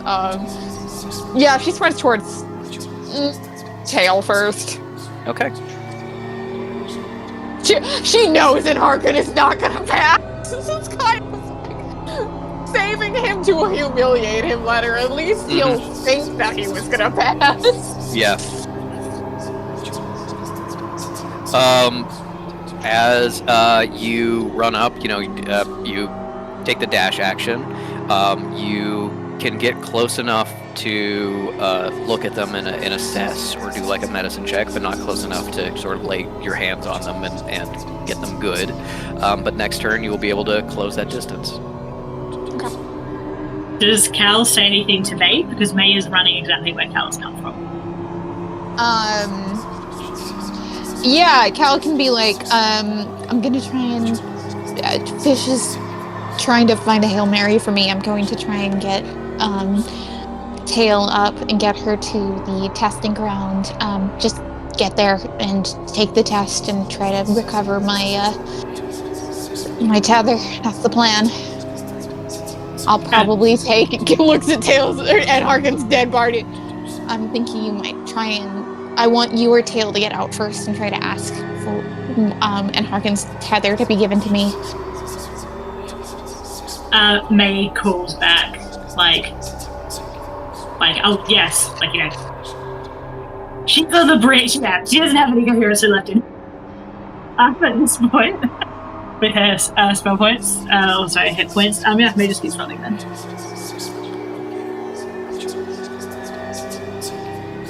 All right. Then that is going to be May's turn with the dead people and the Barghest on deck.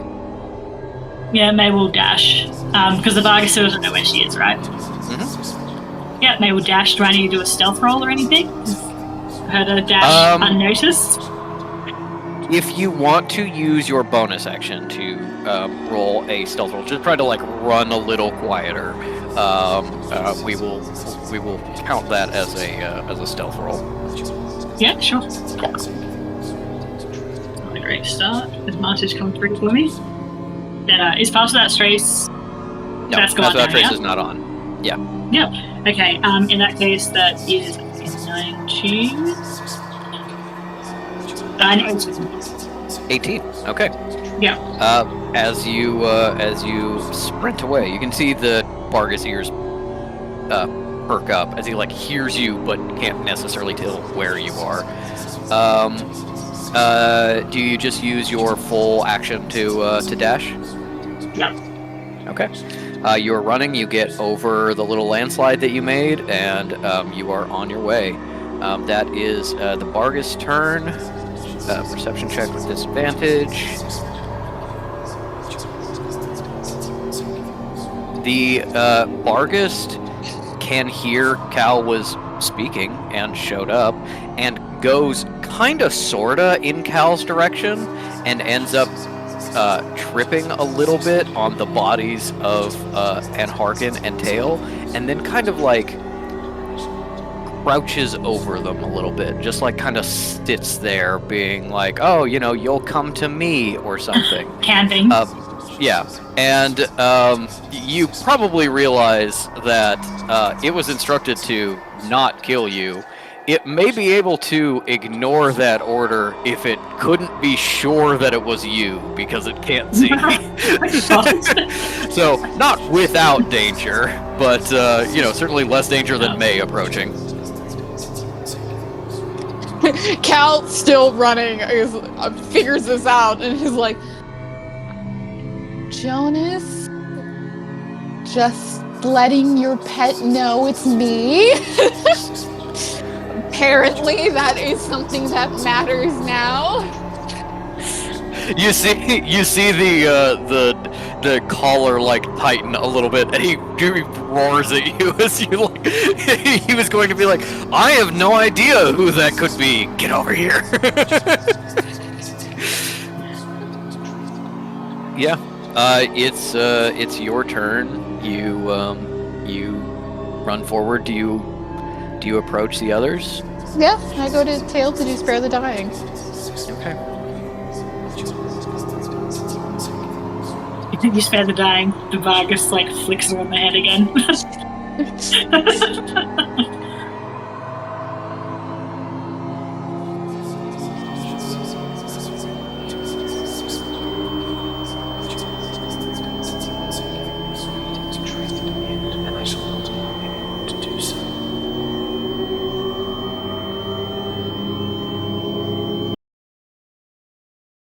Ooh.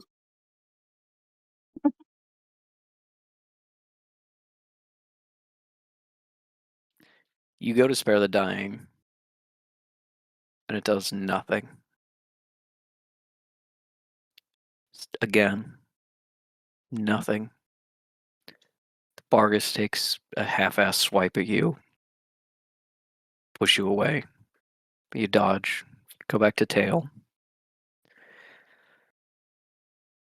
Not a mother figure you wanted, someone that failed you,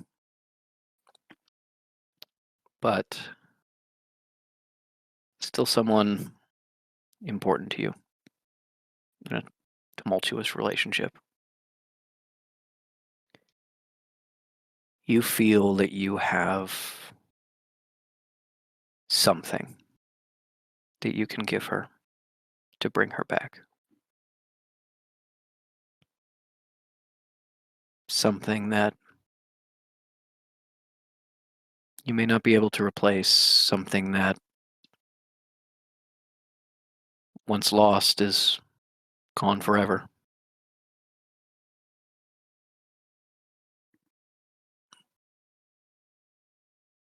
You remember Elise. You remember being comforted by Tail when your parents died. She was the one that brought you the news. What do you do? Cal goes on her knees next to Tail and just like runs her hands over her face. It's frustrated that she doesn't even fucking have a face because of her stupid construction of herself. She can't even cry. She didn't give that to herself. And just screams in frustration a little and looks at the fucking Vargas and everything around and just goes, "You would never forgive me. You would have passed. You would have been, you wouldn't have even struggled with it." And then she, like, puts her hand on Tail's chest and like tries to like realign her head with her body, and then she sees like whatever remains of Enharkin and goes, "You would not, and I hope that I'm sparing you from that hurt, and at least you die with the confidence in yourself and knowing you tried your hardest. And I'm very sorry to both of you."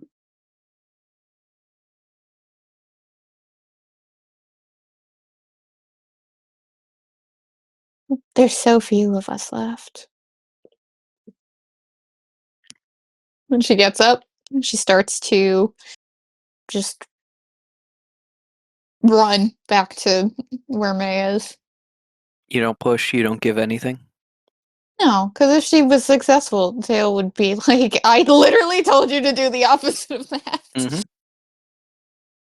If she knows it would hurt her to do, if it was free, she would do it. But if she knows it'll hurt her to do, then she doesn't do it. All right.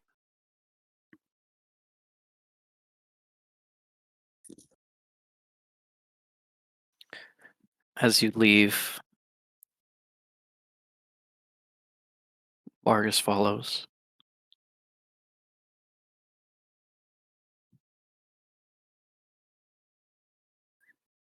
And with a significantly better disadvantage perception check than it has been rolling, lopes along behind you, takes the direction that you were going, Cal's passes like, you, and scrambles after May.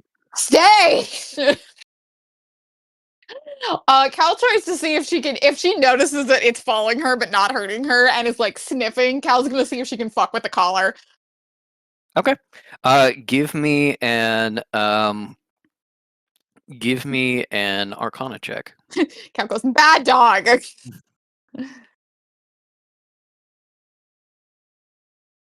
Can I get advantage? Is this your birthday roll? Yeah. Okay. Then yes.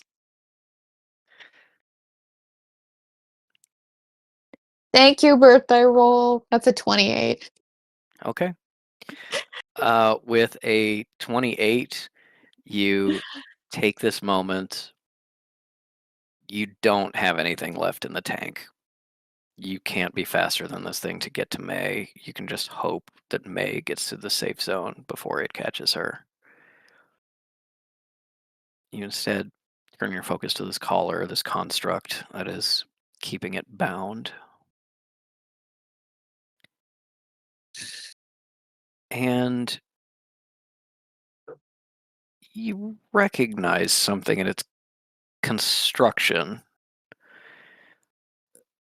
Not necromancy you're familiar with. In fact, a very weird form of it, but still necromancy in the traditional sense. Still something akin to things that you've studied. And as you reach out and try and see what it is, what it could tell you, what you can figure out about it, you feel Fish's presence trying to give you something, some way. Cal accepts the airdrop. Because time is very fluid, you do not receive it quite yet. But as Fish connects with you, you feel like you could ask Fish to borrow a little bit of the connection in order to try to connect with this caller in a way. Yeah, Cal takes it. She doesn't really feel like fighting this. She's never tried to attack it. Mm-hmm. So yeah. She also knows that Fish would be like, yeah, absolutely help me keep an animal from being in pain. I'll do that all the live long day.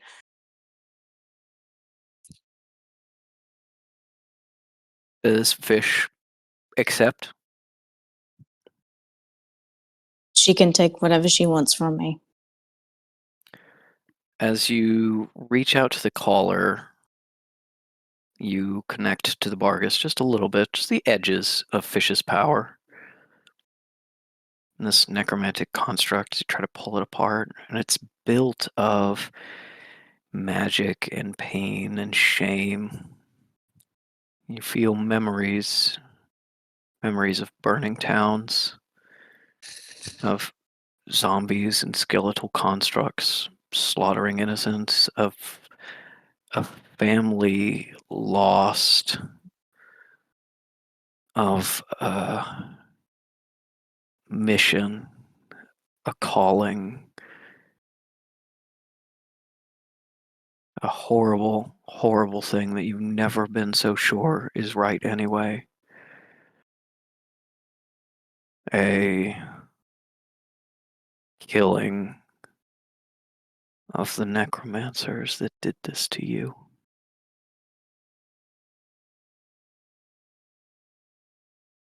You feel yourself entering their temple, slaughtering them in their beds.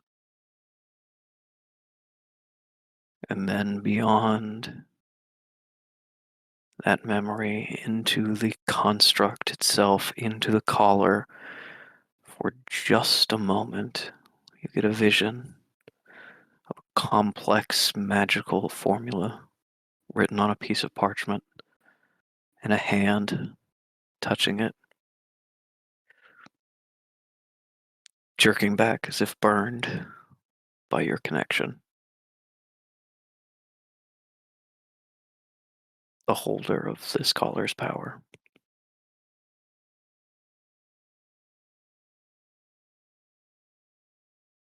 And in that moment, you are back in yourself, and the Bargus collar seems like it loosened for just a moment before it tightens again, and it continues to run after May. It does try to take a swipe for you in the time that it loosens, and then it tightens again, and it has to like purposely miss because it is going to try to kill you the second it is possibly able to. All right. Well, we tried. Yeah, Cal's just going to take advantage of it not being that and basically just tries to tie it to a pole.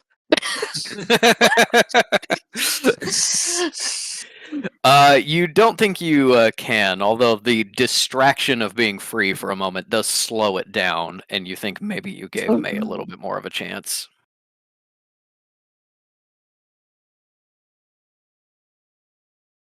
Yeah, no, I guess she'll just fuck with it while she's waiting for that airdrop to come in. Okay. Are you still trying to run to the back to the safe zone?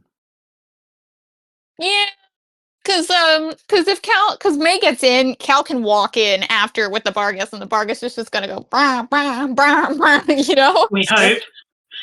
We are reaching the point where if you decide to like hang around and fuck with it, you will keep taking death damage. Yeah, being no, here, she's running. She's just fucking with it as she goes. Just throwing up like shadow walls to annoy it and stuff like that. Okay. As she keeps sending it up on the death elevator, so it has to keep coming down. It's just like hunting it into the ether. Then, as you run along after May, you trying to distract it, we are going to do opposing dexterity saving throws to see who gets there first. Logically, Cal would probably do her own death elevator to like send herself down on the slide again, and then that would be like a barrier for it to have to try and dismantle to get through. So that's actually how I'd flavor it. Yeah. Okay.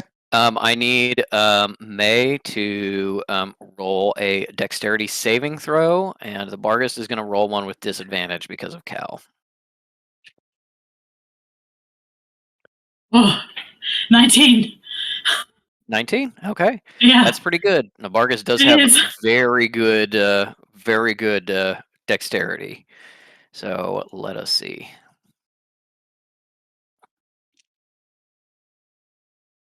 My heart is fucking racing, just so you know. Ooh. Oh boy.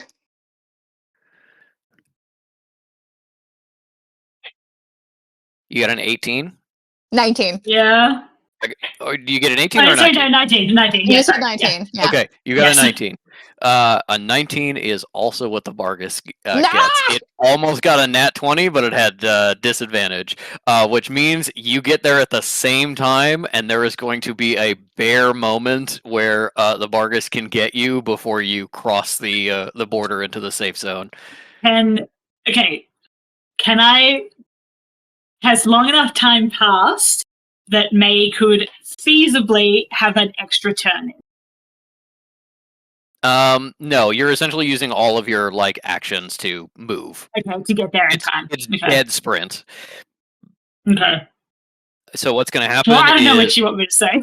What's going to happen is you turn the corner, see your safety. There's a bunch of weird floating shadows and some fire words that you're not going to bother to read at this moment. Weird stuff is happening here. Save it for later. Run through from the Bargus, and he's going to take a swipe at you. Just one attack. If he hits you, you're going down. If he doesn't hit you, you're safe. It's gonna hit me. It's gonna hit me. It's with disadvantage. It's got a high attack bonus, but it's with disadvantage, and it's losing some of that bonus from exhaustion. All the things you did to it before gives you a higher chance of succeeding. So I will be transparent about the math here. The Bargus gets a plus 13 to hit. With the exhaustion effects, it gets a -4, so a plus 9 to hit, and then it is rolling with disadvantage. What is May's AC? 50. 50? Really? When'd you get the 50 I power? think it'd be 50. It's 15. It's 15? I'm looking through my stuff as like, is there something I've somehow missed? Is there something I've somehow missed in this moment? Okay. 15. With a 15 and a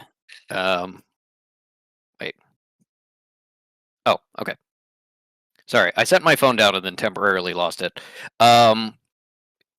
So with a 15 and the bonus of 9, the Bargus needs to roll under a 6 on needs to roll over a 6 on both of these dice in order to hit you. It's over. It's over. I was so close.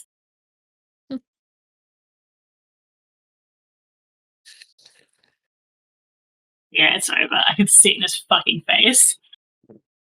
Ooh, it's the Death March arc. As you get right to the threshold, Bargus swipes and misses as you stumble across the finish line into safety. I'm holding my mic like this. I like almost snapped it. Now I need a cigarette. Like, ooh. Does it do like that runs into like a glass wall? So as it runs up, you cross the threshold. It keeps going and slows down and tries to get you. It is fighting the protection to get to you, as you have to not just dodge its swipe, but multiple swipes as it's clawing at you before it gets pushed out. And then Cal, coming around the corner, seeing that May is okay, can duck around it and get to safety as well. Yep. Oh my god. Okay. How much health does May have? Like 2. 2? Okay. Yeah, 2 health points. Okay. And Cal has 3, right? Yep. Okay. You both take 1 death damage for how long this has been taking. So now you're at 1 and 2. Cal, upon seeing everybody safe, puts like a hand on May and goes, "All right, just don't fuck this up gladly. I'm gonna get some information from Fish, I think. Try to get Taylor and Harkin's tether for me. Okay." And then just curls up in a ball by the box.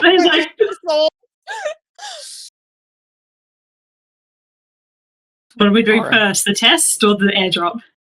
I think we'll do the test first, because May sees this information. Doesn't have to make a choice yet, although you are very short on time. But you do see the information of the test. Okay, so May gets the same thing. You must destroy a soul, and sees the 5 souls. Yep. I think it's fair to say magically, like, mentally makes the connection of like, oh, 1 for each of us. Mhm. Now, I want to posit to you between me not having the remnant May, knowing that Cal made it back and did not take one when she had the opportunity to. However, you also know that Cal very explicitly says there's no point of me doing it without a tether. Yes. So that's and she said that very explicitly. So yeah. Also, I'm pushing everything I have here that because May has spent time with the necromancers, understands to at least some basic extent how essential, and important it is. Like that to do this would be heresy. And then also her own moral compass of I've got several more. Her own moral compass without the remnant of being the trolley problem of it all. And then on top of that, Ellie, I love you. I just want to point out that before Patrick said it, you were like, May's gonna go, nom, nom, nom, nom, and you do need to commit to that to some point. I'm not forcing you, but I will remind you before you knew and before you could metagame, you did say May was going to eat somebody. But I did also say that I thought it was going to be a wordplay riddle. Mm-hmm. Right? May has spent how many years in the fucking ancient ruins full of riddles? Give me a religion check for May. Yeah. Not bad. I will say, if Cal is going to try to do this with May without helping her at all, if she sees May start to fail, she's probably going to be like, That was a 17. Okay. With a 17, this is religiously wrong. This is a desecration of what they believe. It just doesn't fit, and I think that's what makes you take a second look. You're pretty close to death and hallucinating, so Anubis next to you is just like, something's fucked up about this. And you're like, sounds right. like Sinner. You're right, newbie. Newbie become friends in our journey. Sinner's body with Anubis head. And I think also with regards to I think that gives you enough cover to make an investigation check and be like, what's the trick here? Yeah. With regards to maybe nom nom nom, she would have been way more likely to do that if made it back with her. That would have been for her the ultimate trolley problem of well, it's one random person or I save both of us. So yeah. Cal is with her and apparently has something going on. So oh, very nice.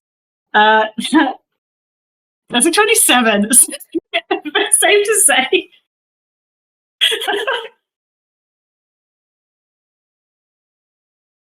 I think with a 27, you're like, okay, there's a trick. Let's figure out what the trick is. Okay, so destroy. I guess they're destroyed if they pass on to the other realm, so I guess I'll free them. How would I free them? Is there a secret mechanism? Necromancers is probably a magical mechanism, so I need to check for kind of necromantic triggers around here. You're kind of investigating this and leaving this opportunity to eat them alone, just kind of you don't really see a way to beat this in this moment, but you're taking so long to consider that the death damage takes you to 0 and you feel a tug in your body, and Cal watches May reform fully into her soul form as her soul is recovered, and then start to kind of twinkle into darkness as she disappears and is recalled to her body, having passed the test. Cal weakly goes, yay. Yay.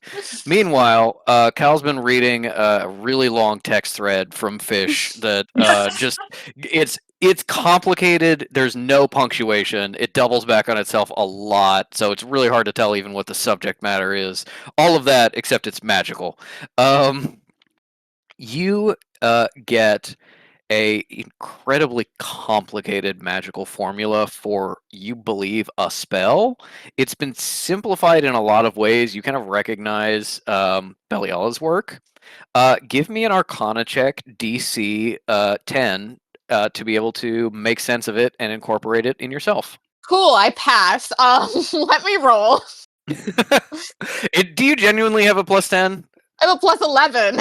Oh, then fuck me, I guess. Yeah. I guess you could still get a nat 1, and then I screw with you. I got a 17. You learn the spell Apotheosis, and as you are dying here, you can choose to activate it or not. Yep. Okay. You are so fucking tired. So goddamn tired. You just want this to be over. You're just kind of waiting to die here. No tether to bring you back. And you're like, might as well. Why not? You feel so good. You feel not tired at all. You get a boost of energy, caffeine straight to the veins. You feel really good. And as you sit up and you see that you have started to reform, taken on a more physical form, you look down at your hands and they are fucking gnarly and disgusting. Your skin is hanging off your bones. You have lesions and warts and bruises that look like they haven't healed for 5 years. Do you examine yourself? Would examining myself help the situation at all? Maybe. It helps curiosity. You feel great after whatever this does to you. Sure. Cal will do it, but it's also like, you know what? Anything here can be undone by Elise, so I'm not gonna cry about it. Yep. Okay. As you're looking yourself over, you have turned hideous, but not just hideous. You have turned into a zombie. Cool. Using the Apotheosis spell, you have changed your creature type to undead temporarily. While in this form, you gain dark vision up to 60 feet, immunity to disease and poison, immunity to death damage from being in the death realm, and resistance to necrotic damage. While outside of the realm of death, the duration is 1 hour. Within the realm of death, it is permanent. Also, while within the realm of death, you regain all spell points on a short rest. And the last effect, which is kind of a side effect, as an undead creature, you are not healed by normal healing spells any longer, but there are other spells that do heal undead instead. So your own spells kind of don't work on you anymore for as long as you're undead. You get up, do a couple stretches. You have been given the key to just exist and hang out in the death realm as long as you want. You can just be at home here. You can make a second house. You can hang out. The Bargist is looking at you kind of confused from across the border as you change physical shape, but you are kind of like, I mean, it still would be more helpful to get pulled back and then go in the other entrance and get Elise. That trip to get Elise is going to be fine now. This suddenly became so easy. And honestly, I can just sit here and hang out until they fix this tether issue. Yeah, Cal is like, you know what? Fine. Doesn't have a book to read, so she scoots over to the glass where the Bargist is and is like, well, if you want, it's on. and is just sitting there waiting for Tinnitus to come in because she wants to watch him fail so bad. She's like, I'll eventually pull myself out because I'm sure Fish is going to be like, girl, go! But while I'm waiting, let's watch Tinnitus fail. Now, what I have realized, but I don't think Cal's there, is that Tinnitus may have cheated and knew what the answer was. Yeah, it's entirely possible. It's also possible that Tinnitus is like, well, does he fail if he fully becomes an undead creature who can just exist here now? Maybe not. So maybe this just like stays permanently until Tinnitus is like destroyed by some fucking corpse dragon in a couple months or something. Yeah, you hang out. You chat with the Bargus. It's not a good conversational partner. As you are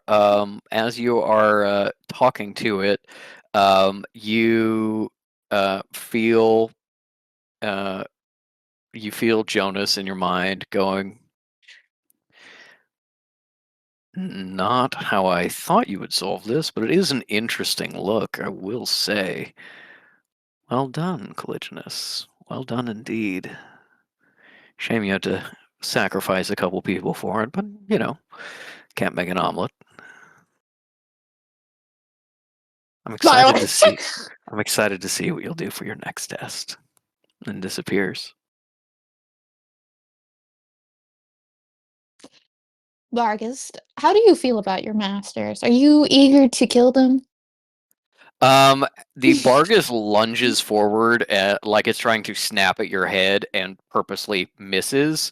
You see that the protection magic is fucking with the collar a little bit. You can tell the protection magic is like radiant magic adjacent in this like faux sanctuary that they're making. It's not as strong as a sanctuary, and it doesn't have all the benefits, but it does do something. So it's kind of like interrupting the him and his ability to cross. And for just a moment, you feel like he can slip through something he was ordered not to do, which is he growls at you. Find the one they call Seeker. Free me so I may devour you. That's going to be a no. She's just gonna like, I imagine she was like sitting on the ground and she just like scoots herself away. This gets a little bit farther in. But yes, this is the first time you get the name Seeker for the librarian. This is the way this information is introduced to everybody now, Mr. Barkus. As you've been hanging out here, passively absorbing the energy of the Death Realm, you realize that you've taken a short rest. You have your full spell points again. You could go like exploring. You could go hang out. You could go see. You're like, maybe I can get Anharkin and Tail back up if they haven't like fully disintegrated. I mean, it's been a while, but maybe. Is she hearing anything from the real world? The time is like you were like, I'm gonna sit here and give them time to fix this. Obviously, this is a complicated issue. It's totally fine. In the real world, what has happened is May has gone, I'm back! And then that brings us to the current time. Okay. I just want to point out, my phone shuts out Discord at 9 o'clock. Patrick has to pick up Bridget, and I have not had dinner. Yes. So I don't know where you want to stop, but we gotta stop. I am also hungry. Yeah. But yeah, anything else you wanna do? Fuck around in the Death Realm, make a little grave mound for Tail, and leave Anharkin to the wolves. Can she sense Tail and Harkin still? You can sense. It's weird. You're Death Sense was always very confused by being in the death realm. It didn't really work. Now it kinda sorta does. And you feel a presence, and you see a soul start to approach. It is limping. It is haggard. It is barely holding together, and it is what is left of Tail. Cal is going to immediately step out and like blast healing magic at it. Okay. You blast healing magic. It starts to repair. You feel connection with Fish, with Kekino. Polygenist, I think we figured something out. Dad, why don't you explain it? You can explain it better. We think we found a tether thing. They're trying to fix it, a thing. As Fish is still connected with you and pumping power into you. And as you pour healing magic into Tail, you feel a little bit of Elisa's magic you've been carrying with you. And you pour in that as well. You get almost there. You can start to see her defining features again. You can start to see her taking shape. You realize that it must have taken an incredible amount of willpower to scrape together enough of her existence to come check and make sure you were okay, that you had survived. And as you start to put her back together, you feel that it's not quite enough. Used up all of your spell points you just got back. It's energy from Elise. Even some magic siphoning from Fish. You feel that ache, that pain, something you can give up for Tail. Something you can sacrifice to bring her back. And you now know that whatever it is, you will be okay. Before this spell, it would have killed you. You'd have sacrificed your own being, your own self for Tail. But now, it will still be a sacrifice, but not a mortal one. Can I communicate with her at all? She is beyond communication, sort of raw emotions. Yeah. You get happiness, joy that you're safe, concern that you look the way you do, sense of peace, some regrets. I don't know if Cal has to communicate an emotion too, the way that it does with the library, or if she can just be, but she basically offers, like, I have an offering for you, like a gift for you, but I'm not going to give it to you unwillingly. The emotion that you get back is essentially, I want to make up for what I've done.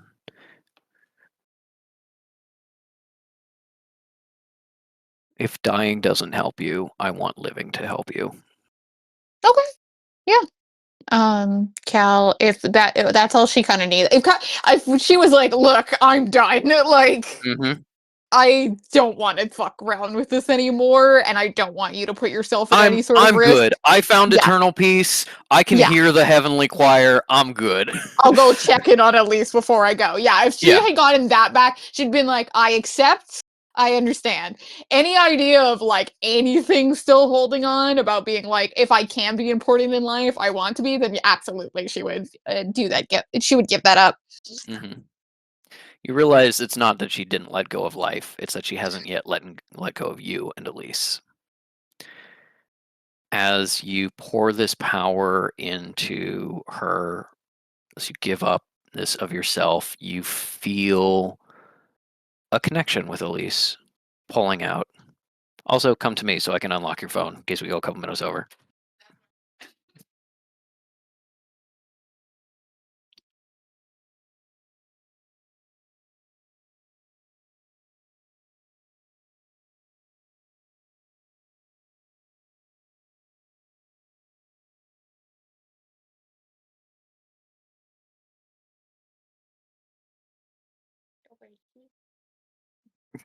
People can see you. They were all looking away.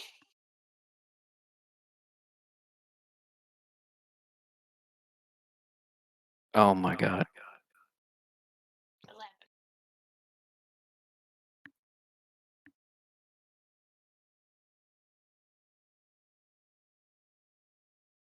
Okay, that was unnecessarily complicated.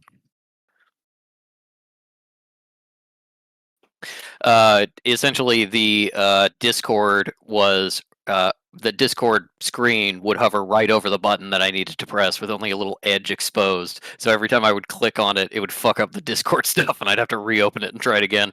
Okay. Sorry. Back to emotional vulnerability.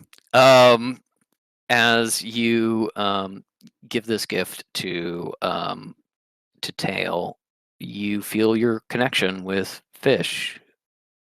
You feel through Fish connection with May. You feel a connection with Metal and Isle, with everyone else, and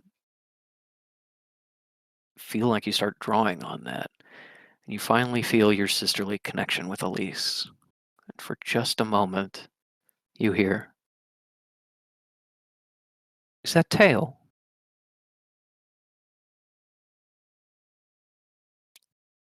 Yes, no, let's. You feel your sister's magic start to fill you as well, giving it to Tail.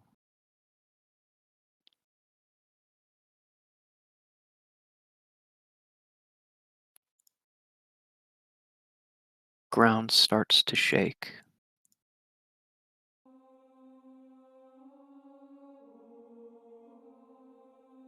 Bargast growls at you, disturbed.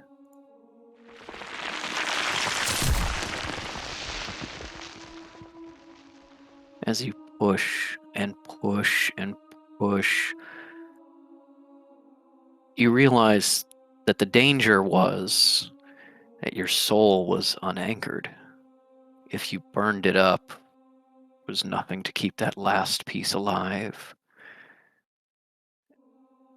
As this undead creature, being undead is going to keep that last piece alive. You don't need to be precious. You burn your own soul in order to give power and life to Tail. And as Tail starts to reform into the person she was, rumbling continues, almost tosses you off your feet as it gets worse and worse. As Tail forms, touches the ground, you see something under her feet.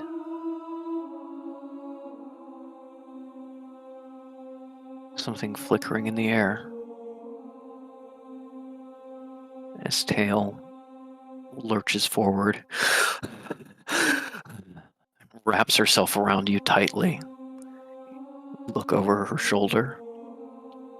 The flickering signs of radiant energy.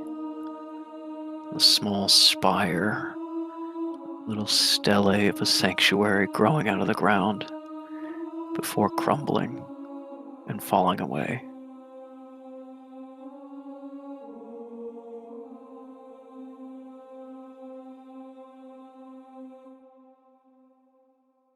As Tail is with you here, she thanks you and holds you tight. You'll help her limp back over to this safe space. You feel something pull on you, tentatively at first and then stronger as the tether is reestablished. You start to get pulled, even though you haven't made a choice on the final test. I mean, you did, but not allowed. Tail looks at the instruction, looks at you and goes, "No." And you start to see her pulled away too. You open your eyes. In the hustle and bustle of people chattering, of voices, you see May and Fish, Jamal, Beliala out in the hallway. The doors are open. The doors are not supposed to be open. This was supposed to be a private thing, and oh right, but your tether died, and then the door opened at some point, and there is a lot of people looking at you, and but Kakano's here. What do you do as you come back to yourself, finding that you are clutching a small badge of office of a high cleric? Go, yeet! Cal immediately has way too much attention on her and probably instinctively puts Kakano up as a face shield. Hello. Has Kakano up as a face shield and uses it to like block the strangers out, and she looks and like makes sure that like May is okay and Jamal is okay and Beliala and probably Tail's not in here. She probably just woke up in her room, but just checking. You look around. This is still the meditation chamber you were in. There is still dried blood on the ground, but the body has been removed. So there has been a very short period of time between when Fish was last here physically and you waking up now. You can see that the others look, I imagine, incredibly worried, but okay. This is a small little alcove, and the only door out into the hallway is blocked by a number of people, including Sister Rag right in the middle and all the rest of the high clerics. But it sounds like even more people are in the hallway, so there might be even more witnesses that you just can't see in this moment, so that sucks. What do you do?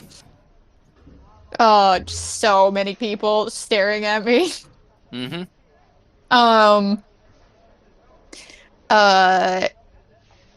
Cal, who, between like Fish, Beliala, and Jamal, who's like closest? Like, who would be the most immediate like line of sight?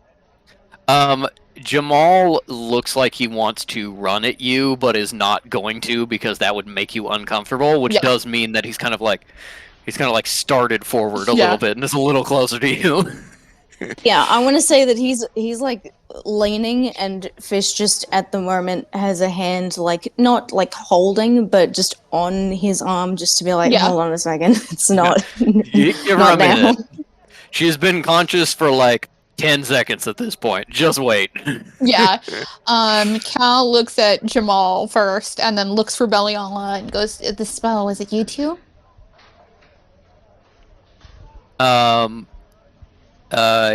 Jamal and Beliala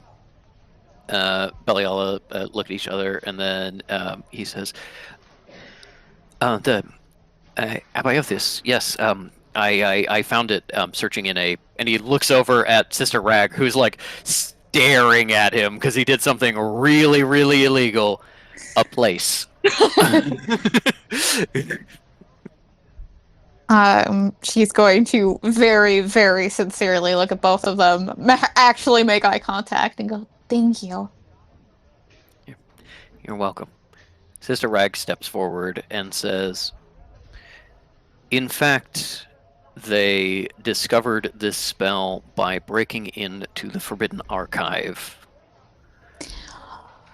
Well, it's good that my being a high cleric includes pardons for everyone.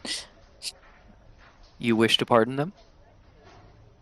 I already made it my condition, so yes, Sister Rag. As you wish, living saint. And she kneels down and bows her head, and so does everybody else that you can see, absent your friends. Cal immediately feels like something is wrong. Does she feel like she did something different to anybody else? Yes. Oh no. You were like, oh cool, I put out so much energy, it kinda sorta made a sanctuary start to happen. And then it's like, oh yeah, this is the test to like see if you would be a saint. You almost became a saint right then and there. Oh no, what was the point that I put... You didn't just pass the test, you got 120%. Oh, no, Cal. What was the point that she put so much energy out? Trying to heal Tail? Yeah. Okay. Yeah. You burnt up your own soul to heal Tail, and that would have killed anybody else who did not have your very specific conditions, plus the power you were drawing from all of your friends and Elise, which means that you essentially sacrificed yourself without actually dying. Oh no! Oh, this is hell! Oh, this is... truly, it's so funny that I don't experience this, and I am, like, experiencing the character embarrassment of, like, oh no! I fucked up. I did too good of a job. I became exemplary. In a very the shock of something unexpected happening, your first thought may be even like, you can't be a living saint. Inherently, to be a saint, you have to die. Oh no, that means I'm the only one. Oh yeah, Cal backs up in horror. And, like, I imagine, like, runs into Fish and Jamal and, desperate for a distraction, grabs Fish by the arm and goes, "Thank you? Thank you. Thank you. I don't know what you were doing, but we would have all been dead multiple times." You're welcome. Yeah, that did good. And I'm glad to see that you're okay. As much as Fish and I might butt heads a little bit, Fish did do a good job keeping you safe. Thank you. I cannot express my gratitude. And I think at this point, like, moves and her, like, completely undone bun is, like, face, and she sees the white hair and she goes, oh no. Yes. For everyone else, Cal has come back with entirely white hair and wrinkles that are pretty subtle, all being told. They're like what a woman of, of like mid-30s just kind of naturally gets from just squinting against the sun every once in a while, but healing and magic power has kept from Cal until this point of being like, oh, she looks a little bit older, except for the hair, which is pure white. Fish says, looks good. Ignores that completely. Where's May? May is tactfully standing behind Jamal, letting the boyfriend go first. When everyone, kneeled down, May didn't kneel, but, did put a hand over her heart and inclined her head with a wink of, St. Polygonus of pleasure. But yeah, she's just waiting patiently, and if you, as she turns to look at you, you see that the only noticeable difference beyond, a similar, an additional laugh line at the eyes, is that with where her tattoos are on her neck, there is a thick black line that not only bisects them, but there's a gap between the line and the tattoo. So several tattoos are just bisected. Yeah. Which is a leftover from the Bargast. Hal walks over to May and immediately starts examining her, putting the chin up and stuff like that, and she goes, I'm sure Elise can fix this. I think it has a good character. Here's a question for May that I think would be really interesting. Is it like a surgery thing where you have emergency surgery, and so the tattoos don't exactly line up anymore? Like the lines are just a little bit off? Yeah. Yeah. When May says, it has character, Cal goes, Sinner will kill me. You're getting that from you're going to get the reconstruction from police. No, I think I'll grow attached to it. There's no point going on a journey like that without a few scars. No. Getting rid of this. Getting rid of all of this. This never happened. Never happened. You're like, this never happened, as you looked out at genuinely 30 people crowding a hallway, all still Prostrating kneeling to you. themselves. Yeah. Everyone, including Sister Rag, who has now like lifted her face and is like actually looking at you. She's like, I respect you a lot as, you know, an important member of our religion, but you're also still a colleague. Everybody else is still kind of like looking down. They've all kind of like rotated on a knee to still be like facing you as you walk to each of your friends. They're like waiting for the permission to like stand. Sounds like we have to get out of here. The Saintess wishes to be free. Clear the hallway. He's They like, immediately stand up and like park and get out of this. Cal grabs May by the shoulders and goes, I'm changing my name. I'm just gonna ask at least to give me a new face. I've been thinking about it my whole life. I think it's time. I'm sure that'll have no drawbacks and no other consequences unforeseen. Religioners. Come on now. I think you've earned a little bit of admiration. No! Cal is like, I reject your reality and replace it with my own. I will not examine this and I will not even begin to accept it. With the clear path goes to look for Tail. Especially because she's like, May, you're out. You are not being supportive of a friend. A supportive friend would tell me I look great with the new face. As you turn around and start getting ready to leave, you actually see Tail come around the corner. She's being carried in a little litter. It looks like they just wanted to be careful with her kind of resurrection. Although she seems fine, it looks even older and more haggard than she did before, unfortunately. She looks like she has been through a trauma, but she is healthy and comes around the corner to see you, and the kind of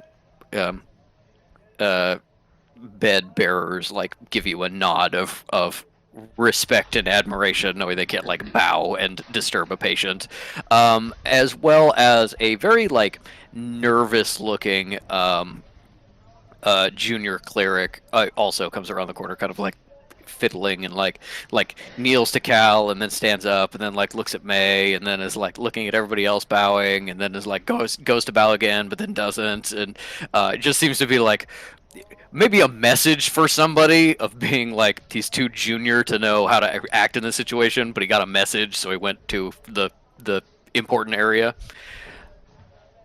Oh, Caligulus. Sister Tail like tries to get up off her bed and like holds a hand to you. Thank you. Cal gives her a quick hug. You like really feel her bones in a way that you haven't before. Yeah, she's sunken in on herself a little bit. Cal's like, I'm gonna get her the driest room at my dank ass temple. It's fine. Yeah. She's not gonna develop pneumonia. Fine. The driest room and the best rule. She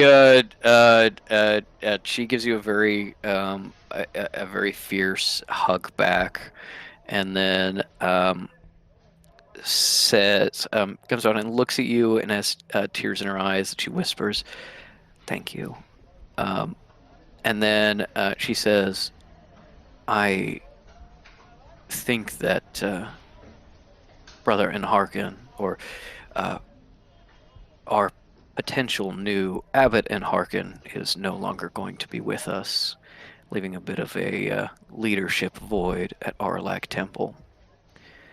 Tinnitus?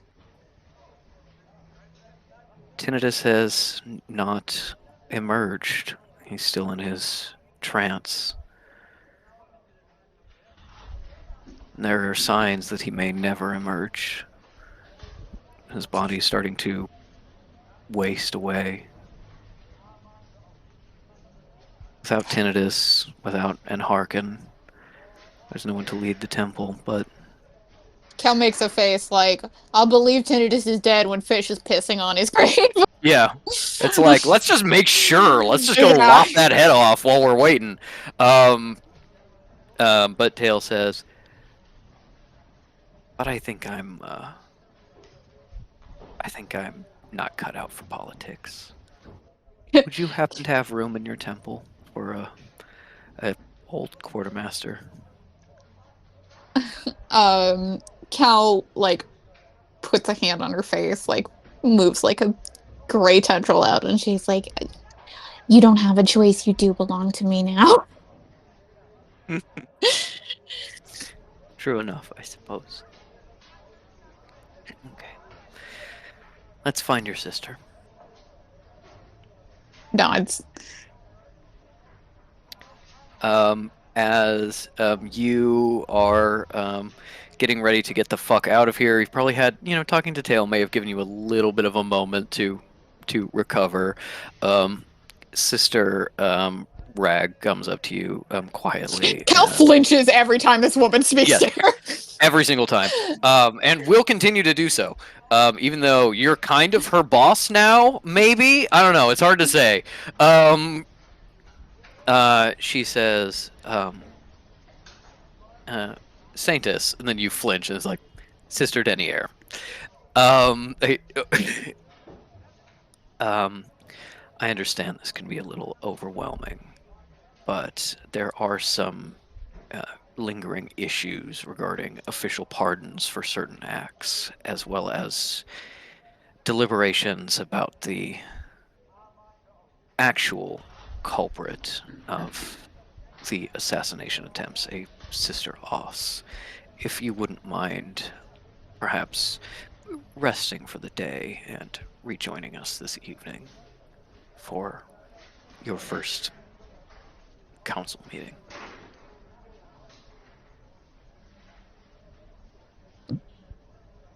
Cal does not say and last, but wants to. I mean, the thing is that you were told pretty explicitly, like, you get the High Clericship, you can just fuck off. You can just leave and go home and go back to your life. Most people don't, but there's nothing to stop you.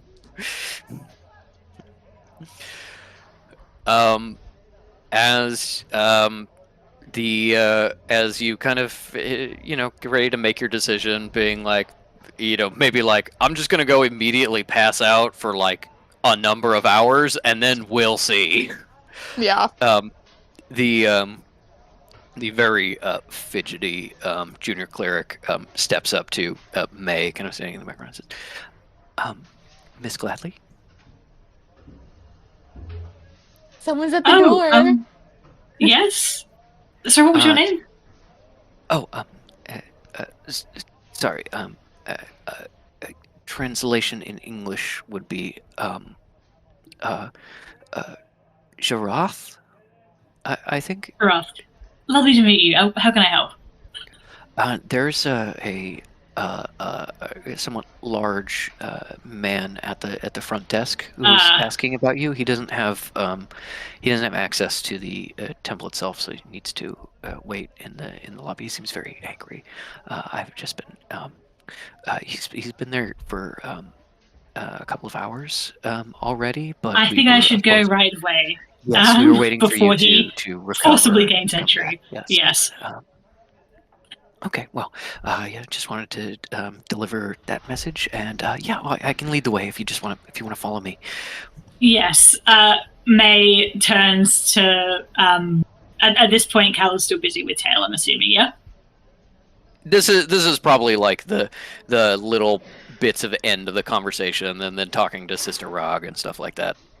Yeah. I guess in that case, May will instead turn to Fish, because she doesn't want to interrupt at this moment, and say, I've got to go deal with a very angry sinner. I shall return, hopefully, somewhat unscathed. Like, oh, Sinner's here? I didn't know he was Yes. Is May Fish is like, holding... take them all with you. Is May also holding her High Cleric badge tag? Yeah. Oh yeah, I guess you would be now. Then Fish looks down at her hand and goes, "Where's mine?" Yeah, May gives it to them. Like wherever it would be. She would have woken up with. Who had it? In the end, it was like They Cal or didn't. May. They did. You wake up with it in your hand, as it like manifests physically when you come out as part of the spell. Remember, you tried to bring fishes with you, and you just couldn't get it to leave the area. That feels like 10 years ago. Yeah, Truly. I mean it was. Yeah. May like puts a hand on their shoulder and is like, "I'm sorry, we couldn't bring it back." Oh. We can always be high cleric about half-fish. Okay. All right. Yeah, let's go deal with your boyfriend. Oh, maybe I should do this alone. I somehow don't think he's going to be interested in talking to other people. Okay. What about Well, on that note, 1 second. Blinks on Eldritch sight. Is the remnant active again? You see that it is starting to curl into her veins. Her veins are like slowly getting darker gray and darker gray as it's like reestablishing itself, trying to kind of sneak up on her so she doesn't notice the change. Then maybe now is the best time to be like, "You have a remnant in you, by the way." Okay, see you later. What? I think. Well, Patrick, you tell me. How does now that the remnant is back in? How does she react to this? Should I roll an insight? I think I think it is still has a loose enough connection on you that you can try and like gain insight on this. So yeah, do a self-insight check.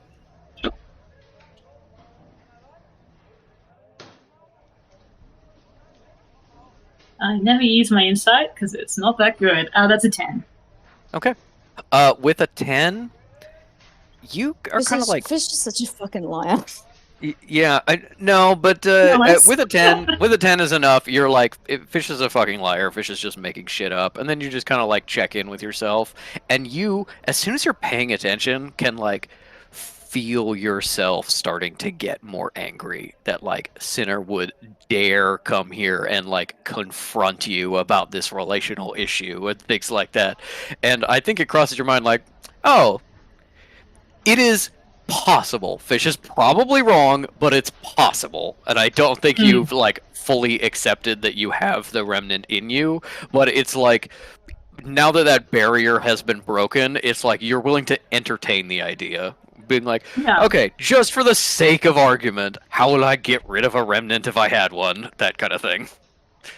Well, May would know that Rag can do it, yeah?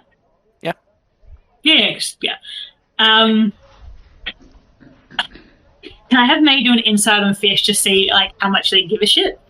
They've walked away. Oh, okay. Just extrapolate from that.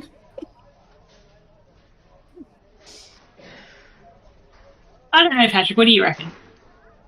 I think that you are kind of like, the Sinner thing is more of an emergency. Sister Rag will be here and I can ask. Also, because you were picking around the Forbidden Archive, you know that like you didn't have any chance to study it, but like the spell to get rid of a remnant is in there somewhere. That, you know, obviously you can't learn, but you could like be like, Cal, memorize this. Now get this out of me. If you do have it. So it's kind of like, especially with only the 10 insight of not being like, oh, I definitely have this huge problem. It's kind of like, maybe that's a later problem. Maybe that's a tomorrow issue. Yeah, that's a problem for later May. Okay. May's a little bit perturbed, but still feeling pretty triumphant until she remembers that Sinner's probably about to crack a level of shit with her that she's never experienced in her life. So yeah, she follows little old May. Okay. As you head out through the warren of living spaces and enter into the lobby of this area, you see the front desk, the big rosette of bones that is the start of the library proper and its security functions, and pacing back and forth like a caged tiger is Sinner. It does not escape your notice, like 6 necromancers just kind of like around the perimeter of being like making sure that he stays here. But yes, Sinner is here. Are you trying to approach stealthily to get this look, or are you, before you dive in, or are you just, coming to him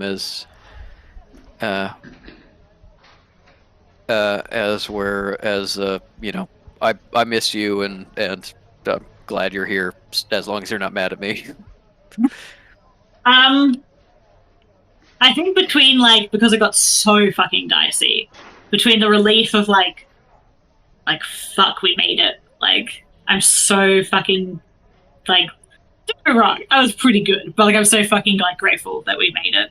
And then for a beautiful singular moment, she just looked at Sarah and feels such affection and relief and I'm so glad that you're here and I don't have to wait several days to get back home and to see you. But and then I guess as well what Fish said, now that she's taking it slightly more seriously, there's maybe a bit of fear and fuck, what have I done? But mostly she's just so relieved to see him. Yeah. As Sinner sees you, he is stone-faced. He is giving you nothing. What do you say? You see Sinner, honestly, in kind of bodyguard mode, in protection mode, and maybe protecting himself more than a client. Do you say anything as you come into the room? Yeah. Is it fair enough, because you were saying that the remnant's kind of not fully in, it's just sneaking up a little bit. I think May, for now, who knows how long it will last, despite her anger, is regretful that she wishes she hadn't told him, but also regrets hurting him, and says, "I'm so sorry."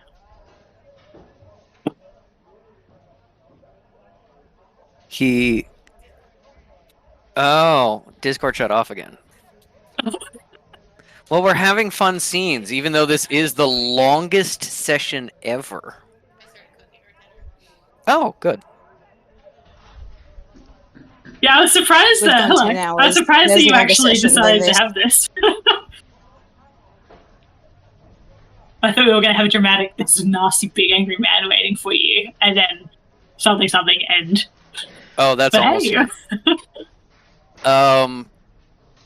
As you said... Yeah, it did. It said it did.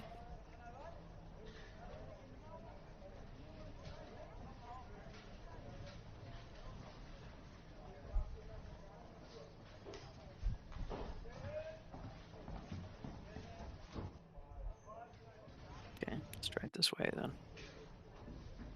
There you go.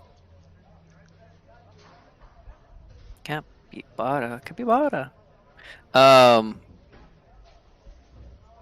Yes, we are starving to death. I'm surviving based on my love of storytelling. My love of narrative fiction. As you say, I'm sorry.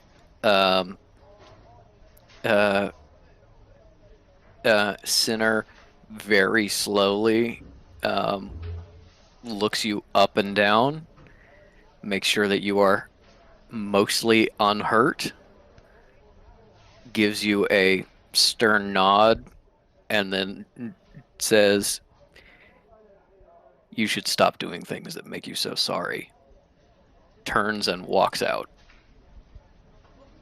He is angry.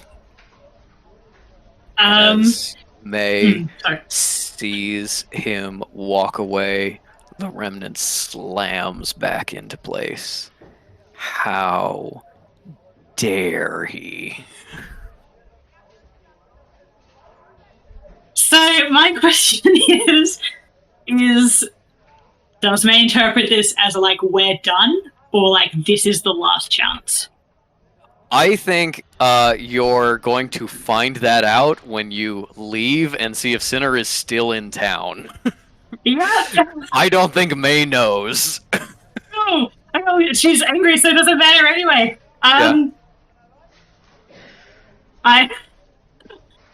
I think she cools out. Well, that's a fine fucking welcome, and then turns on her heel and goes back into the library and doesn't even wait to see what he says.